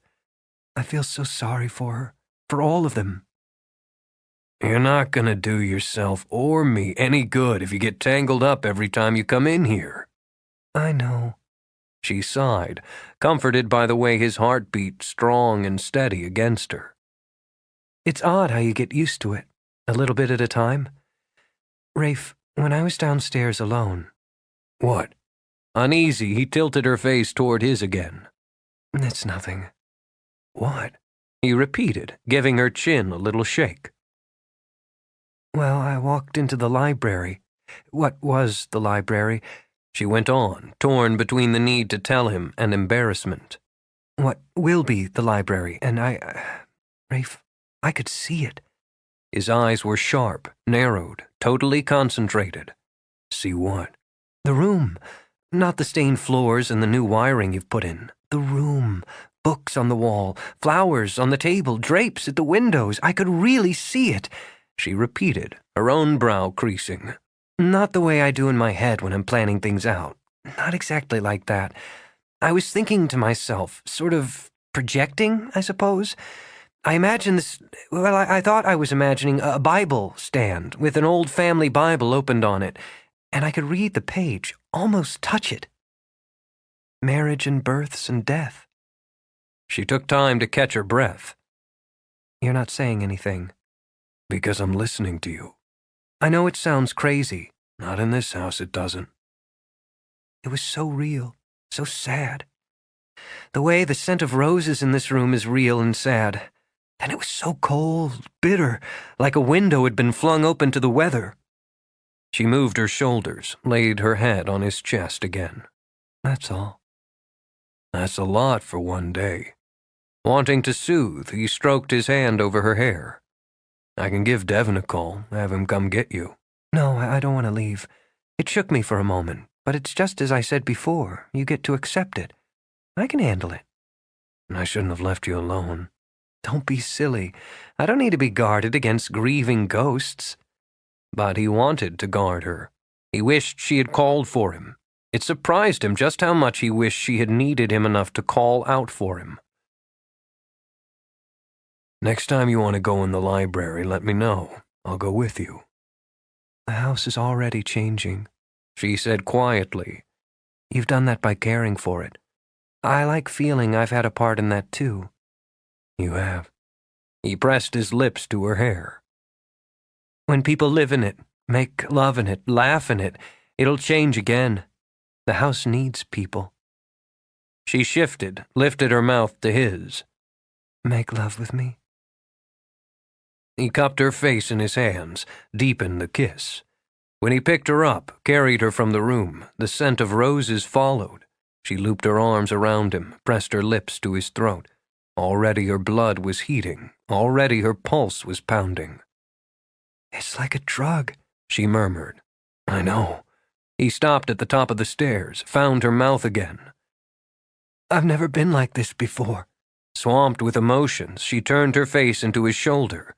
Neither had he thought. As he carried her down, neither noticed that the air had remained warm and calm. He laid her in front of the fire. Levering himself up on his elbow, he traced the shape of her face with a fingertip. Something kindled inside her, simmered with desire, and flamed around her heart. Rafe. Shh. To quiet her, he brushed his lips over her brow. She didn't know what she would have said, was grateful he'd stopped her. The wanting was more than enough. She could be relieved that neither of them needed words. She should have been relieved. Her mouth was ready for his, and it warmed beautifully under the pressure of lips and tongue. Though desire remained, poised and trembling, everything in her seemed to soften. Here was tenderness, so sweet, so unexpected. Her sigh whispered out like a secret. He felt the change in her, in himself, marveled at it. Why had they always been in such a hurry? He wondered. Why had he hesitated to savor and be savored when there was so much here? He loved the flavor of her, that quietly seductive taste that clung to her skin, the feel of her soft curves, long lines, the smell of her hair, her clothes, her shoulders. So he savored it now, all of it, with long, slow kisses that clouded his mind and made him forget there was anything beyond this room for either of them. His hands were careful this time as he drew her sweater off, slipped the trousers down her hips. Rather than touch, rather than take, he kissed her again, drawing out the simple meeting of lips until her body went limp. Let me. With a dreamy murmur, she shifted until they were both kneeling. Already clouded, her eyes stayed on his while she unbuttoned his shirt. Trapped in the silky mood, she slipped it away and with her hands resting lightly on his shoulders, swayed to him. They held each other, moving only for quiet, sipping tastes, soft, gentle caresses. She smiled when his lips brushed her shoulder, sighed when hers tasted his throat. When they were naked, he drew her down so that she lay over him, so that her hair fell to curtain them both. She could have floated on this whisper-thin cloud of sensations endlessly, with the winter sun slanting cold light through the windows, the fire crackling, his body strong and hard beneath hers. The feel of his hands on her, stroking, soothing even as they aroused, was like a gift. She felt the wonder of it in every pore, in every nerve, with every pulse. There was no clash and fury now, no desperation, no vicious drive to mate. Now she was aware of everything. The dust mote spinning in the sunbeam that rayed over the floor, the sedate hiss of flame on wood, the scent of roses and man. She could count his heartbeats, quicker, stronger, as her lips trailed over his chest. The bunching and quivering of a muscle beneath her hand, the sound of her own thickening breath. With a sigh that caught in her throat, she wrapped around him as he rolled her to her back. Time spun out, stretched, quivered.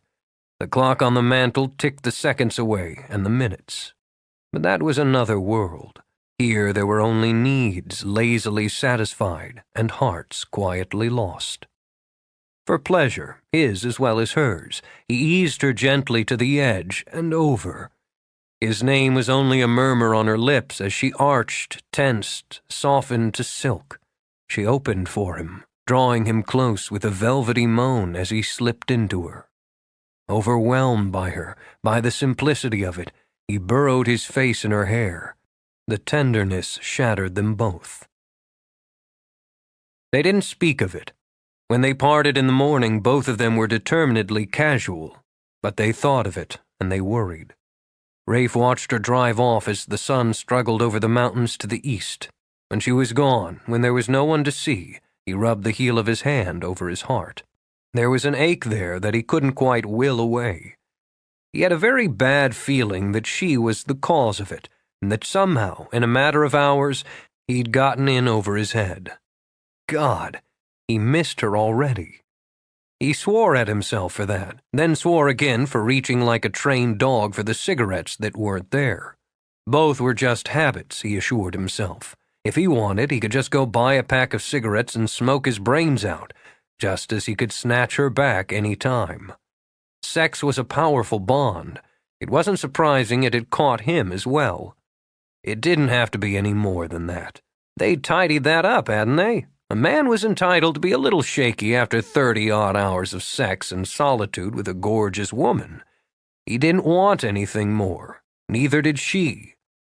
It was a relief and a pleasure to find a lover who wanted no more and no less than he did himself. A woman who didn't expect him to play games, make promises neither expected to be kept, say words that were only words after all.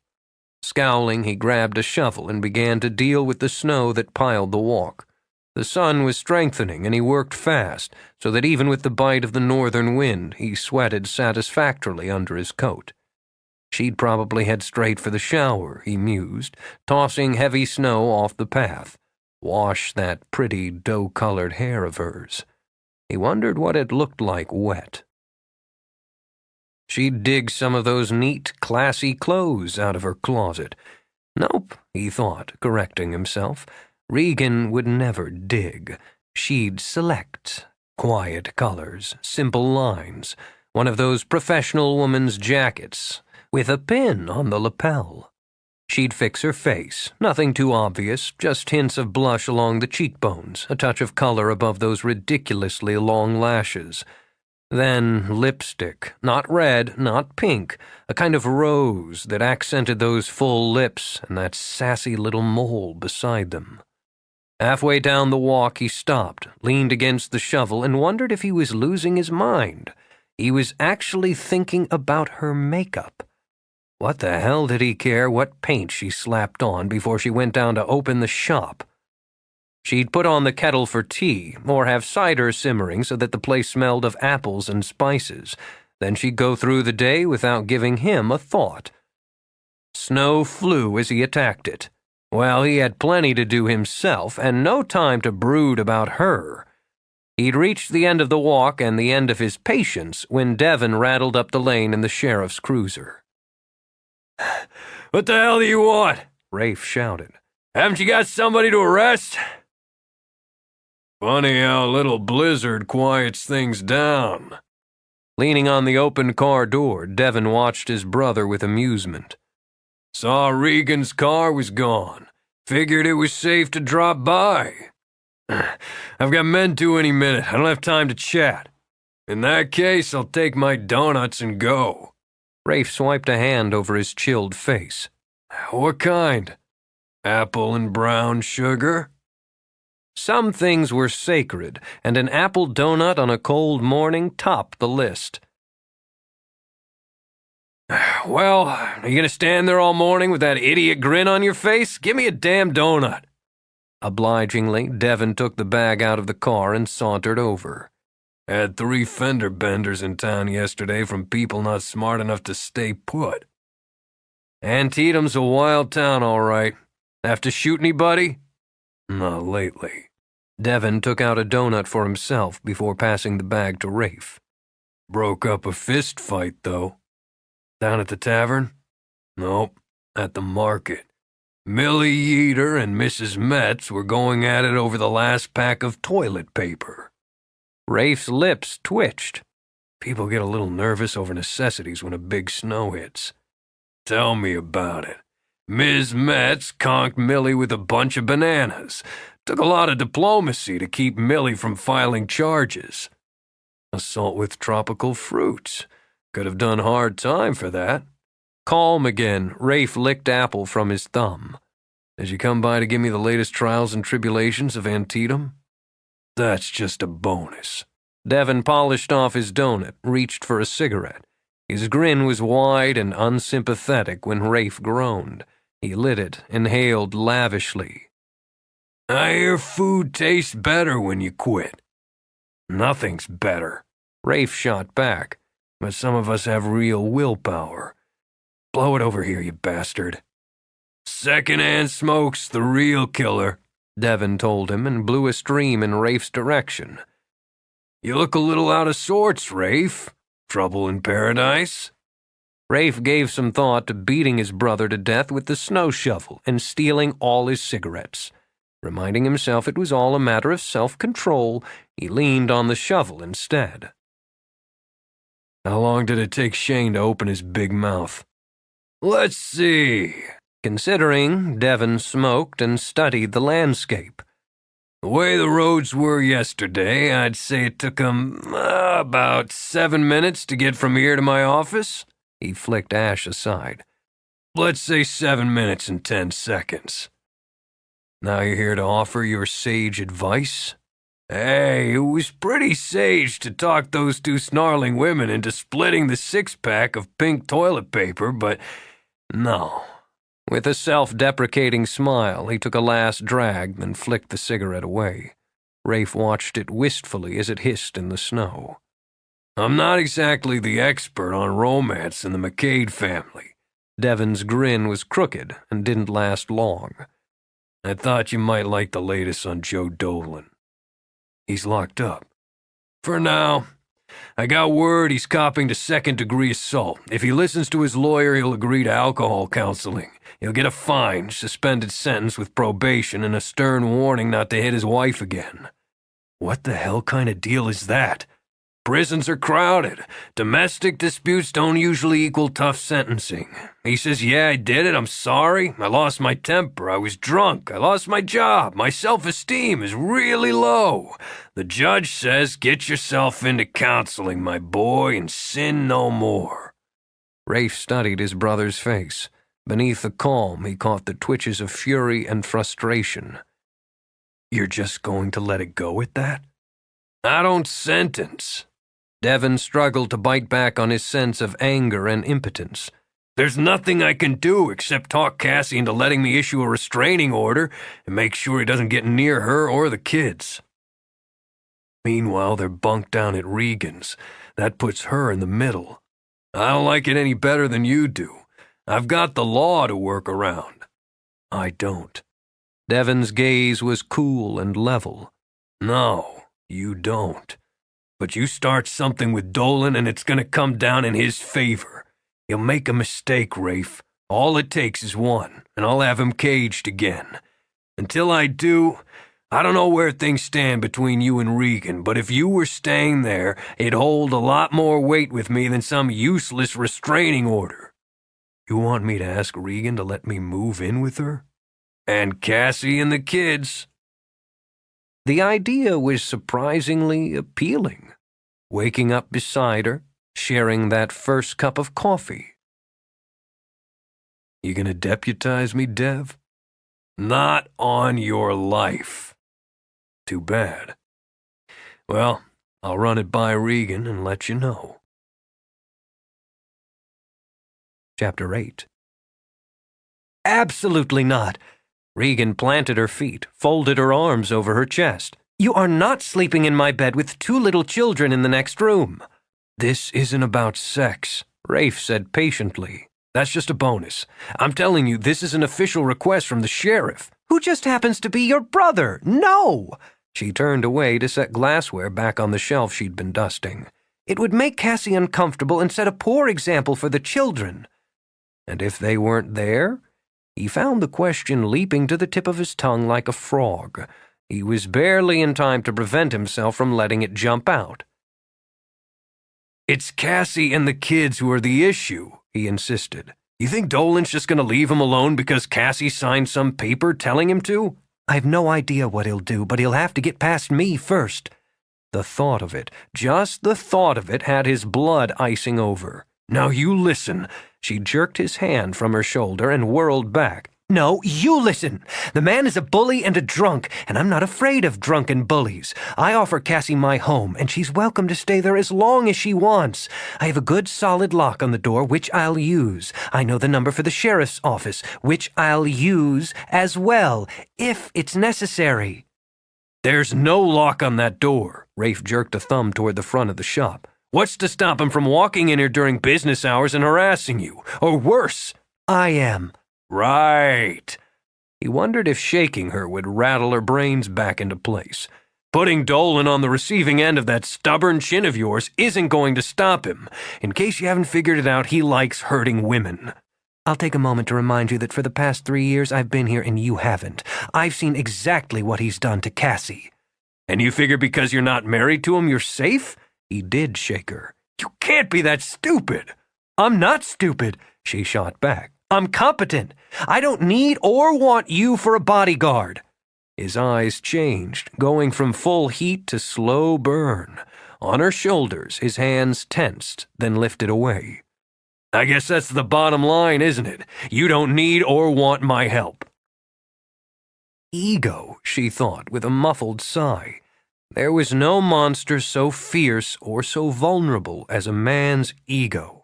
The sheriff's office is 5 minutes away if I need to call out troops. Hoping to calm them both, Regan put her hands on his shoulders. Rafe, I appreciate your concern. Really, I do. But I can take care of myself, and Cassie too, if it comes to that. I bet you can. I worked a shop in D.C. for years. One memorable evening, I was robbed at gunpoint. I know how to be sensible, how not to take chances, and how to defend myself. I appreciate the fact that you're worried, but I'm not Cassie. He can't frighten or intimidate me. Regan. Wait, let me finish. Cassie is so fragile right now, and the children are too quiet. I'm not sure how they would handle having a man around. The kids don't know you." He jammed his hands in his pockets. I'm not going to kick him around. "They don't know that? Little Emma sits at Cassie's feet with her doll and barely says a word. And the boy? Oh, God, Rafe, he breaks my heart. They need time to feel safe again. You're too big. You're too strong. You're too male." Stubbornly, he ignored the fact that she'd hurt him, that he could be hurt, and concentrated on the situation at hand. You're being pig-headed. "I'm doing what seems right to me. That's the only way I know how to handle things. Believe me, I've thought this through, weighed the options. Having you move in just isn't one of them." Invite me to dinner, he said abruptly. "You want to come to dinner?" Ask me to dinner so I can get to know the kids, so they'll get used to me being around. Now who's pig-headed? But she sighed. It was a reasonable compromise. All right, 7:30, and you're out by 10. Can we neck on the couch after the kids go to bed? Maybe. Now go away. Aren't you going to kiss me goodbye? She huffed out a breath, then kissed him primly on the cheek. Business hours, she said, then laughed when he grabbed her. Rafe, we're right in front of the window. The rest was lost as he crushed his mouth to hers. Might as well give him something to talk about. And give her something to think about, he told himself. She was damn well going to do a lot of thinking about Rafe MacKade. He nipped her lip, let her go, then sauntered out the door. A block away, Cassie sat in Devon's office, twisting her hands together. She knew it should be easier because it was Devon, someone she'd known all her life, but it only made the shame worse. "I'm sorry, we got busy and I couldn't take my break until now." That's all right, Cassie. It had become habit to keep his voice quiet when he spoke to her, as a man might speak to a wounded bird. I've got the paperwork filled out for you. You just have to sign it. "He's not going to go to jail." A fist squeezed his heart at the emptiness in her tone. No. "Is it because I let him hit me?" No. He wished he could reach out to soothe those nervous hands, but the desk was between them, an official barrier. He admitted that he hurt you, but the court took other things into consideration. His drinking problem, his loss of a long-time job. He'll have to go into counseling, report to his probation officer, stay out of trouble. "It could be good for him." She looked up, then just as quickly down again. "The counseling. If he stops drinking, maybe everything would be all right." Yeah. And he could run a popsicle stand in hell, Devon thought. In the meantime, you need to protect yourself. That's what the restraining order's for. She lifted her gaze again, and this time her eyes held his. "That paper is going to keep him from coming back?" Devon grabbed a cigarette out of his pack, then tossed it down. When he spoke, his voice was cool and official. This bars him from coming near you. He can't come into the diner when you're working there. He can't approach you on the street or come to Regan's house as long as you're staying there. If he breaks any one of the regulations set down here, he'll void his parole and serve the 18 months. "He knows about this?" He's been notified. She moistened her lips. He couldn't come near her. The idea whirled around in her head. If he couldn't come near her, he couldn't hit her. "I only have to sign it." Yes, you only have to sign it. Devon rose then, came around the desk to offer her a pen. When she made no move to take it, he bit back an oath. Cassie, what do you want? Can you just tell me what you want? She shook her head, took the pen. She signed her name quickly as though it hurt. "I know I've put you through a lot of trouble, Devon." It's my job, he said shortly. "You're a good sheriff." When he glanced back, obviously surprised, she tried to smile. "You are. Quiet and competent and good with people. Everyone knows they can count on you.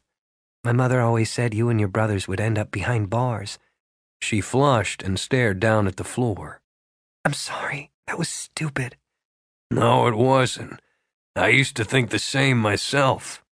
He smiled then, because just for a moment she'd sounded like the girl he remembered.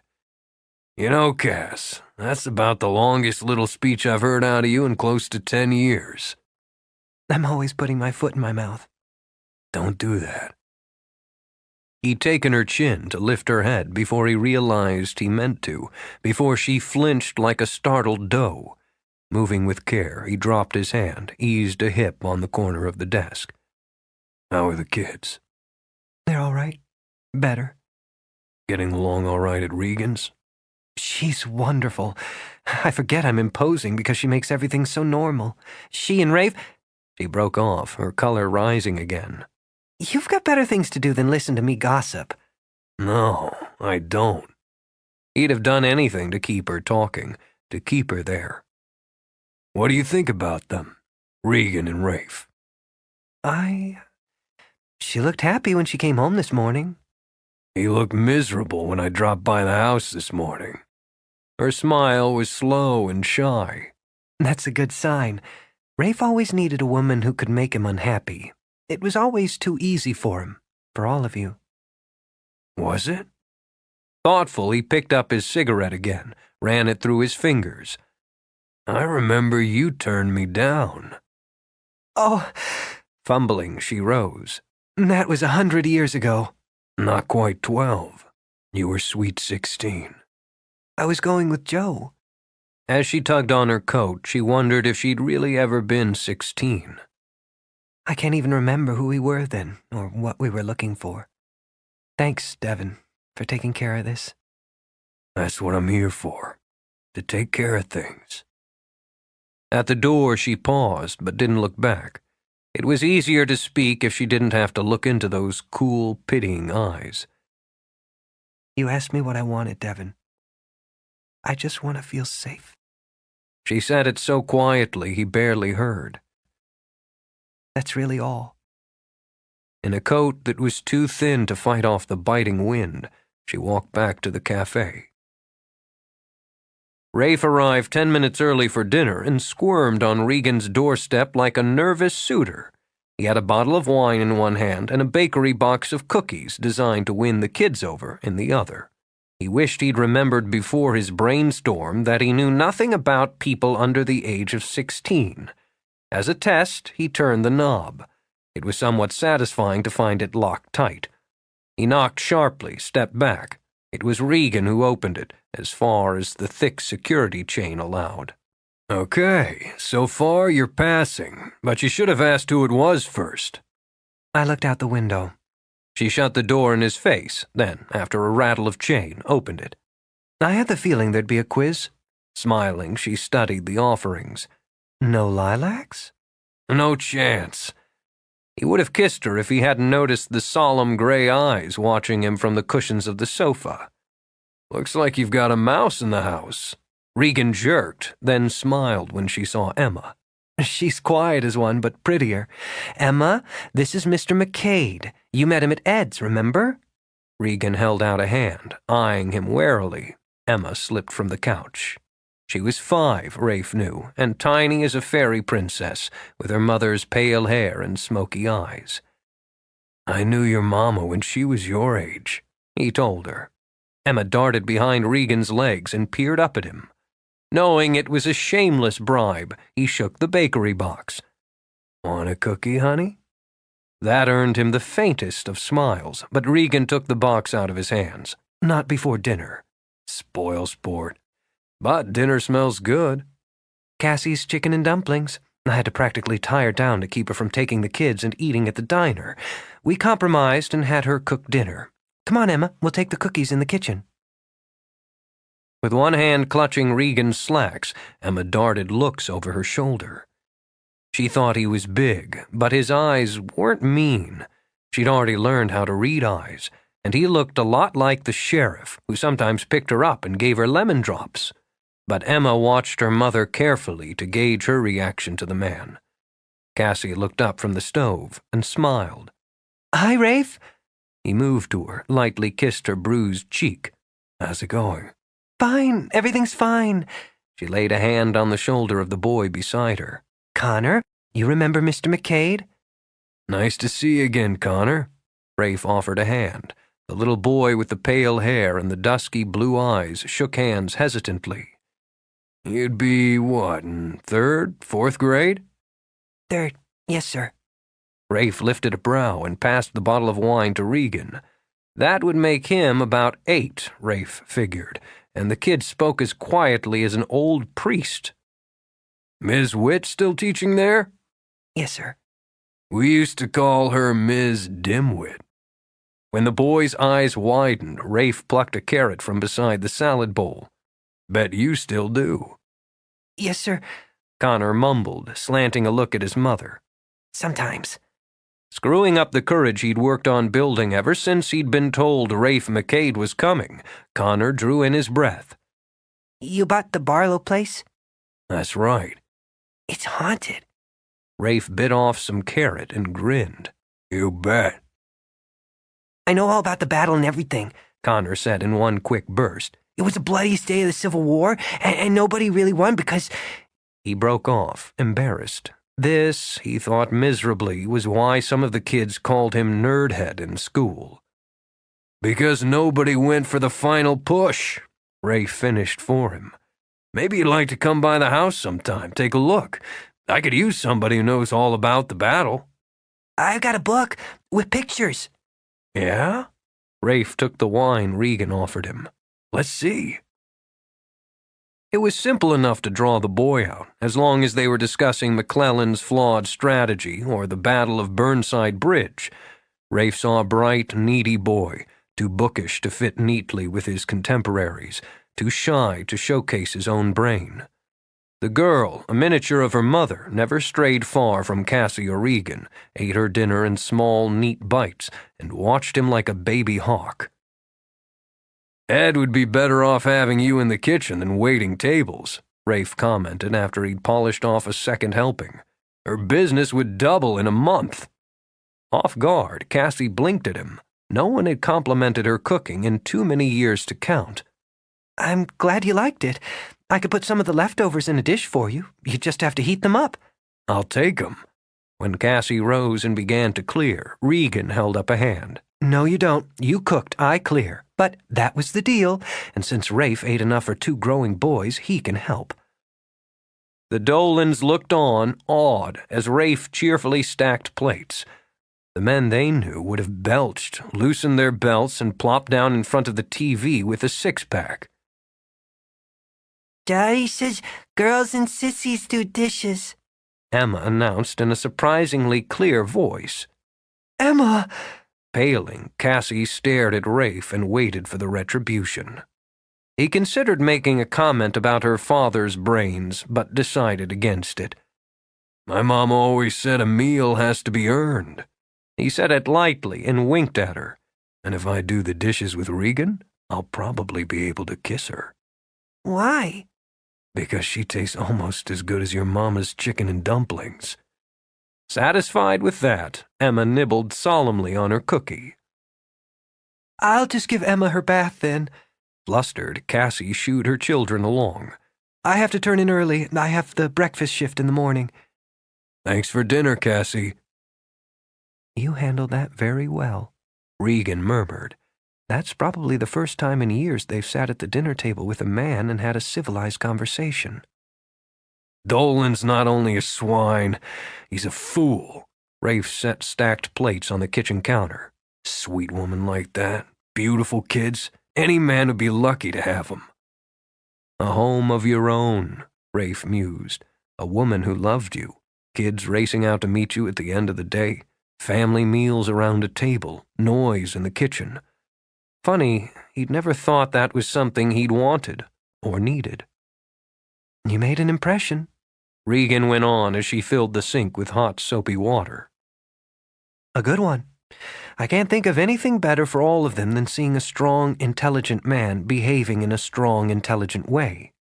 She glanced back, and her smile faltered at the look in his eye. She was used to the way he stared at her, or she nearly was, but this was different, deeper. What is it? He caught himself, realized he felt like a man who had nearly skidded hard and landed on very thin ice. Nothing. It's nothing.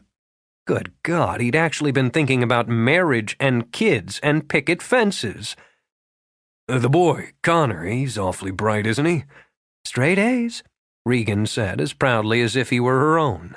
He's bright, sensitive, and sweet, which made him a perfect target for Joe. The man bullied the poor kid mercilessly. He hit him? The question was mild, but the fire was already burning. No, I don't think so. Cassie's fiercely protective of her children, but emotional abuse doesn't leave bruises. She shrugged. Well, they're out of it now. She handed him a plate to dry. Did your father do dishes? Only on Thanksgiving. Rafe polished off the plate, set it aside.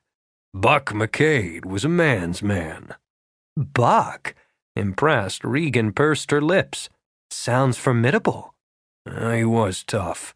Had eyes that could drill holes in you if you messed up. Devin got his eyes. I got his hands. Bemused, Rafe stared down at his palms, flexed his fingers. It was a hell of a surprise to me when I looked down one day and saw my father's hands on the end of my arms. She couldn't have said why it touched her so to see him smiling down at his hands, a dishcloth tossed over his shoulder. You were close to him? Not close enough. Not for long enough. When did you lose him? I was 15. Tractor rolled on him. It took him a week to die. She plunged her hands into the water again, struggled with tears. Is that why you hate the farm? Yeah, I guess it is. Odd. He'd never realized it was that simple, that direct. The farm had taken his father, so he had to hate the farm. He loved it. Every rocky acre. The way Shane does. What did Jared get from him? The mouth. Jared can horse trade just like the old man and make you think you got the best end of the deal. Then I'm relieved he's my lawyer. She offered another plate. My father never did a dish in his life. I'm sure my mother would be horrified if he tried. The kitchen is a woman's domain, she said dryly. They agree on that completely. She brings him his first cup of coffee every morning before he goes to the hospital. He's a surgeon. Hard feelings? I used to have them, she admitted. She made herself into exactly the woman he wanted her to be. If she was ever anything else, wanted to be anything else, anything more, it doesn't show. She's Dr. Bishop's wife, and that's all. He began to see just why she was so set on marking her own boundaries, taking her own stands. Maybe that's all she wants to be. Apparently. It just infuriated me to see the way she catered to him, the way he patted her on the head. He actually gives her an allowance and calls her the little woman. It still made her grit her teeth. She loved living in D.C., but a few years ago when he decided that he wanted to relocate to Arizona, she packed up without a murmur. Regan sighed. But they're blissfully happy. I baffle them as much as they baffle me. Because you don't have a rich husband, a big house, and a membership at the country club. Exactly.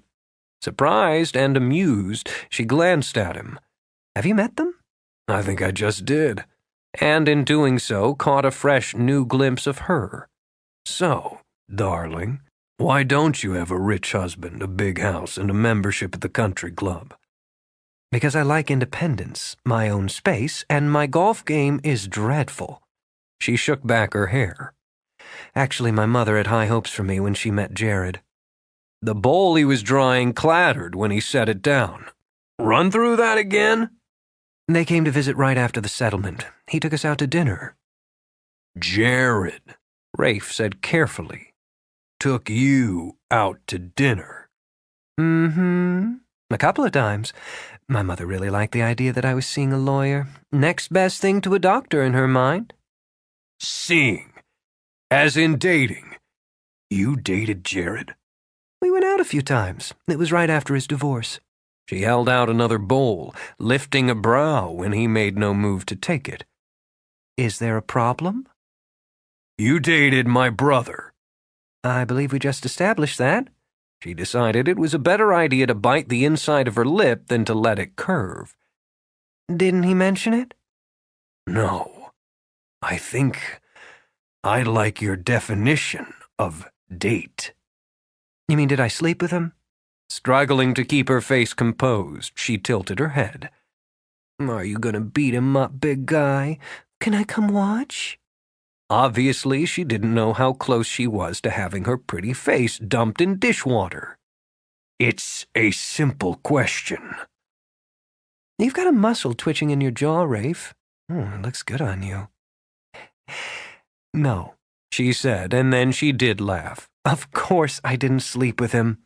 Enjoying herself, she shoved the bowl into his hands. I did kiss him goodnight, a couple of times. I'm now in the position to state unequivocally that at least 50% of the MacKade brothers are champion kissers. Think twice before you try for 100%, or even 75. He set the bowl aside, picked up his wine. Why didn't you sleep with him? Really, Rafe? She rolled her eyes. In the first place, he didn't ask me. And in the second, I didn't ask him. We were more comfortable being friends. Satisfied? Maybe I'll beat him up anyway, on principle. After setting his wine aside, he took her by the shoulders, turned her to face him. Even as she grinned at him, he pressed her back into the sink. Hard, possessive, his mouth covered hers. The little purr that sounded in her throat enticed him to draw the kiss out, soften it, until all points of pleasure narrowed and centered just there. When her head fell back in surrender, her hands slid limply down his arms. He eased back. That's so you remember which MacKade you're with now. She had to remind herself to breathe. What was your name again? He grinned, then closed his teeth over her sensitized bottom lip. Tell you what, why don't we skip necking on the couch and go try out the back seat of my car? Oh, that's quite an offer. It was fascinating to feel her own head spin. I think I'll take you up on it. Rafe let himself into the Barlow House at midnight. He recognized the car at the top of the lane, and he wasn't surprised to find Jared in the parlor, brooding over a beer. Foreclosing already, Lawyer MacKade? Instead of rising to the bait, Jared stared down at his beer. I put my house on the market today. Didn't feel like staying there. Rafe grunted, sat down on his sleeping bag to pull off his boots. He knew the dark moods, often had them himself. Either he'd managed to shake Jared out of it, or they'd both ride through it. Never liked that house. No personality. Just like your ex-wife. It was so cold and so true, Jared had to laugh. Decent investment, though. I'll make a profit. Rafe shook his head at the beer Jared held out. They don't taste the same without a smoke. Besides, I gotta be up in 6.5 hours. I was gonna come look for you, he added. Oh, why? To beat the hell out of you. With a yawn, Rafe lay back. You'll have to wait till tomorrow. I'm too relaxed. Okay. Any particular reason? You kissed my woman. Rafe figured he had just about enough energy to strip off his pants. I did? Jared tossed his legs up over the settee. A slow smile curved his lips. Oh, yeah. Oh, yeah, he said again with more feeling. It's all coming back to me. When'd she get to be your woman? Rafe heaved his jeans aside, started on his shirt. That's what comes from living in the city. You're out of the loop, bro. She's mine now. Does she know that? I know. With his eyes closed, he dragged the sleeping bag over him. I'm thinking about keeping her. Jared choked on his beer. You mean like a wife? I mean like keeping her. Rafe repeated. No way was he going to try to get his tongue around a word like wife. Keeping things the way they are now. This was interesting, Jared mused, and even more fun than brooding. And how are things now? Things are good. Rafe could smell her on the quilted material of the sleeping bag. I'm still gonna have to break your face. It's the principle. Understood. Jared stretched out, settled back. Then again, I never did pay you back for talking Sherilyn Bester, now Fenneman, into riding out to the quarry with you to skinny dip. I was just easing her broken heart after you dumped her. Yeah, but it's the principle. Considering, Rafe scratched his face. You got a point. But Sherilyn, pretty as she is no Regan Bishop. I never got to see Regan naked. That's why you're still breathing. Rafe shifted, folded his arms under his head. Maybe we'll call it even. I can sleep easy now. Rafe's lips twitched at the dry tone. I'm sorry about your house, Jared, if you are. I'm not sorry about it, really. It just brought a lot of things back. I screwed up as much as Barbara did, Rafe. It would have been easier if we'd yelled at each other through things. He took a last swig and set the empty bottle on the floor. There's nothing more demoralizing than a civilized divorce between two people who couldn't care less about each other. It's got to be better than getting your heart broken. I don't know. I kind of wish I'd had the chance. They were both silent as the sound of weeping drifted down the stairs. Ask her, Rafe suggested. I'd bet she'd tell you you're better off.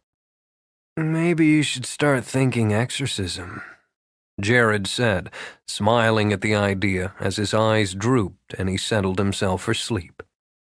No, I like having him around. I've had plenty of time to be alone. Chapter 9. It was rare for Rafe to dream. He preferred his fantasies during waking hours so that his consciousness could appreciate them. But he dreamed that night, as the fire burned low and the moon rose over drifts of snow, if you could call it a dream. He was running, terror and smoke at his heels. His eyes were burning from fatigue and from the horror he'd already seen. Men blown apart before they could scream from the shock and agony. The ground exploding, hacked by mortar fire, drenched with blood. The smell of death was in his nostrils, and he knew he'd never be free of it. Oh, and he longed for the scent of magnolias and roses, for the lush green hills and rich brown fields of his home.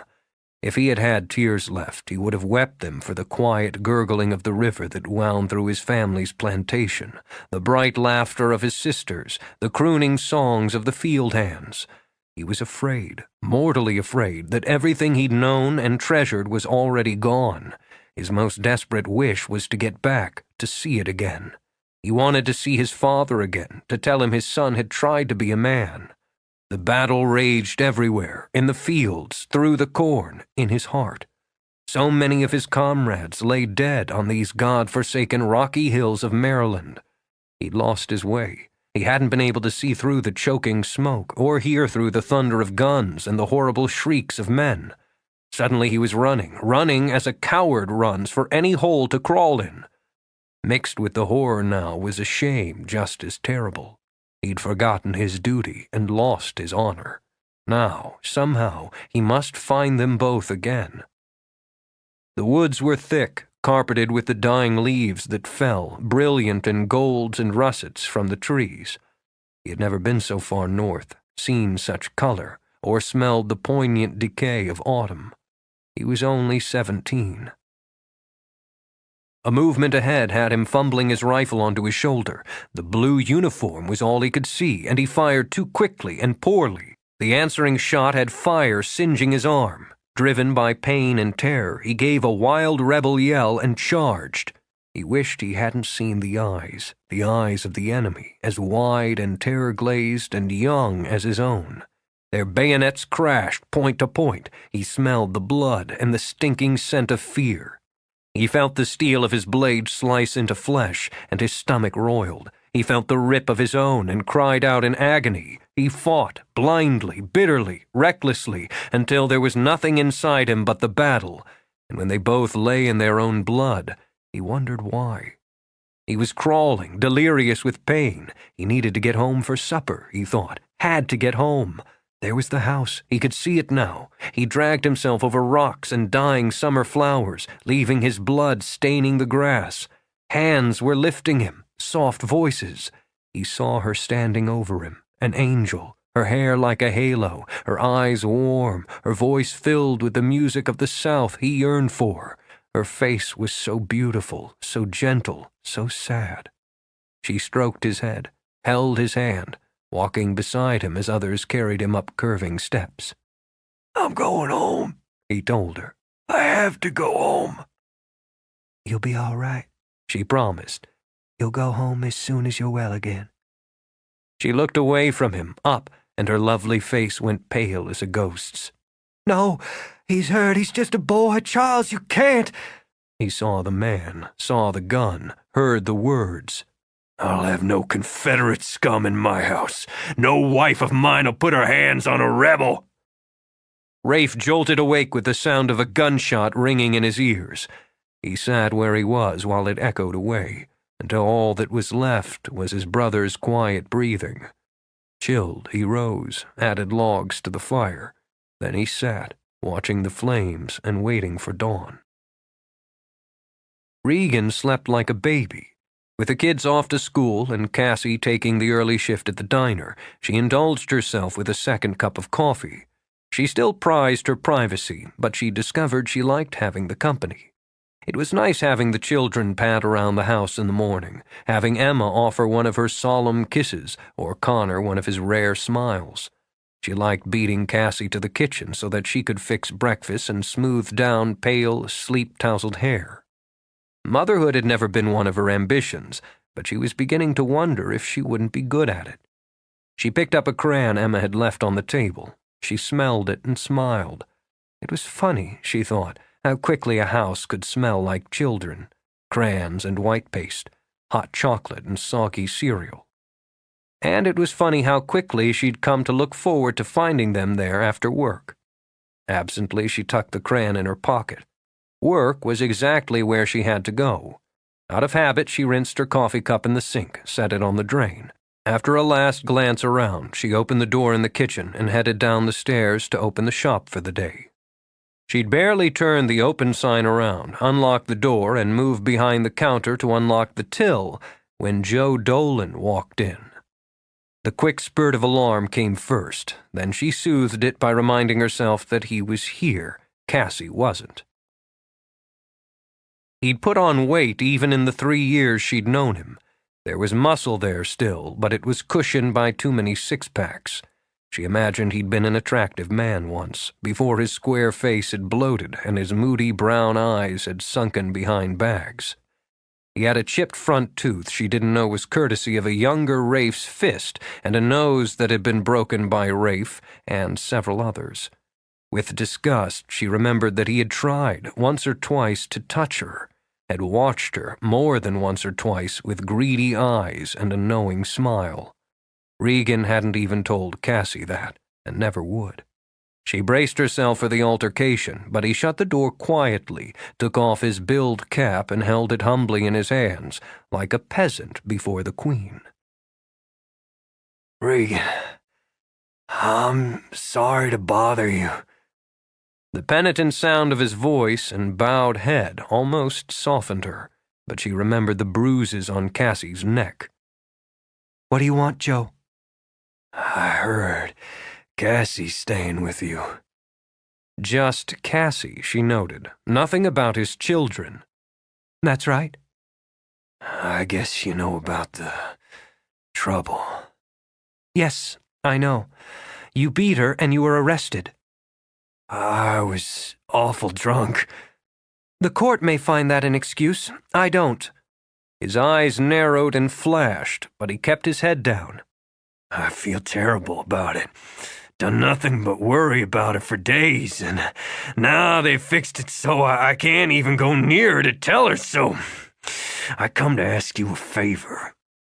He lifted his head then, and his eyes were moist. Cassie sets a lot of store by you. I set a lot of store by her, Regan said evenly. She would not let the sight of a man's tears blur her judgment. Yeah, well, I was hoping you'd talk to her for me. See that she gives me another chance. I can't ask her myself, long as there's that damn restraining order, but she'll listen to you. You're giving me credit for influence over Cassie I don't have, Joe. No, she'll listen to you, He insisted. She's always run off at the mouth about how smart you are. You tell her to come on home and she'll do it. Very slowly, Regan placed her palms on the countertop. If she'd listened to me, she would have left you years ago. His unshaven jaw tightened. Now you look. A man's got a right To beat his wife? She snapped. Not in my book he doesn't, and not in the laws. No, I won't tell her to come back to you, Joe. And if that's all you came in for, you'll have to leave. His lips peeled back, showing clenched teeth. His eyes hardened like marbles. Still all high and mighty. You think you're better than me? No, I don't. I know I'm better than you. Get out of my shop or I'll have Sheriff MacKade throw you in jail for harassment. A woman belongs to her husband. He crashed his fist on the counter, hard enough to have a crack splitting through the glass. You tell her to get her skinny butt home if she knows what's good for her and what's good for you. Fear trembled in Regan's throat and was swallowed hard. As if it were a talisman, she closed a hand around the crayon in her pocket. Is that a threat? She asked coolly. I don't believe your parole officer would approve. Shall I call him and ask? Bitch, you're nothing but a frigid, dried-up bitch who can't get herself a real man. He wanted to hit her, to feel his fist pound into that ice queen face. You get between me and my wife, and both of you'll find out what it's like. When I finish with her, I'll come after you. We'll see if you're so high and mighty when I'm finished. He jammed his hat back on his head, spun to the door. You tell her what I said. You tell her I'm waiting.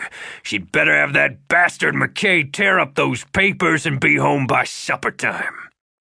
The instant the door slammed behind him, Regan slumped against the counter. Her hands were shaking, and she hated it, hated being afraid, hated being vulnerable. She grabbed the phone and nearly followed through on her first instinct to call Rafe when she stopped herself. That was wrong, she thought, carefully replacing the receiver. For so many reasons it was wrong. Wouldn't his first reaction be to hunt Joe down, to fight? He'd probably get hurt, and certainly more fighting wasn't going to solve anything. She straightened and drew a few calming breaths. Where was her pride, her sense of control? She had always handled herself and any situation that came her way. Her feelings for Rafe couldn't change that intrinsic part of her. She wouldn't allow it. So she would do what was right, what was practical, and what was necessary. Regan picked up the phone and dialed the sheriff's office. He was almost pitiful at first. The tea sloshed in her cup. With a grimace, Regan set it down again. I guess he spooked me more than I'd thought.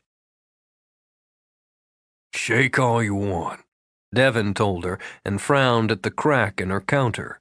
It could have been worse, he thought grimly. A lot worse. I have to say, I didn't think he was fool enough to pull a stunt like this. I don't think he'd been drinking. Regan cleared her throat. At least he wasn't drunk. He got steadily more angry, steadily more abusive. She reached for her tea again. I don't have any witnesses. It was just him and me. You file charges. I'll go after him. Her lips trembled upward. It sounds like you're looking forward to it. You don't know the half of it. I'll file charges. Cassie?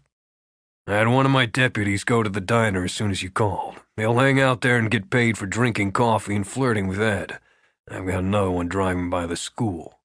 The kids. Her blood ran cold. You don't think he'd go after the kids? No, I don't think he gives two damns about them. You're right. She tried to feel relieved. He never said a word about them, only Cassie. It was as if his children didn't exist. Well, I'll lock up and go with you now, if that's all right. The sooner the better. Odds are he's at home, knocking back a bottle and waiting for her. Once the complaint was official, Regan detoured to the market. She had a feeling both she and Cassie were going to need a lift that evening. Comfort food was in order. Spaghetti and meatballs, she decided, and double fudge brownies. While she waited for her purchases to be bagged, she tried not to chuckle at the darting looks and whispers. The Gossip Brigade, she thought, was in full march. Mrs. Metz, all 220 pounds of her, waddled over. "Why, Regan Bishop, I thought that was you." Hello, Mrs. Metz. Here, Regan thought, was the brigade's head scout. Do you think we're going to get hit with snow again?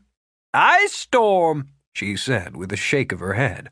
"Heard on the radio. Into February now, and don't look like this winter's ever gonna end. Surprised to see you in here this time of day." Business is slow. Regan counted out bills for the groceries. Everybody's hibernating. "Know what you mean. Still, you got yourself some business over at the old Barlow place, don't you?" Yes, indeed. Willing to play, Regan set the bag on her hip. It's really coming along, too. It'll be a showplace when it's finished. Never thought to see the day anybody'd bother fixing her up. Never thought to see Rafe MacKade come riding back into town, neither. Her curious eyes brightened. Guess he did pretty well for himself down south. Apparently. You can't tell about those MacKade boys. They fool you every time. You know that Rafe crashed his daddy's Ford pickup on Marble Quarry Road before he so much as had a license? That was right after Buck died, as I recall. But he was wild as wild can be, that Rafe. Chasing girls, picking fights, flying around on the back roads on that noisy motorcycle of his. Time was when you found trouble, there was always a MacKade boy in the middle of it. Times change, I suppose. Not that much they don't. Her chins wagged as she chuckled. I seen him around town. He's still got that look in his eye. Little Bird told me he had that eye on you. Well, your little bird's right, and I've got mine right back on him. Mrs. Metz laughed so hard she had to put down her box of ho-hos to hold her belly. With a boy like that, you'd better keep it there. He'd be harder to keep down than spit on a hot griddle. He was a bad one, Regan. Bad boys turn into dangerous men. I know. Regan winked. That's why I like him. You come in and browse real soon, Mrs. Metz. Now do that. Chuckling to herself, she emptied her cart. Stop gawking, boy, she snapped at the skinny clerk who was still watching Regan's retreat. And ring me up here. You ain't never gonna be dangerous enough to reel in that kind of woman. Amused by the encounter, Regan strolled down the sidewalk. It was a good town, she thought, lifting a hand in response to a greeting from across the street. The sidewalks were uneven, heaved up by tree roots and frost. The library was only open 3 days a week, and the post office was closed for a full hour every afternoon. But despite that, or perhaps because of it was a good town. She didn't think Rafe realized he'd been welcomed home. No fatted calf, she mused, crossing at the corner and turning down Main. That wasn't their style. The prodigal son just slipped back into the town's rhythm with neither a hitch nor fanfare. When he left again, his departure would be just as unheralded.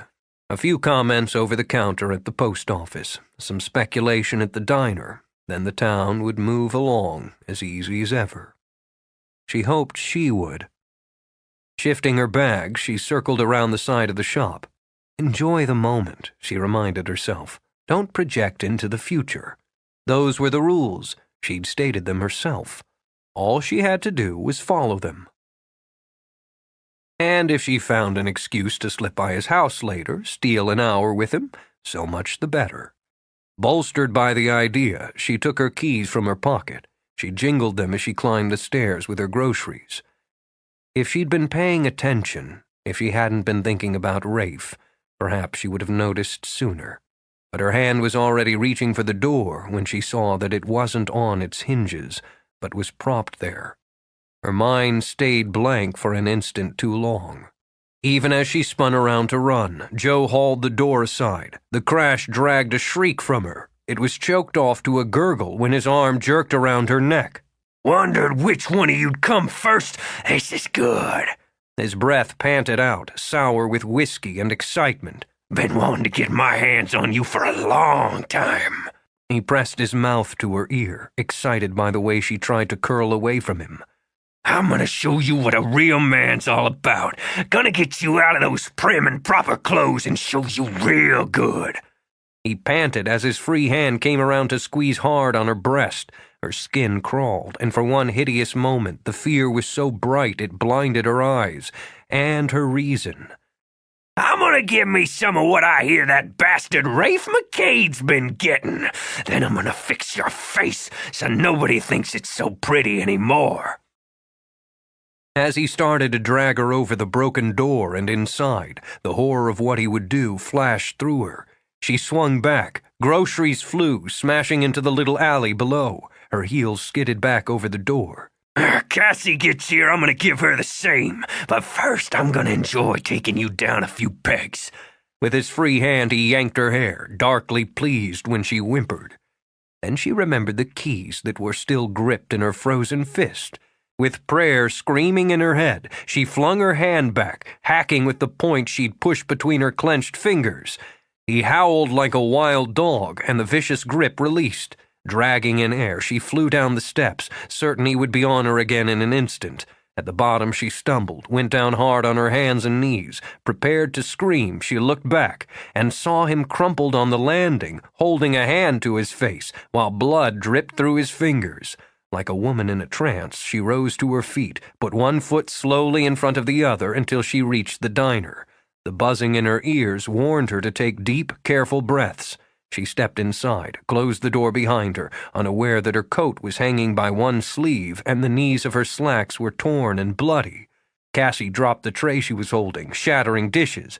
Regan, my God! I think you should call Devin, Regan said, testing each word as she spoke it. Joe's on the landing of my apartment. I think I heard him. When the room revolved, she braced a hand on the back of a booth. I have to sit down now. "Go call Devin!" Ed snapped and rushed over to ease Regan into a booth. "Head down!" In a quick movement, she had Regan's head between her knees. Long, deep breaths. That's a girl. Eyes sharp, she scanned the room, where a half a dozen customers sat staring. "Well, what are you waiting for? One of you big strong men get on over there and hold that son of a bitch for the sheriff. You, Horace, get up off your lard butt and get this girl a glass of water." Ed's rasped orders had everyone moving at once. Satisfied, she eased Regan up again. Got a little color back, she declared, and sat back on her haunches. She took a cigarette from the pack in her apron pocket, lit it with a wooden match. After one long drag, she smiled. Hope to hell you hurt him bad, honey. Real bad.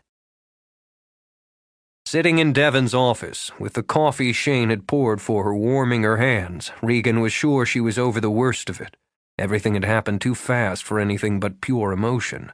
But the rabbity fear had passed now, and she could think. Beside her, Cassie sat saying nothing. Shane paced, like a boxer revving up for a match. At his desk, Devin coolly filled out a report. "I'm sorry to ask you to go through it again, Regan," he began. "The clearer your statement, the easier it'll be to close it all up." That's all right. I'm fine now, really. Absently, she picked at her torn slacks. The knees beneath still burned. As much, she thought, from Ed's liberal application of antiseptic as from their abrupt meeting with asphalt. I'd like to get it over with. I can... She broke off when the door burst open. For an instant, she saw nothing but Rafe's face, pale, hard as rock, lit with eyes green enough, sharp enough to murder in one vicious slice. The rabbit pulse pounded in her throat. Before she could get to her feet, he was on her, dragging her up, crushing her in an embrace that bruised ribs. "You're all right? Are you hurt?" His voice was raw, brittle as broken glass. He couldn't think. There'd been nothing inside him but bright terror from the moment he got word of the attack. His body was ice, enveloping hers as he buried his face in her hair. Perhaps that was why she began to tremble helplessly. I'm okay. Really, But her voice shuddered off. If she could have burrowed inside him, she would have. "Did he hurt you?" With a hand he was fighting to steady, he stroked her hair, eased her face back so that he could see for himself. "Did he touch you?" She could only shake her head and press her face against his shoulder. With his arms tight, as possessive as they were protective, he stared at Devin over Regan's head. His eyes fired like torches. Where is he? He's in custody. Rafe's gaze whipped toward the cells in the back. He's not here, Rafe. Though his voice was calm, Devon was braced for the attack. You're not going to be able to get to him. You think you can stop me? From behind, where he'd stood since he'd followed Rafe in, Jared laid a hand on his brother's shoulder. Why don't you sit down? With a snarl humming in his throat, Rafe jerked the restraining hand aside. Back off! This is the law's problem now, Devon told him, rising slowly. The hell with the law, and you with it. I want to know where he is. You find him, Rafe, I'll hold your coat. Primed for action, Shane smiled thinly. If you had a coat, always hated the son of a bitch. Shut up, Jared muttered, glancing down at the silent Cassie. You can stick your lawyer talk, Shane told him, fists already bunched. I'm with Rafe on this. I don't need you or anybody else with me. Don't get in my way, Devon.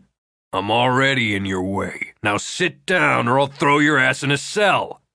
He moved so fast, Regan had time only to squeak while Rafe lunged over the desk and had Devon by the shirt front. She'd never considered herself sheltered, but the things they shouted at each other, the echo of the sentiments from the two MacKades behind her, had her already shocked system shuddering. There was no doubt in her mind that blood would flow any moment. Stop it, she said, but the order was shaky and weak under the vicious words hurling through the room. I said stop it, she repeated, hugging herself. Something crashed behind her and shot her pulse to critical. Stop it this minute, she bellowed. The surprising power in her voice halted Rafe's fist and put a stop to the shoving match behind her. 4 hard-eyed men stared at her like statues frozen in battle. You're acting like children. Worse than children. What good is it going to do anyone for the 4 of you to punch each other out? Oh, it's just typical, she said, more disgusted now than frightened. Just the sort of typical behavior I'd expect from a bunch of boneheaded baboons. Real heroes. With a sniff, she grabbed her coat. Well, I'm certainly not going to stand here and watch the 4 of you beat one another to a pulp. Sit down, Regan. When she continued toward the door, Rafe swore and went after her. Sit down, he repeated, holding back his rage and turning her gently. God, look at your hands. Shaken all over again, he gathered them carefully in his, pressed his lips to the abraded palms. It was a gesture that had the remaining MacKade shifting in embarrassment. What do you expect me to do? The rest of the anger drained and left him helpless. What do you expect me to feel? I don't know. She no longer knew exactly what she was feeling herself, not with those eyes so concentrated on her face. I just want to get this over with, Rafe. Please. Let me tell Devon what he needs to know so I can get this over with. Fine. He let her go, stepped back. Do what you have to do. She walked back to her chair, accepted the fresh mug Jared offered. Devon questioned, she answered. Rafe listened. Then he left without a word. She tried not to be hurt by it, tried to understand it. Devon, can you tell me what to expect now? My deputy will call in once they're finished with Joe at the hospital. He'll be transferred. He broke parole and the restraining order, so he'll serve his full time on the earlier charges. It was a small satisfaction, Devon thought with a quick look at Cassie. She hadn't moved or spoken in 30 minutes. Now he'll face additional charges, Devon went on. Breaking and entering, assault, attempted rape. We'll toss in the property damage. There may be a trial, and you'd have to testify. I'm prepared for that. Under the circumstances, his lawyer may advise him to deal and plead guilty. At Devon's questioning glance, Jared nodded. That's what I'd do. Yeah, well. It was hard not to hate the system, Devon mused, when it got personal. Either way, he's going away for a good while. I figure 3 to 5. He won't be bothering you again. Either of you. Well then. Regan drew in a deep breath. It's done. Cassie and I can go home now? Sure, I'll be in touch. I can't go home with you. For the first time since she'd come into the office, Cassie tried her voice. It was small and rusty. Of course you can. How can I? She stared at the lovely smoke-gray slacks Regan wore, at the nasty tears in the soft material. How could you even want me after what he's done to you? What he's done, Regan said quietly. Not you, Cassie. You're not responsible. Of course I am. It cost Cassie to lift her head, to look into Regan's eyes. I know what he might have done to you if you hadn't been strong enough to stop him. Done to you to get to me, Regan. You're the best friend I've ever had. Then let me keep being your friend. I want that, and I know you've already forgiven me. Cassie, there's nothing to forgive. Don't take this on, Regan murmured, covering Cassie's hands with hers. I have to, because I have to start figuring out how to forgive myself now. I'm going to start by taking my kids home and finding a way to make the kind of life for them they deserve. I need to start taking care of myself and them. I need to do that. In a few more days, Regan protested. No. Now. She closed her eyes, steadied herself, then opened them and looked at Jared. Can you help me, Jared? Of course I can. Whatever you need, honey. There are plenty of programs. No. She pressed her lips together hard. It was time, she told herself, long past time, that she took a stand. I want to file for divorce. Today. I need you to tell me what to do. All right. He took her hand to help her up, then slipped an arm gently around her shoulders. Why don't you come with me now? We'll take care of everything. About time, Shane muttered the minute the door closed behind them. He shrugged at the blazing look Devon aimed at him. Hey, we all know she should have ditched that bastard years ago. You won't get any argument there. Regan rose, surprised she wasn't as steady as she'd believed. But that was hard for her. It's going to be hard for her to follow through. She wouldn't have done it if he hadn't hurt somebody else, Devon mumbled. That's the kind of thing it would take for her. Then I'm glad he did. And I'm glad I heard him right back.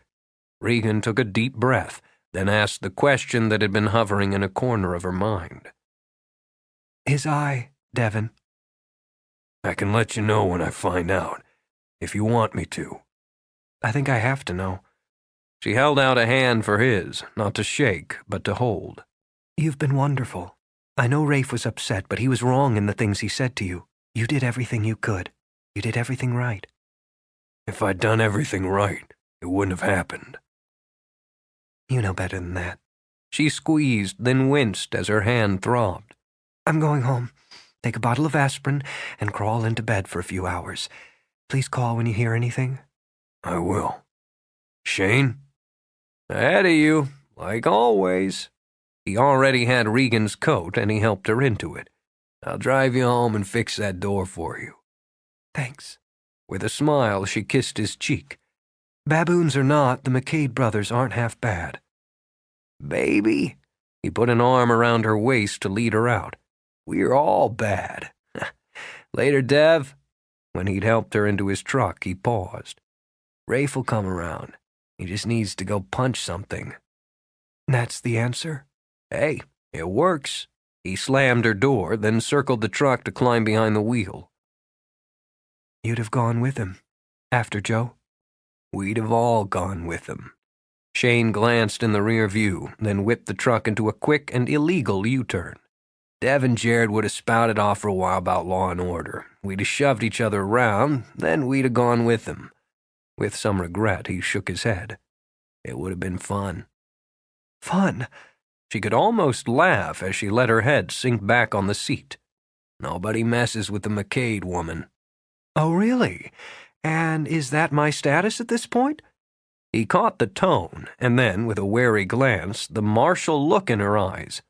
I just meant, seeing as you and Rafe, that is, the way he's...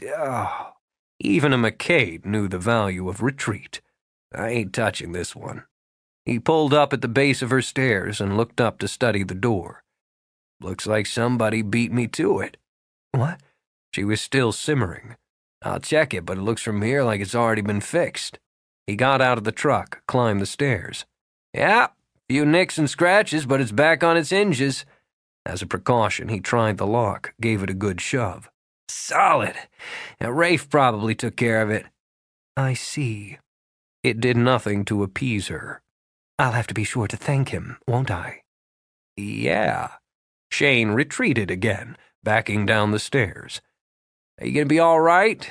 Want me to get you anything, or hang around? No, I'm fine. Just fine. It wasn't pleasant to take out her keys, but she did it, turned the lock. I appreciate the ride. No problem. As he hurried back to his truck, Shane decided Rafe had a problem. A big one. It gave him a reason to smile all the way through town. Chapter 10. It felt good to beat on something, even if it was only a nail. To prevent himself beating on something or someone else, Rafe had closed himself inside the East Wing bedroom. The look in his eye had warned any and all of his men to keep their distance, if they wanted to keep their teeth. The sounds of construction bumped against the walls, a sound just violent enough to suit his black mood. Rafe ignored the nail gun at his disposal and beat in nails with hammer and muscle. Every new stud that he secured with nails and a swing of his arm was Joe Dolan's face. When the door opened behind him, Rafe bared his teeth without looking around. Get the hell out! Stay out or you're fired! Go ahead and fire me. Regan slammed the door at her back. Then I can say what I have to say to you without damaging our professional relationship. He looked over his shoulder now, briefly. She'd changed, he noted. Not just the slacks, but everything. Shirt, blazer, jewelry. From her hair to her shoes, she was neat as a pin. But he remembered exactly how she'd looked. Frazzled, pale, with blood on her clothes. You don't want to be here right now. He set another nail, shot it home. You couldn't be more accurate on that, MacKade, but I'm here. She'd had to shower first, had to scrub herself everywhere and throw out every stitch she'd been wearing when Joe touched her, but she was steady again and ready to deal with Rafe MacKade. I want to know what the hell is wrong with you. If he told her, she was liable to laugh in his face, and that, he was dead sure, would push him over that final edge. I'm busy, Regan. Weather's cost me a full day. Don't hand me that. Look at me when I'm talking to you, damn it! When he didn't, just kept battering nails into wood, she fisted her hands on her hips. Why did you leave Devon's office that way? Just leave. I had things to do. To illustrate her opinion of that, she kicked at a toolbox. I suppose I'm to thank you now for fixing my door. I'll bill you. Why are you mad at me? She demanded. I didn't do anything to... Her breath sucked in as the hammer sailed across the room and crashed into a newly framed wall. No, you didn't do a damn thing. You just got yourself tossed around, bruised, bloodied up, and damn near raped. Why the hell should that bother me?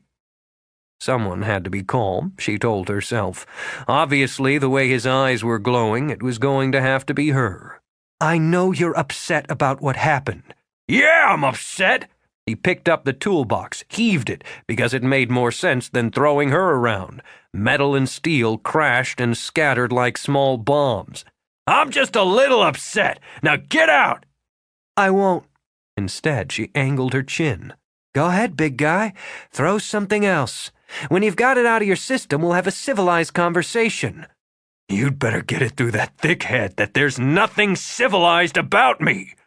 Oh, that's coming through loud and clear, she tossed back. What's next? You want to take a shot at me? That should prove you're a bigger man than Joe Dolan. His eyes went black. For an instant, a heartbeat, she thought she saw hurt mixed with the rage, and it shamed her. I'm sorry. Fumbling, she lifted her hands. You didn't deserve that. I didn't mean that. Now there was only rage, viciously controlled. You usually say what you mean. He held up a hand before she could speak again. You want to have a conversation? Fine. We'll have a damn conversation. He strode to the door, simmering when she flinched. Yanking it open, he bellowed to every corner of the rambling house. "Out! Everybody out now!" He slammed the door again, satisfied by the scramble of feet and the clatter of tools. "There's no need for the work to stop," she began. "I'm sure this'll only take a few minutes." "Sometimes it just can't be your way." "I don't know what you mean." "No, I don't guess you do." Disgusted, he hauled open the door again. "Somebody give me a damn cigarette!" he shouted. But as there was no one brave enough to approach, he ended up slamming the door again. Regan watched, quietly fascinated, while he paced and swore. His shirt was shoved up to the elbows, a tool belt was slung at his hips like a holster. He'd wrapped a bandana around his forehead to catch the sweat. He looked, she thought, like a bandit who would just as soon kill as steal. And it was certainly ridiculous to be aroused. "I could make coffee," she began, then let out a breath at the razor-edged look he shot her. "Maybe not. Rafe—" "Just shut up!" Her back jammed straight as a poker. "I don't care to be spoken to that way." "Get used to it. I've held back long enough with you." "Held back?" Her eyes went wide. If he hadn't looked like a maniac, she might have laughed. "You've been holding back? I'd like to see what you consider cutting loose." "You're about to." He gnawed off the words like stringy meat from a bone. "You're ticked off that I left? Well, now you're going to be treated to what would have happened if I'd stayed." "Don't you touch me!" Her arms shot up, hands fisted like those of a boxer ready to spar. "Don't you dare!" Eyes simmering, he closed a hand over her fist and used his leverage to push her back to the door. "Same goes, darling. I gave you a chance to walk and you didn't take it." "Don't call me darling in that tone of voice." The way his lips peeled back, she wouldn't have been surprised to see fangs. "God, you're a piece of work." He tossed her hand down and walked away because it was safer for both of them. "You want to know why I left? That's the big burning question, isn't it? That's what had you coming over here, coming to me?" "Yes." "But you didn't come to me this morning when he threatened you. You didn't come to me when he hurt you." And that, Rafe thought, however it devastated him, was that. "I had to tell Devin," she began. "Yeah, you had to tell Devin." Bitterly calm now, he turned back. "You know what I heard in that nice and detailed statement you made, Regan? Dolan came into your place this morning just like I thought he would." "And I handled it," she countered, "just like I told you I would." "Sure, you're great at handling things. He threatened you. He scared you." "Yes, all right, he scared me." And she was scared now, too, she realized, of where this was leading. "That's why I called Devin." "But not me. You went down to Devin's office, filed your charges." "Yes, of course. I wanted Joe arrested." "Nice and tidy. Then you went grocery shopping." She linked her hands together, pulled them apart. I knew Cassie was going to be upset, and I just thought if I fixed a meal, it would make us both feel better." "And in all that time, going to Devin's, to the market, walking there and back, you never stopped to call me. It never even occurred to you, did it?" She opened her mouth, closed it again. "All right, yes. It was my first reaction, but I calmed down and decided against it." "You calmed down?" "Yes. I realized it was my problem and my responsibility to handle it." Her simple honesty sliced through him like a blade. He could almost see himself split in half, one part rage, one part misery. "And after he had his hands on you and hurt you, tried to—" He couldn't say it. If he did, he'd fall to pieces. "You didn't think to call me then, either. I only heard it from Shane because he was in with Devin when the call came through and he figured I'd be interested." Somehow she realized she had hurt him. She'd never meant to, hadn't known he could be hurt. "Rafe, I wasn't thinking at all." She started forward, stopped, knowing it would do no good to go farther. "I was numb. By the time I could really think again, I was in Devin's office. It all happened so fast," she said hurriedly, desperate now to make him see, to understand. "And part of the time it seemed as if I wasn't really there at all." "You were handling it." "I had to. It wouldn't have done any good to fall apart. You're real good at keeping yourself together. He walked over, picked up the hammer. All by yourself. I have to be. I expect myself to be, because You don't want to be like your mother, he finished for her. It sounded so callous and so foolish. all right, yes, that's partially true. It's important for me to be a certain way, but that really doesn't apply to this. If I didn't call you, it was only because You didn't need me. His eyes were level and no longer hot. He had very little heat left inside him. You don't need me. A new kind of panic was twisting through her. that's not true. Oh, the sex is great. He smiled then, coolly, humorlessly. That's a need we handle together real well. It's my problem that I let it get personal. I won't make the mistake again. It's not about sex. Sure it is. He plucked a nail out of his pouch, set it in place. It's been about sex right from the get-go. That's all we've got. It's plenty. He rammed the nail home. You know where to find me when you've got the itch. The blood drained from her cheeks and froze around her heart. That's a horrible thing to say. Your rules, darling. Why complicate a good thing, right?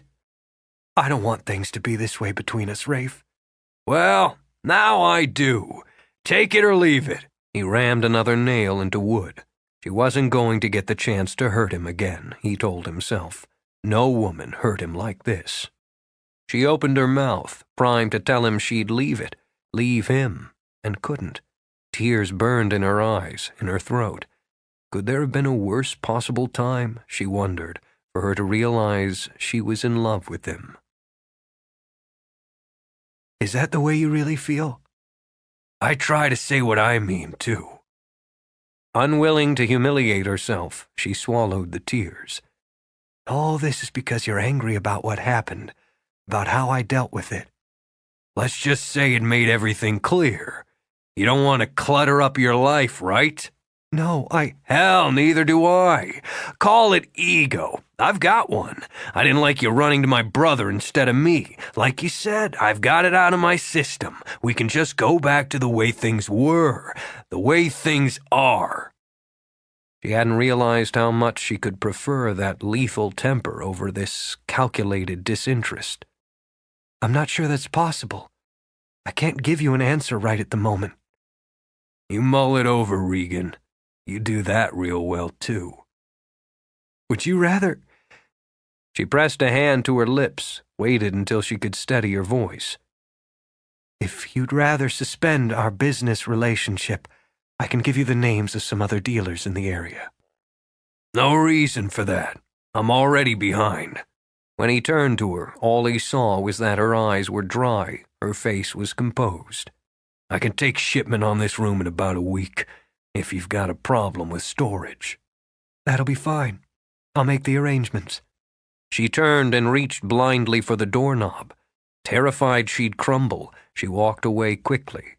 She didn't start to run until she was outside, with the wind slapping her wet cheeks. When he heard the door close below, Rafe sat down on the floor. At the sound of weeping shimmering in the air, he rubbed his hands hard over his face. I know just how you feel, he muttered. It was the first time in his checkered career that anyone had managed to break his heart. His only solace was that he'd make damn sure it was the last. The predicted ice storm raged through, glazing the snow, turning the streets to glass. It was days before the temperature inched up enough to soften it. Each night the thermometer would plunge again, hardening and slickening every coated surface. It didn't mean a damn thing to Rafe. The lousy weather gave him an excuse to stay just where he was, work 20 out of every 24 hours. With every nail he hammered, every wall he sanded, the house became more his. When he couldn't sleep, even after exhausting himself, he wandered the house with the other ghosts. He was too busy to think about Regan, or so he tried to convince himself. Whenever he did, whenever she snuck through his well-fortified defenses, he just worked harder, longer. You look a little ragged, pal. Devin lit a cigarette and watched Rafe hammer freshly painted baseboard into place. Remember that book, Dorian Gray? The way it's starting to look, you're the picture in the closet, and this house is old Dorian. Pick up a hammer or beat it. Instead, Devin crouched, ran a fingertip over the wide, carved trim. Sure is pretty as a picture. What'd you call this color? Rose dust. He framed the words like a dare. Yeah, sure is pretty. Devin used an empty coffee can as an ashtray. If you're into pink. Rafe spared him a look. You trying to start something? No, just making conversation. They transferred Joe from the hospital today. Rafe's eyes iced over before he turned away. None of my business. He didn't lose his eye. Devin went on easily. Be wearing a patch for a while, though. They can't tell yet if there'll be permanent damage. She should have aimed between his legs. Yeah, too bad about that. Well, I thought you'd want to know. He pleaded guilty to the B&E, the assault, on advice of counsel. They dumped the attempted rape charges to get the guilty plea and avoid trial, but he's not going to pass go. Rafe didn't want to care. How long? My guess is 3, solid. Before you say it's not enough, I'm going to the sentencing tomorrow myself and adding weight. When he's up for parole in a year or so, I'll go back and add more. I said it's none of my business. Rafe towed in the last piece of baseboard. How's Cassie holding up? Okay, I guess. Jared's pushing through the divorce. With the spousal abuse and adultery, it won't take the usual year. Joe's not in much of a position to contest it. The quicker it's done, the quicker she and the kids can get on with things. Thoughtfully, he tapped his cigarette out in the can. Aren't you gonna ask how Regan's holding up?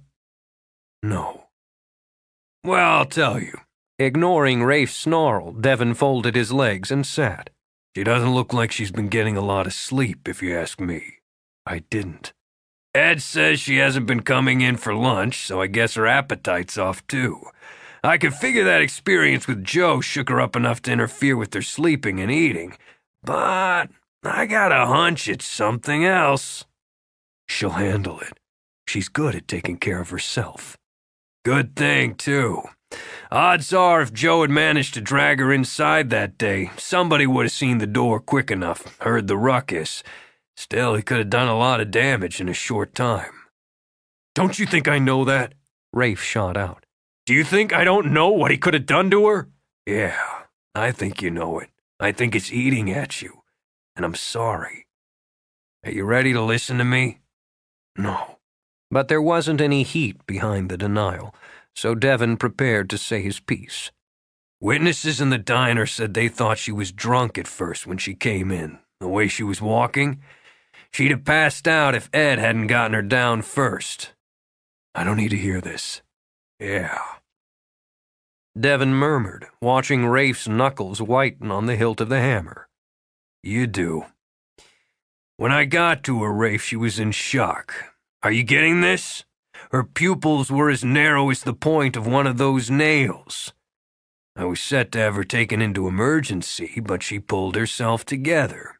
I watched her do it. It was impressive. So she's tough. The image projecting into his mind scraped him raw. Tell me something I don't know. Okay. I don't figure you were in any shape to see the way she looked at you when you walked into my office. She'd pulled herself together because she had to, because that's the way she's made, I guess. Then you walked in. A man could go his whole life without having a woman look at him the way she looked at you. She doesn't need me. That's bull. You may be stupid, but you should know that. I know I was stupid enough to let her matter, to let what she thought of me, what she wanted from me matter. I'm not doing it again. He rose, hooked his hammer in his tool belt. I don't need her either. With a sigh, Devin unfolded himself and stood. You're cross-eyed in love with her. No, I'm not. I got soft on her for a while, then I got over it. Devin pursed his lips. There was one quick, potentially painful way to handle this. "You're sure? I just said so, didn't I?" "Good." Devon smiled. "That clears the way. When I thought you had a thing for, I didn't want to muscle in. Since you don't, I'll go see if I can, stimulate her appetite, huh?" He was expecting the punch and took the fist on the jaw philosophically. It was always satisfying to make a point. He lifted a hand, wiggled his jaw, mildly relieved it wasn't broken. "Yeah, I can see how you got over it." "I ought to hit you again," Rafe said between his teeth. It was infuriating, humiliating to know how neatly he'd been conned. "I wouldn't. That one was free." Cautious, Devon moved his jaw again. "Damn, Rafe, you still got a nice right jab." Almost amused, Rafe flexed his aching fingers. You still got a face like a rock, you son of a bitch." "I love you too." Cheered, Devon draped an arm over his brother's shoulders. "Feel better now?" "No." Then he paused. "Maybe. You want to go find her and straighten this mess out?" "I'm not crawling after some woman," Rafe mumbled. "You will," Devon thought, "sooner or later." "Well, then I got the night off. Want to get drunk and disorderly?" "Yeah." They walked into the hall, started down the steps. "Why don't I meet you at the tavern? 10 o'clock. "Suits me. I'll see if I can round up Shane and Jared." "Just like old times. When Duff sees us coming, it'll scare the—" Rafe broke off, felt his heart skip. Regan stood straight-backed and cool-eyed at the base of the stairs. "I've got your delivery." She'd worked very hard on being able to speak without inflection. "Your message said you'd be ready for it by 3. "Just." His stomach quivered, infuriating him. "You can have it hauled up." "All right. Hello, Devon." "Hello, Regan. I'm just on my way out. See you tonight, Rafe." "Yeah." Rafe kept his eyes on Regan's as he came down the last few steps. "Have any trouble on the roads?" "No, they're mostly clear now." She wondered that he couldn't see her heart bleeding. "I was able to get that feather mattress you wanted for the 4-poster. I'll be happy to set it up so you can be sure you want to go with it." "Appreciate it. I'll get out of your way. I've got—" Nothing, he realized. He had nothing. "Work," he said finally. "Give a yell when you're ready. I'll have your check." She wanted to say something, anything, but he was already walking away. Squaring her shoulders, she went back to the door to instruct the movers.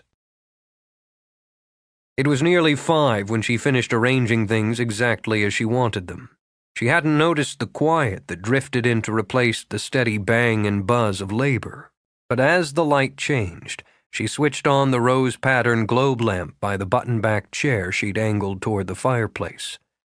There was no mantel there yet, no flames crackling.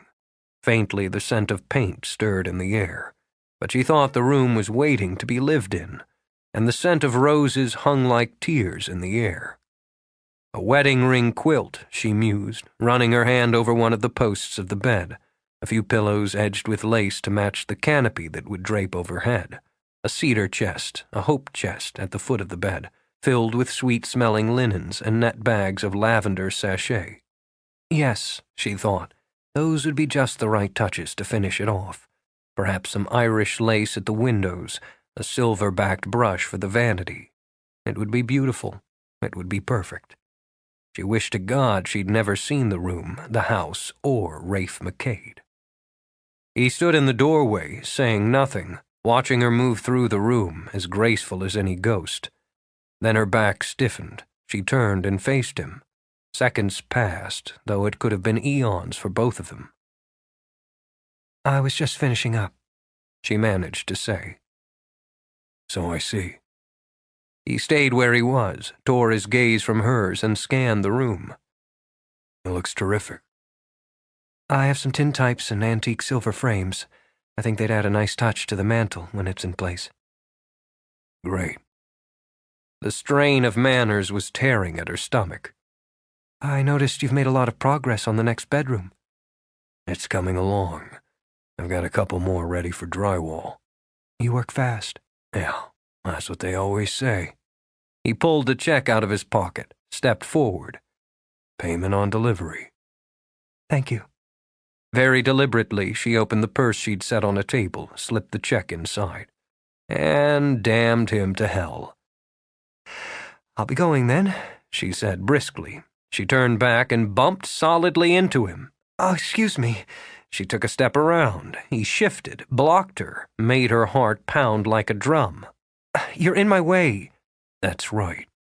And since he was, he took a good long look. You look lousy. Thank you so much. You've got shadows under your eyes. So much for cosmetics, she thought in disgust. It's been a long day. I'm tired. How come you haven't been eating over at Ed's? She wondered why she'd ever thought she liked small towns. Despite what you and the Antietam grapevine might think, what I do on my lunch hour is my business. Dolan's locked up. He's not going to bother you again. I'm not afraid of Joe Dolan. She tossed back her hair, proud of her own bravado. I'm thinking about buying a gun. Think again.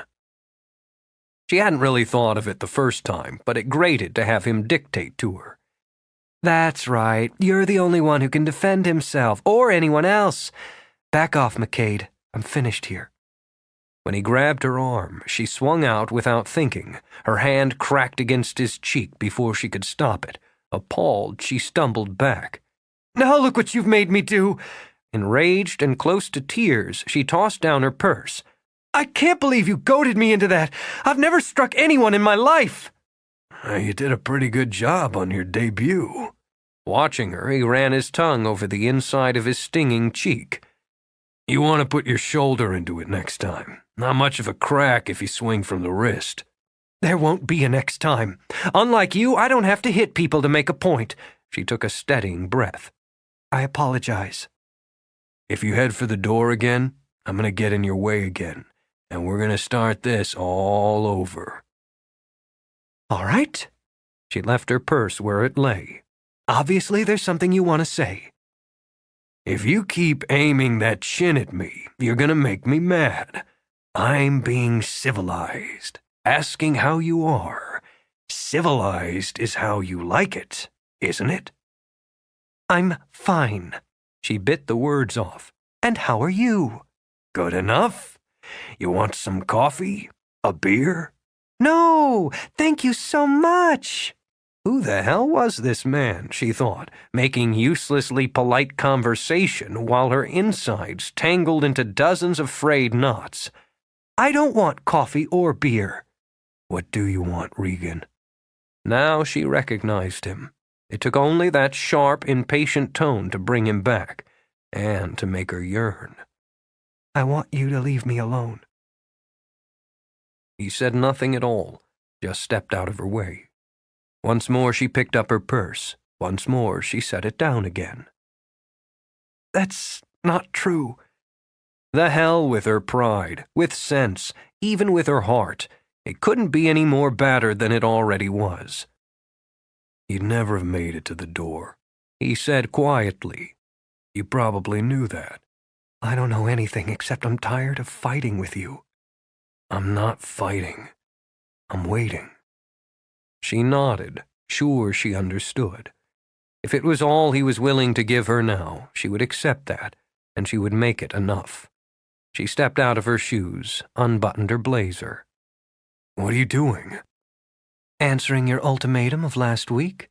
She tossed the blazer on the chair and unbuttoned her blouse. You said, take it or leave it. I'm taking it. Chapter 11. It was a curve he hadn't been expecting. By the time he could speak, she was wearing nothing but 2 scraps of black silk, and all the blood had drained out of his head. Just like that.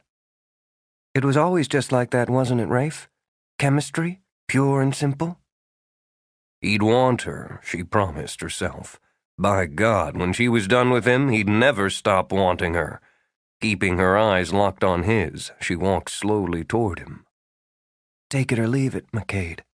She put her hands on his shirt and stunned them both by ripping it open and sending buttons flying. Because I'm about to take you. Her mouth was fire on his, burning, flashing, shooting dozens of wild blazes into him.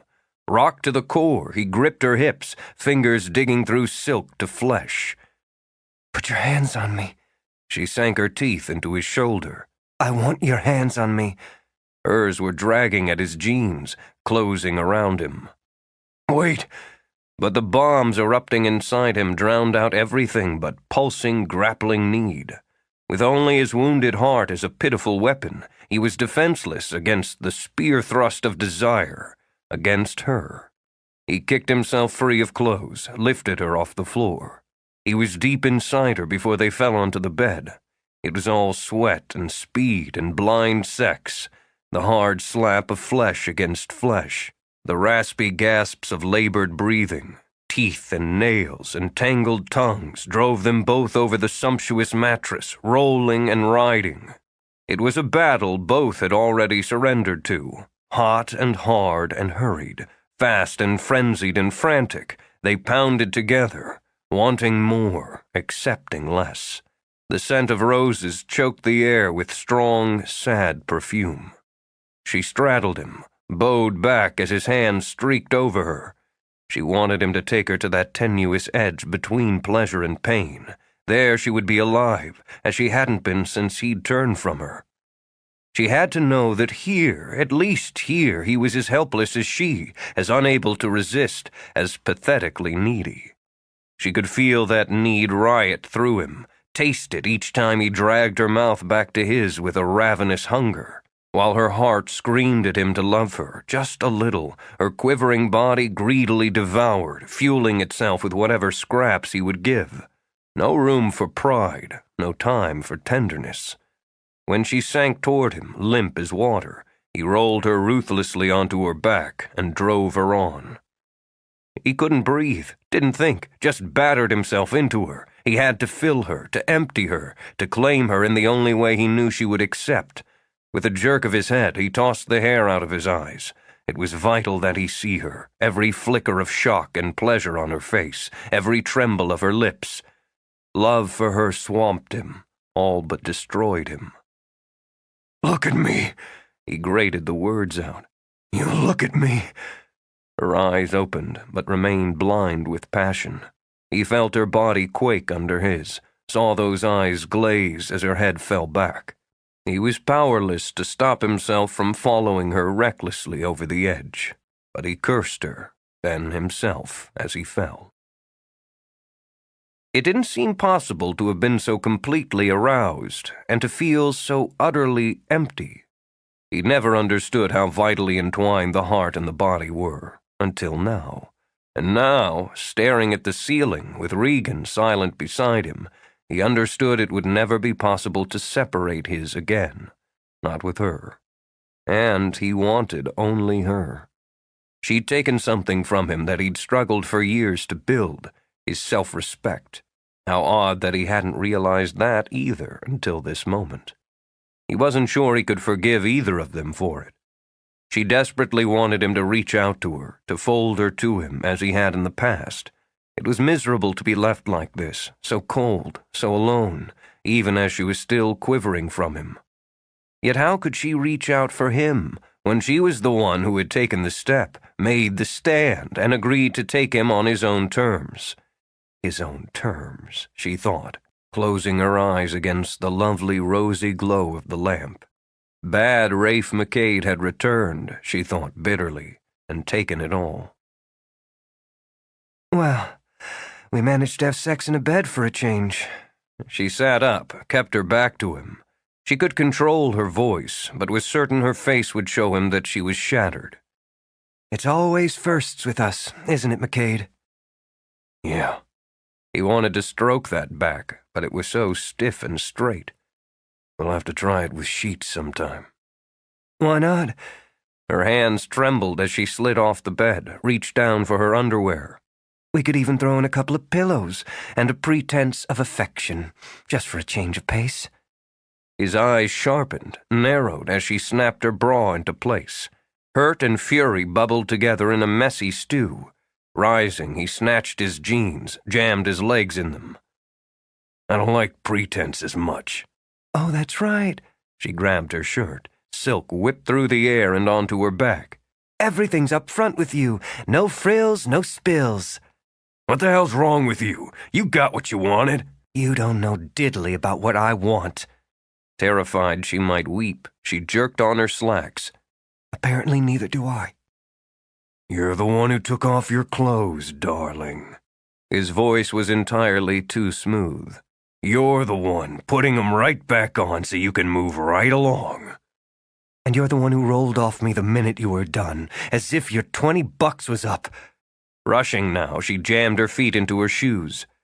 She might have had a chance if she'd been looking at him, a slim one, but he moved fast, and she was 6 inches off the ground, his hands like a vice on her, his eyes drilling holes in hers before she drew a second breath. Don't say that. I've never treated you that way. I've never thought that way. You're right. Oddly enough, it was the lash of his temper that calmed her, stopped her, she hoped, from being a perfect fool. I'm sorry, Rafe. That was unfair and untrue. Very slowly, he set her back on her feet. He realized his fingers were digging hard enough into her flesh to meet bone and dropped his hands. Maybe I moved too fast, but you caught me off guard. No. Yes, she felt very calm, she thought, as she turned to pick up her blazer. Very calm and very, very fragile. If he touched her again, she would crack like flawed glass. I initiated things and I agreed to your terms.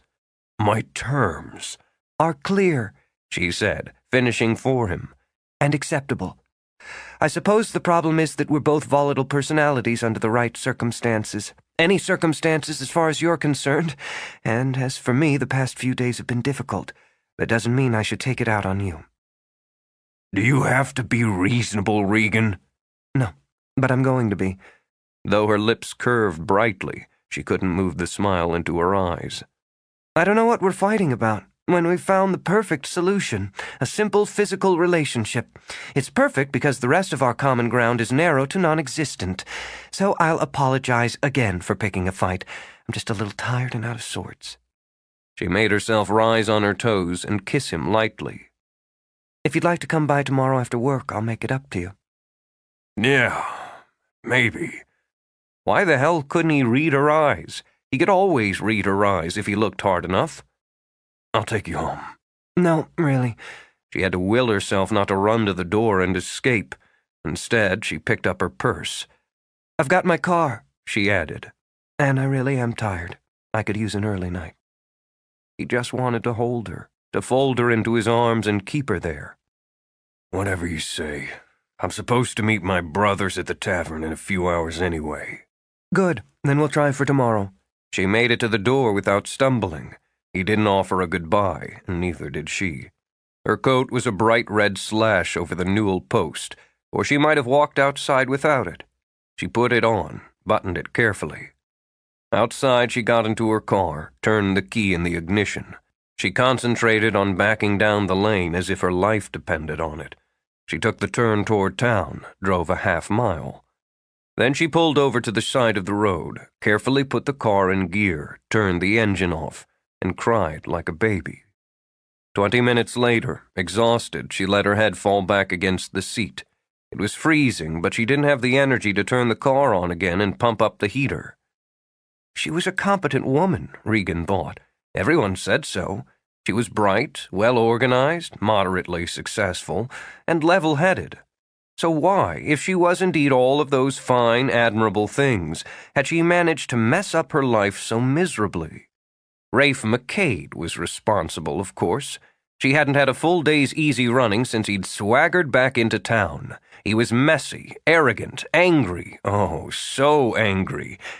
And charming, she thought with a sigh, with all those unexpected sweet spots mixed with the rough. She should never have fallen for him. She certainly shouldn't have deluded herself that she could have an affair with him and stay objective.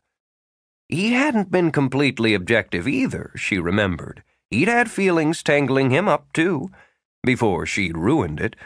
If she had just a little more of what he needed, if she hadn't been so dead set on doing it all her way, he might have stayed tangled until he'd fallen in love. Oh, that was wrong, she thought, and banged her fist against the steering wheel. That was her mother's kind of thinking. Make everything pretty, everything perfect for the man, stroke his ego, cater to his whims, play the game, and win the prize.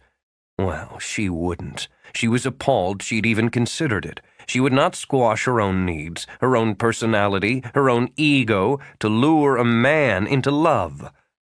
But hadn't she just done that? She shuddered, but not from the cold. Hadn't she just done that up in that bedroom? At a loss, she braced her elbows on the wheel, her head in her hands. She wasn't sure of anything any longer, except that she loved him. She loved him, and in her stubborn stance against luring him into love with her, she had blocked, perhaps even rejected, his feelings, and humiliated herself in the bargain. That, Regan concluded, made her an idiot. So what if she had to make some changes in herself? Hadn't he, in his way, done the same? He'd been hurt, she remembered. She had hurt him, infuriated him, yet he had gone off to pound nails instead of picking a fight. It was she who was the coward, who had been unwilling to trust, refusing to bend. He'd never tried to run her life or her thoughts, or tried to change her. No, he'd given her room, he'd given her affection, and he'd given her the kind of passion a woman dreamed of. But she'd held back anyway, foolishly, in a knee-jerk response rooted in her upbringing. Why hadn't she thought of his needs, his pride? Wasn't it time she did so? She could be flexible, couldn't she? Compromise wasn't capitulation. It couldn't be too late to show him she was willing. She wouldn't let it be too late to... The thought that came into her mind was so simple and so ridiculous, she knew it had to be right. Without giving herself a moment to think it through, she revved up the car and hit the gas. In minutes, she was on Cassie's doorstep, banging. Regan! With Emma on her hip, Cassie dragged a hand through her tousled hair. I was just... You've been crying. Alarm sprinted through her. Joe! No, I'm sorry. I didn't mean to scare you. I need help. What is it? In a flash, Cassie had closed the door and locked it. What's wrong? What's 9-ball? What? Baffled, Cassie set Emma down, gave her a little pat on the bottom to send her along. What's 9-ball? Yes, and where am I going to find a red leather miniskirt at this hour? Cassie thought for a moment, brushing a hand over the wet spot on her sweater that was courtesy of Emma's bath. If that's what you want, we'll have to call Ed. Suck it in, sweetie. I am.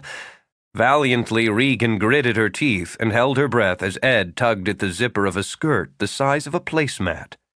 Trouble is, you've got a figure. I've got bones. Mouth clamped tight in determination, Ed hauled and tugged, then, with a wheeze of triumph, sat back on Cassie's bed.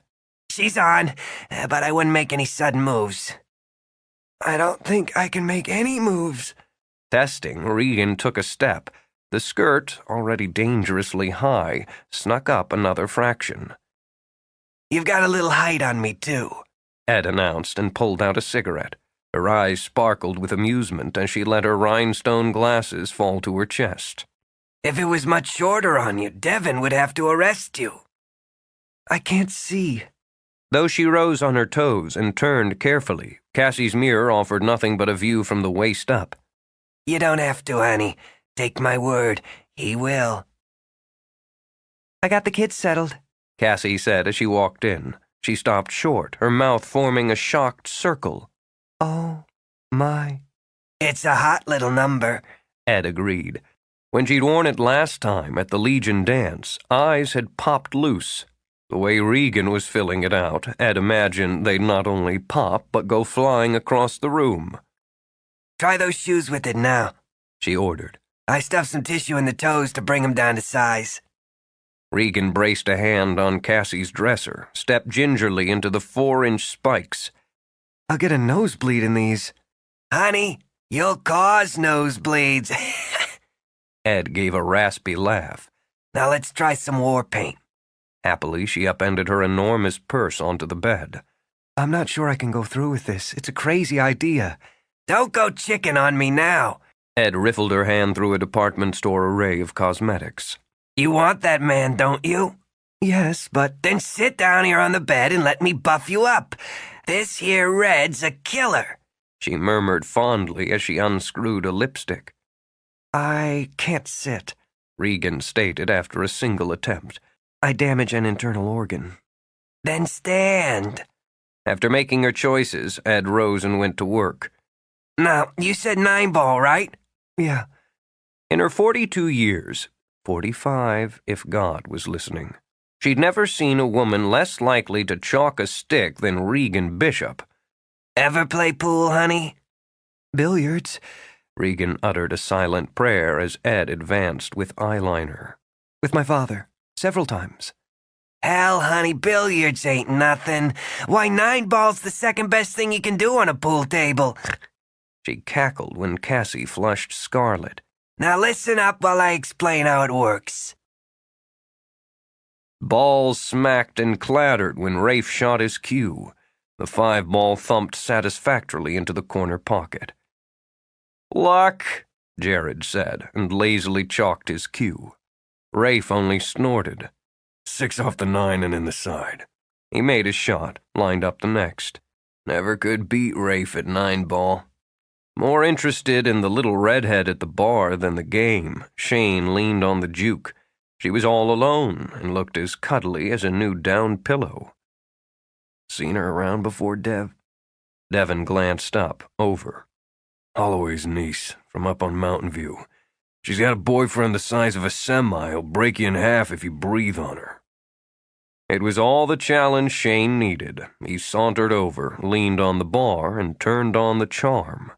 Devin gave a resigned smile. If the boyfriend came in, Devin would have to use his badge, and that would blow his night. My game. Rafe held out his hand for the $10 Jared owed him. You're up, Dev. I need a beer. Jared's buying. Rafe grinned at his older brother. Right, bro? I bought last round. You lost the last game. So be a gracious winner. His tab, Jared told the bartender and held up 3 fingers. Hey, what about me? Jared flicked a glance at Shane. The redhead was clutching his arm like a fast-growing vine. You're driving, kid. Flip for it. Obligingly, Jared took a coin from his pocket. Call it. Heads. He flipped the coin, caught it neatly. Tails, you're driving. With a philosophical shrug, Shane turned back to the redhead. Does he have to hit on everything in a skirt? Rafe muttered while Devin racked the balls. Yep. Somebody had to take up where you left off. Devin stepped back, chose his cue. And since you're spoken for, nobody said I was spoken for. Rafe gave the curvy redhead a long look, felt nothing more than a low-level tug of basic appreciation, and thought of Regan, just thought of her, and his heart shattered. We've got an understanding. He bit the words off, but still tasted bitterness. Nothing serious. He's hooked, Jared grinned and lifted his beer. And his heart looks so pretty, right there on his sleeve. No way he was going to take the bait, Rafe thought. It was bad enough having your heart broken without having your family watch you fumble with the pieces. You want to eat this cue? Rafe executed his break, smugly pleased when 2 balls rolled into pockets. She came into the house today, Devin said conversationally. And that hook in his mouth dragged him right down the stairs like a trout on a fly. I think there were stars in his eyes, too. Devin met Rafe's steely look equably. Yep, I'm sure of it. Pretty soon he's going to start shaving regular and wearing clean shirts. Jared shook his head as if in mourning. Then we'll know we've lost him. Then it'll be antique shows and ballets. Devin heaved a heavy sigh. Poetry readings. Because that hit entirely too close to home, Rafe jerked the cue and missed his shot. He wasn't going to think of her. Damn it, he wasn't going to give Regan or the hole in his gut a single thought. Keep it up and I'll take both of you on. Well, I'm shaking. After lining up his shot, Devon leaned over the table. He made his ball cleanly. As he circled the table, he sniffed at Rafe. That cologne, lover boy? I'm not wearing any damn... Rafe hissed out a breath. You're just jealous because you're sleeping alone on some cot outside a cell every night. You got me there. Enjoying himself, Jared plugged coins into the jukebox. What time do you have to be home, Rafe? We wouldn't want you getting conked with a rolling pin for missing curfew. How long have you been a practicing ass? It was some small satisfaction to note that Duff was shooting them uneasy glances. A man didn't like to lose his touch. What's the fine for breaking up a couple of chairs? Nostalgia swam sweetly along with the beer in Devon's bloodstream. Unless he counted breaking his brothers up, and you could hardly count that, he hadn't been in a decent fight in years. Can't let you do it, he said with mildly drunk regret. I carry a badge. Take it off. Rafe grinned. And let's beat the hell out of Shane, for old time's sake. Jared tapped his fingers on the juke in time to the music. He eyed their youngest brother, who was definitely making progress with the redhead. That alone was reason enough to punch him a few times. I've got enough on me to post bond, Jared told him, and a little extra to bribe the sheriff, if we have to. Devon sighed, straightened from the table. With brotherly affection, he studied the unsuspecting Shane. Hell, he's gonna get his butt whipped before the night's over anyway, if he keeps playing with that girl. We might as well do it first. We'll be more humane, Jared agreed. The bartender watched them move together, recognized with despair the look in each eye. Not in here. Come on now, Devon. You're the law. Just doing my brotherly duty. What's the idea? Scenting trouble, Shane danced back from the bar. He scanned his brothers, shifted as they moved to flank him. 3 against 1? His mouth curved in a wide, reckless grin as other customers moved to safety. Come on, then. He crouched, braced, then made the mistake of glancing over as the door opened. His mouth had already fallen open in surprise when Rafe caught him low and sent them both crashing into a table. You make it too easy. Laughing, Rafe turned and caught him in a cheerful headlock. Then he went numb, right down to his toes. The skirt barely made it past the legal limit. It wasn't tight. It went beyond tight as it squeezed possessively over curvy hips in an eye-popping fire engine red. The legs went on and on. Rafe's dazzled gape followed them down to the razor-sharp skyscraper heels in that same bold color. When he managed to lift his gaze, he saw that the skinny black top was as snug as the skirt and dipped down low over firm, unfettered breasts. It took him a full 10 seconds to get to her face. Her mouth was red and wet and curved. Beside it, the little mole was a bold exclamation of sex. Her hair was tousled, and her eyes were shadowed and heavy. She looked like a woman who'd just climbed out of bed and was willing to climb right back in. Holy hell. It was Shane's strained muttering that jolted him out of shock. Is that Regan in there? She is hot. Rafe didn't have the strength to put much behind the punch. When he gained his feet and moved to the door, his head was still buzzing, as if he'd been the one to take the blow. What are you doing? She moved a shoulder, causing the excuse for a blouse to follow her stretch. I thought I'd play a little 9-ball. There was something stuck in his throat. 9-ball? Yeah. She sauntered over to the bar, leaned an elbow on it. Gonna buy me a beer, MacKade? Chapter 12. If he kept staring at her, she was going to lose it, Regan thought. She was already so nervous that if her clothes hadn't been girdled on, she'd have jumped out of them. Because she'd wanted to make an entrance, she'd left her coat in the car. Only the heat of possible humiliation kept her teeth from chattering. Her feet were killing her. When Rafe didn't answer, she scanned the room and tried not to swallow audibly at the stairs. Gathering courage, she flashed a smile at the bartender. Even the weary-eyed Duff was goggling at her. I'll have what he's having. When she had the beer in her hand, she turned back. No one had moved a muscle. It was either run or play it out, Regan told herself, taking a quick swallow of beer. She hated beer. Are you going to rack 'em, MacKade, or am I? I'll rack 'em, Jared interjected helpfully. His hands were still a little sweaty, but he'd gotten over the worst of the shock. Rafe's face was almost as much of a pleasure to watch as the sway of Regan's hips, as she sauntered over to study the arsenal of cues. Rafe heard the clatter of balls and blinked. You said you wanted an early night. Changed my mind.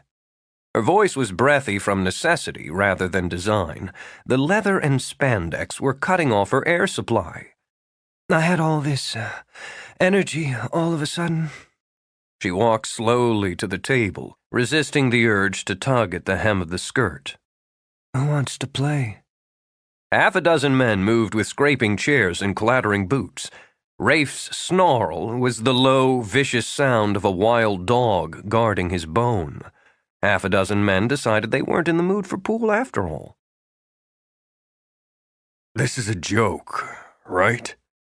Regan took the cue Devon offered, smiled and stroked her fingertips from the tip down the shaft. Someone moaned. I felt like some action, that's all. With her confidence building, she passed the bottle of beer to Jared. This, at least, she thought she knew how to do. Planting her feet, bending one knee for balance, she leaned over the table. Leather strained.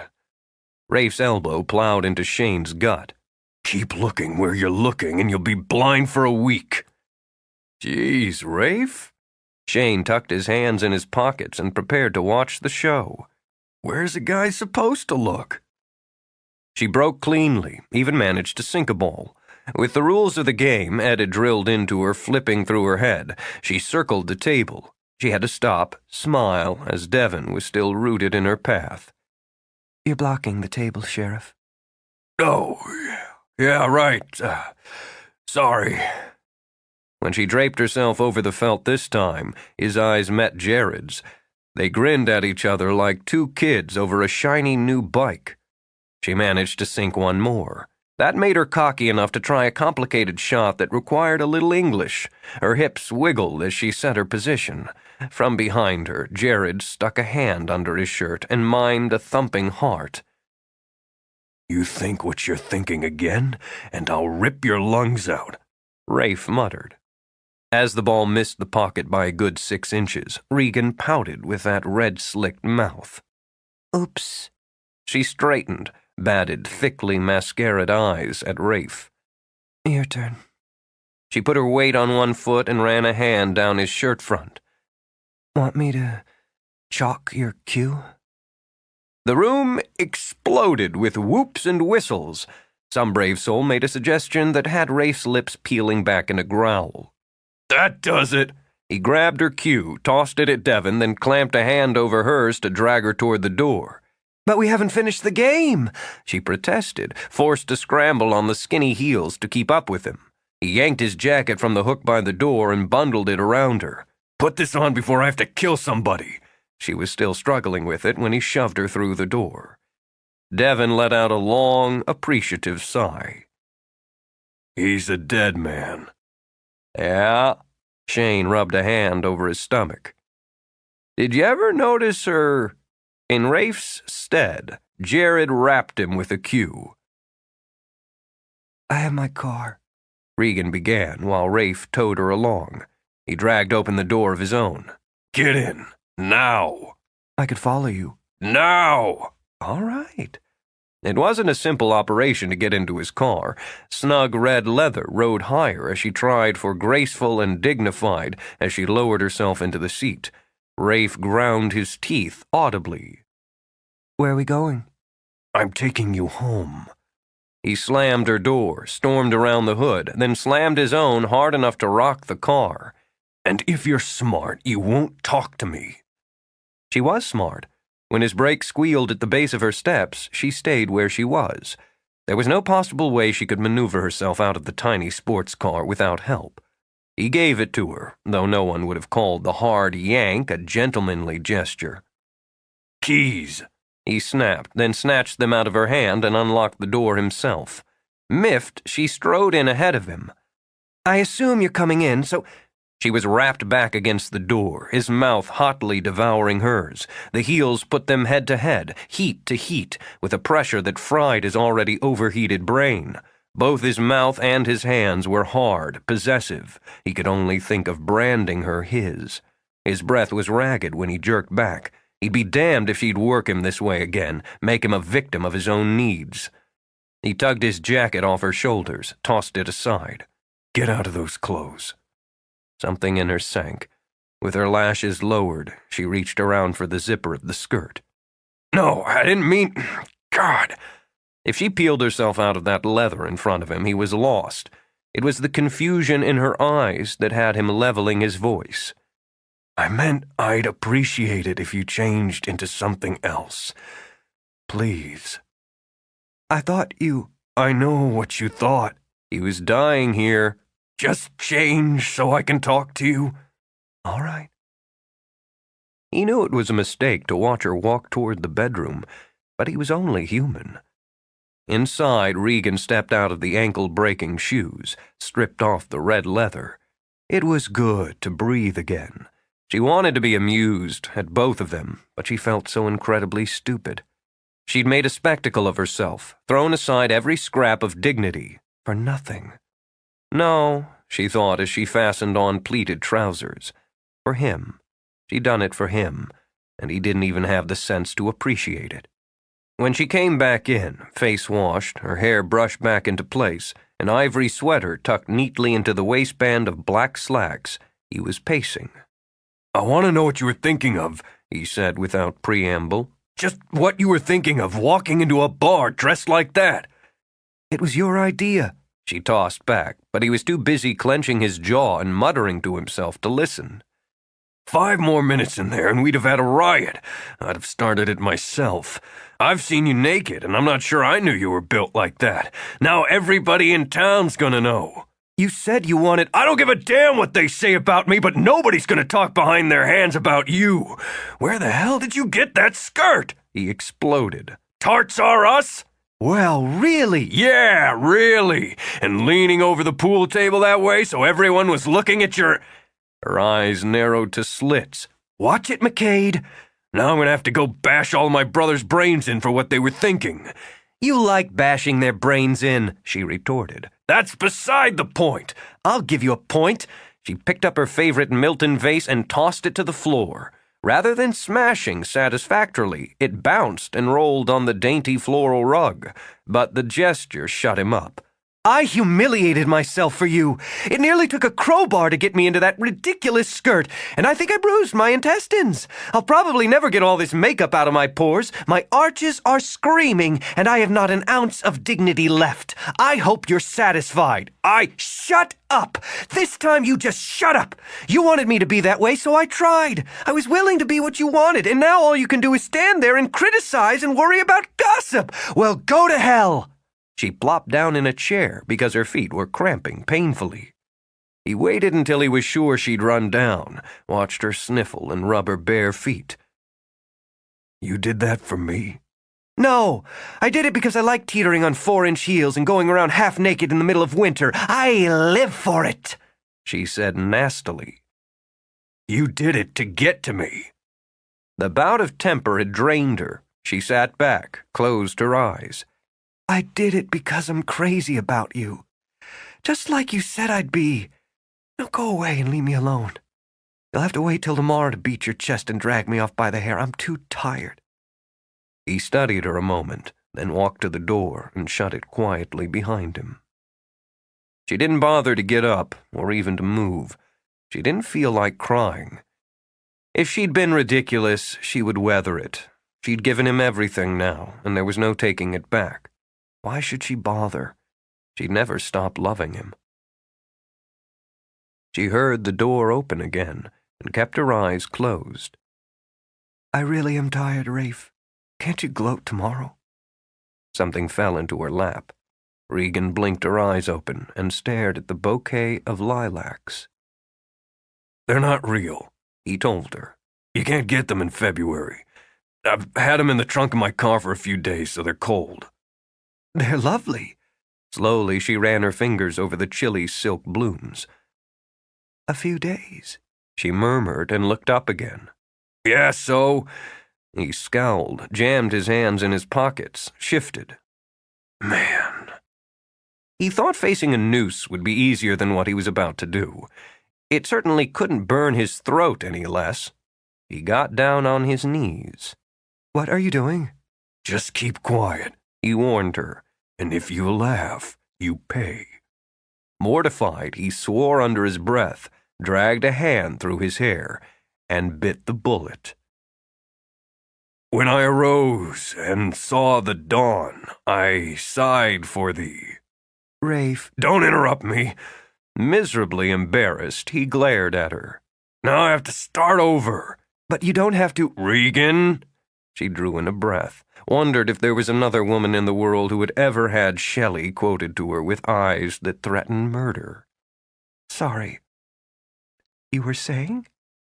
He shifted his weight. Okay. When I arose and saw the dawn, I sighed for thee. When the light rode high and the dew was gone, and... oh, hell! He raked his fingers through his hair and tried to concentrate. I got it. And noon lay heavy on flower and tree, and the weary day turned to her rest, lingering like an unloved guest. I sighed for thee. His breath came out on a huff of tremendous relief. That's all I've got. It took me more than a week to memorize it. If you mention this to anyone... I wouldn't dream of it. Incredibly moved, she laid a hand on his cheek. That was very sweet of you. It kind of fits the way I feel about you. And now that it was over, thank God, it hadn't been as bad as he'd feared. I think about you, Regan, all day, every day. So if you want poetry... No. With a quick shake of her head, she reached out and laid her cheek on his shoulder. No, I don't need poetry, Rafe. I haven't bothered to give you much romance. And he knew now, by the way her eyes had gone soft and dreamy, that he should have. Now it's fake flowers and somebody else's words. She had to cry now, but they were lovely tears, soothing ones. I love the flowers, and I loved the words, but I don't need them. I don't want you to change for me, Rafe. There's nothing about you I'd want to change. I said I'd take you as you are, and I mean it. I like you the way you are, Regan, all neat and tidy. Not that I didn't appreciate the way you filled out that leather. I'm sure I could borrow it from Ed again. Ed? He rolled his eyes and chuckled weakly. No wonder it fits you like skin. Then he felt the warm drops on his neck. Oh, don't do that, baby. Please don't. I'm not really crying. I'm just touched that you'd memorize Shelley for me, that you'd care enough. She gave him a hard squeeze before leaning back. I guess we both won the bet, or lost it, depending on your viewpoint. She dried off her cheeks with the back of her hand. Of course, you didn't lose yours in public. If you think you can talk me into giving that little recital down at the tavern, you really are crazy. I'd never get out alive.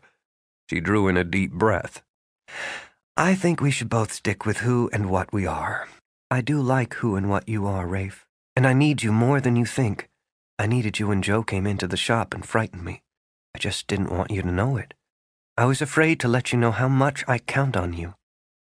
He picked up her hand, kissed it, and felt dozens of wounds heal. You didn't have to be. I figured that out for myself. I like figuring things out for myself. Tell me about it. He smiled and no longer felt foolish being on his knees. I like the way you figure things out for yourself, the way you handle yourself, Regan. Even when it ticks me off, I like your style. I like yours, too. She leaned forward and kissed him lightly. I'm gonna get something to put these in. He reached behind him and picked up the vase she'd thrown. How about this? That'll be fine.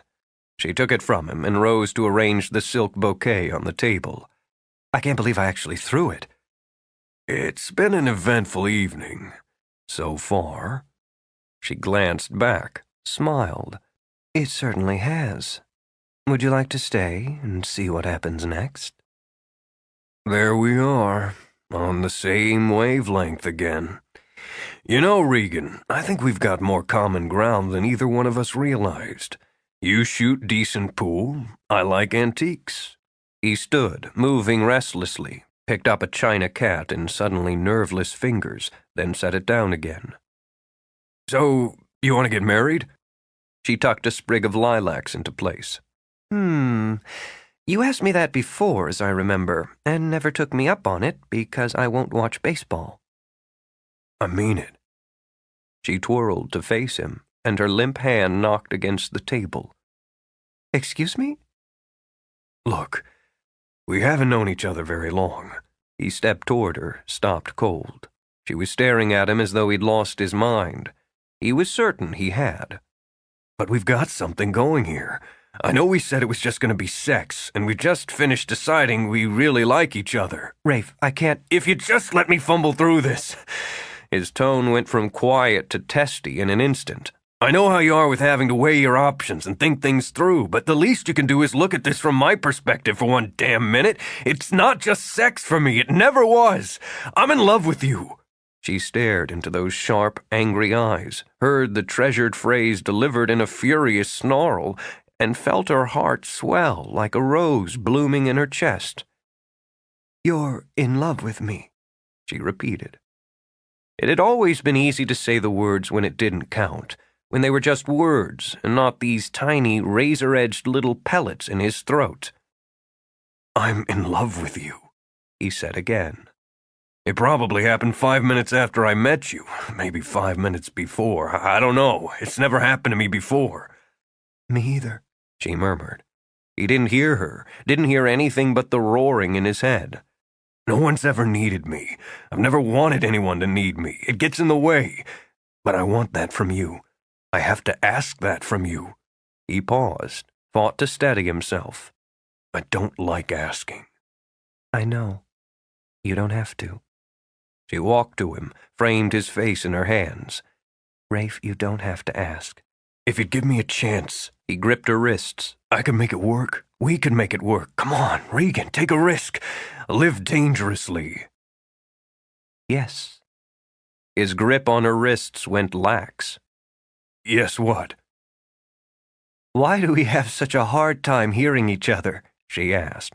Listen up, she ordered and kissed him firmly. Yes, I'll marry you.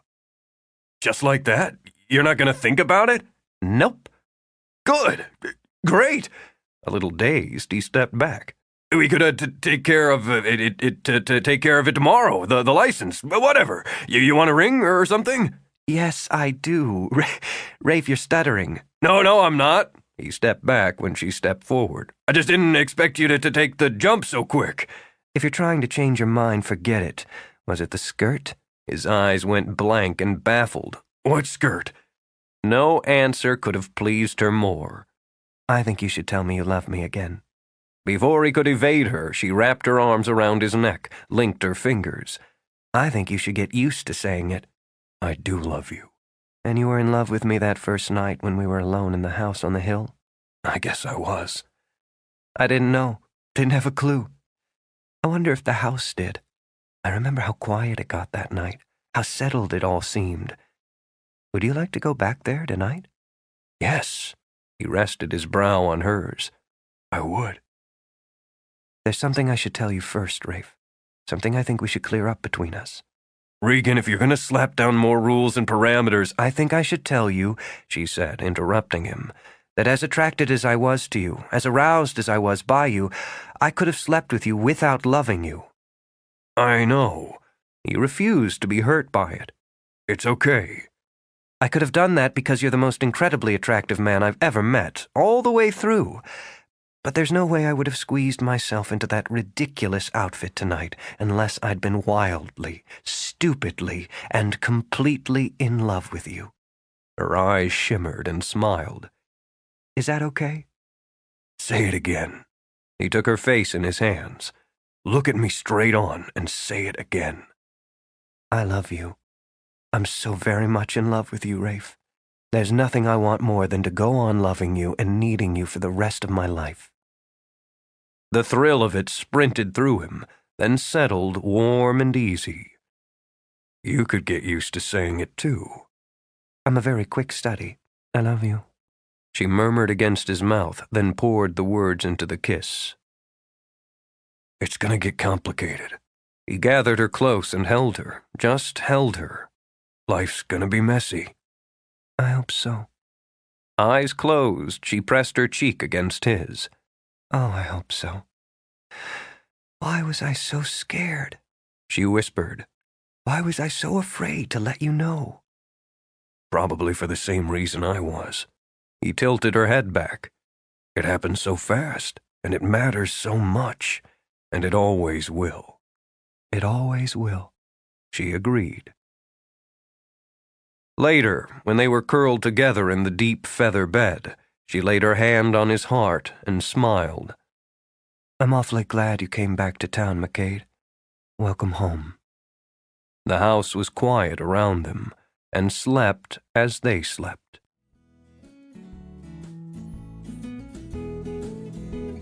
We hope you have enjoyed our presentation of The Return of Rafe MacKade by Nora Roberts.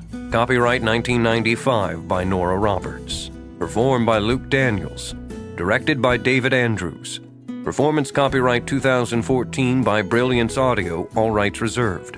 For further information concerning this program or other Brilliance Audio titles, please call the following toll-free number, 1-800-222-3225, or visit our website at www.brillianceaudio.com.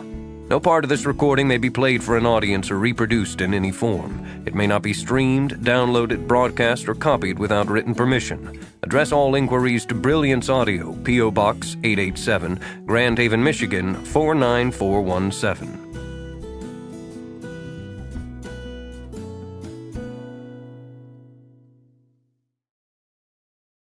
Audible hopes you have enjoyed this program.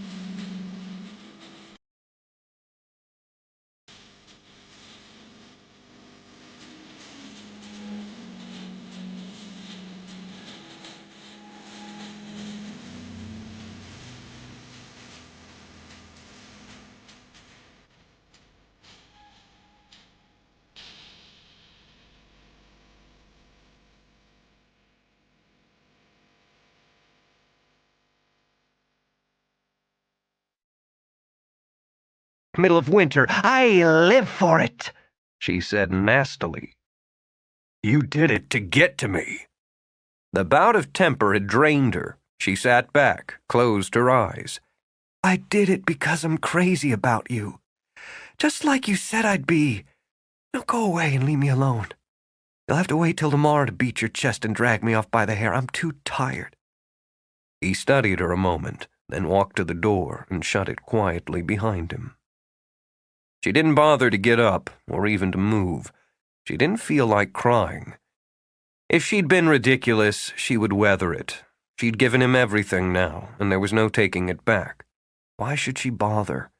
She'd never stop loving him. She heard the door open again and kept her eyes closed.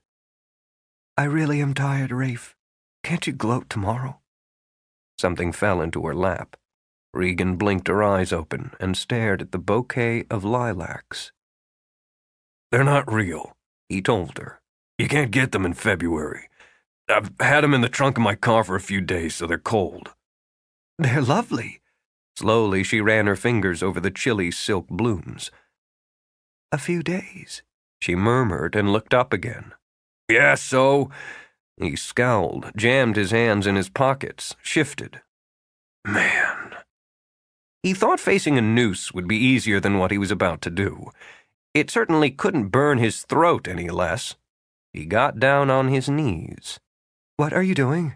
Just keep quiet, he warned her, and if you laugh, you pay. Mortified, he swore under his breath, dragged a hand through his hair, and bit the bullet.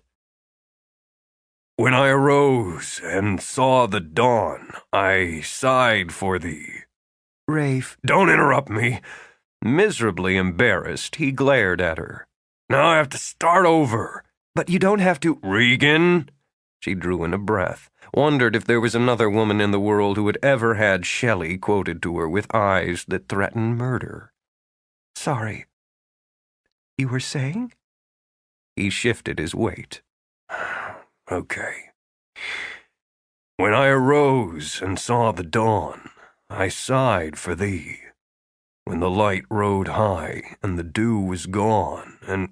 Oh, hell! He raked his fingers through his hair and tried to concentrate. I got it. And noon lay heavy on flower and tree, and the weary day turned to her rest, lingering like an unloved guest. I sighed for thee. His breath came out on a huff of tremendous relief. That's all I've got. It took me more than a week to memorize it. If you mention this to anyone... I wouldn't dream of it.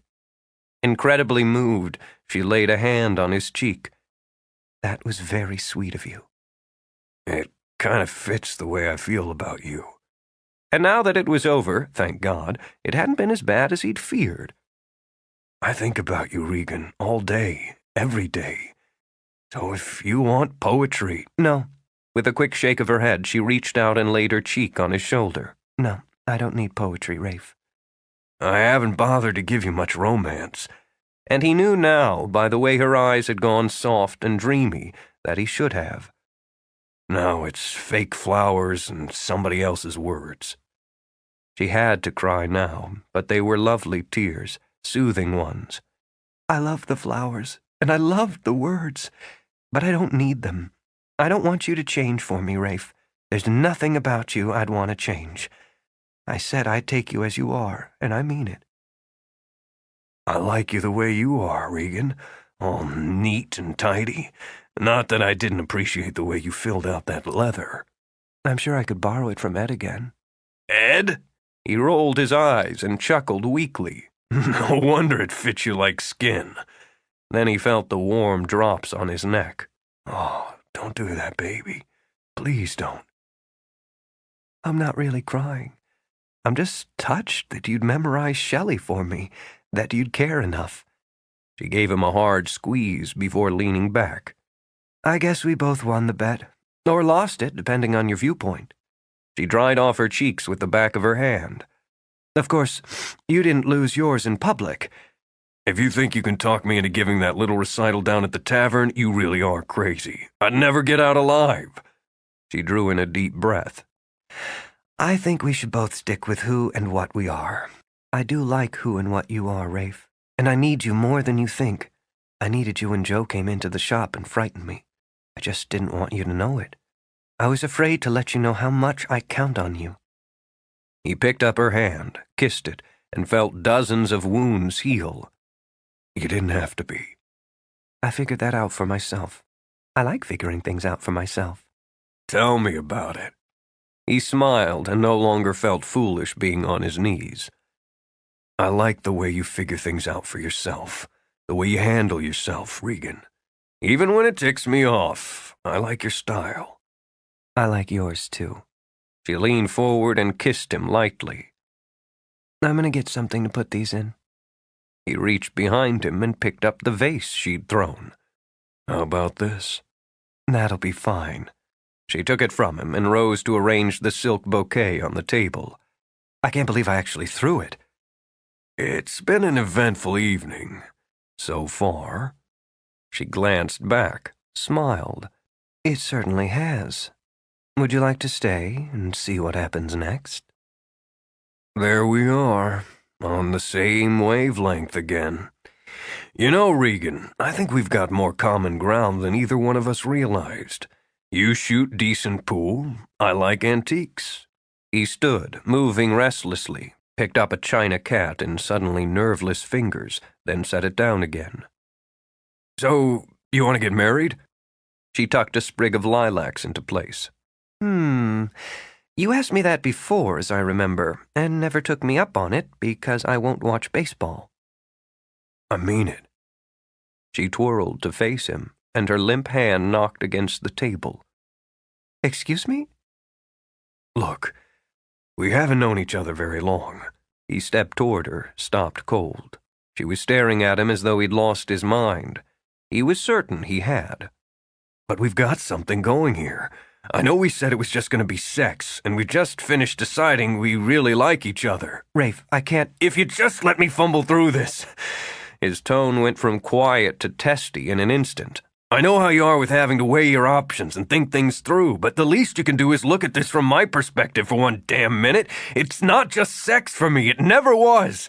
I'm in love with you. She stared into those sharp, angry eyes, heard the treasured phrase delivered in a furious snarl, and felt her heart swell like a rose blooming in her chest. You're in love with me, she repeated. It had always been easy to say the words when it didn't count, when they were just words and not these tiny, razor-edged little pellets in his throat. I'm in love with you, he said again. It probably happened 5 minutes after I met you, maybe 5 minutes before. I don't know. It's never happened to me before. Me either, she murmured. He didn't hear her, didn't hear anything but the roaring in his head. No one's ever needed me. I've never wanted anyone to need me. It gets in the way. But I want that from you. I have to ask that from you. He paused, fought to steady himself. I don't like asking. I know. You don't have to. She walked to him, framed his face in her hands. Rafe, you don't have to ask. If you'd give me a chance, he gripped her wrists. I can make it work. We can make it work. Come on, Regan, take a risk. Live dangerously. Yes. His grip on her wrists went lax. Yes, what? Why do we have such a hard time hearing each other? She asked. Listen up, she ordered, and kissed him firmly. Yes, I'll marry you. Just like that? You're not going to think about it? Nope. Good. Great. A little dazed, he stepped back. We could take care of take care of it tomorrow. The license, whatever. You want a ring or something? Yes, I do. Rafe, you're stuttering. No, I'm not. He stepped back when she stepped forward. I just didn't expect you to take the jump so quick. If you're trying to change your mind, forget it. Was it the skirt? His eyes went blank and baffled. What skirt? No answer could have pleased her more. I think you should tell me you love me again. Before he could evade her, she wrapped her arms around his neck, linked her fingers. I think you should get used to saying it. I do love you. And you were in love with me that first night when we were alone in the house on the hill? I guess I was. I didn't know. Didn't have a clue. I wonder if the house did. I remember how quiet it got that night, how settled it all seemed. Would you like to go back there tonight? Yes. He rested his brow on hers. I would. There's something I should tell you first, Rafe. Something I think we should clear up between us. Regan, if you're going to slap down more rules and parameters, I think I should tell you, she said, interrupting him, that as attracted as I was to you, as aroused as I was by you, I could have slept with you without loving you. I know. He refused to be hurt by it. It's okay. I could have done that because you're the most incredibly attractive man I've ever met, all the way through. But there's no way I would have squeezed myself into that ridiculous outfit tonight unless I'd been wildly, stupidly, and completely in love with you. Her eyes shimmered and smiled. Is that okay? Say it again. He took her face in his hands. Look at me straight on and say it again. I love you. I'm so very much in love with you, Rafe. There's nothing I want more than to go on loving you and needing you for the rest of my life. The thrill of it sprinted through him, then settled warm and easy. You could get used to saying it too. I'm a very quick study. I love you. She murmured against his mouth, then poured the words into the kiss. It's gonna get complicated. He gathered her close and held her, just held her. Life's gonna be messy. I hope so. Eyes closed, she pressed her cheek against his. Oh, I hope so. Why was I so scared? She whispered. Why was I so afraid to let you know? Probably for the same reason I was. He tilted her head back. It happened so fast, and it matters so much, and it always will. It always will, she agreed. Later, when they were curled together in the deep feather bed, she laid her hand on his heart and smiled. I'm awfully glad you came back to town, MacKade. Welcome home. The house was quiet around them, and slept as they slept.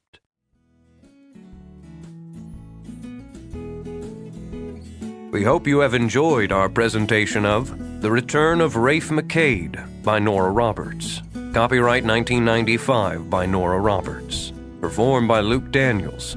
Directed by David Andrews.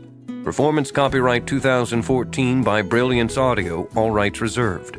For further information concerning this program or other Brilliance Audio titles, please call the following toll-free number, 1-800-222-3225, or visit our website at www.brillianceaudio.com. No part of this recording may be played for an audience or reproduced in any form. It may not be streamed, downloaded, broadcast, or copied without written permission. Address all inquiries to Brilliance Audio, P.O. Box 887, Grand Haven, Michigan 49417.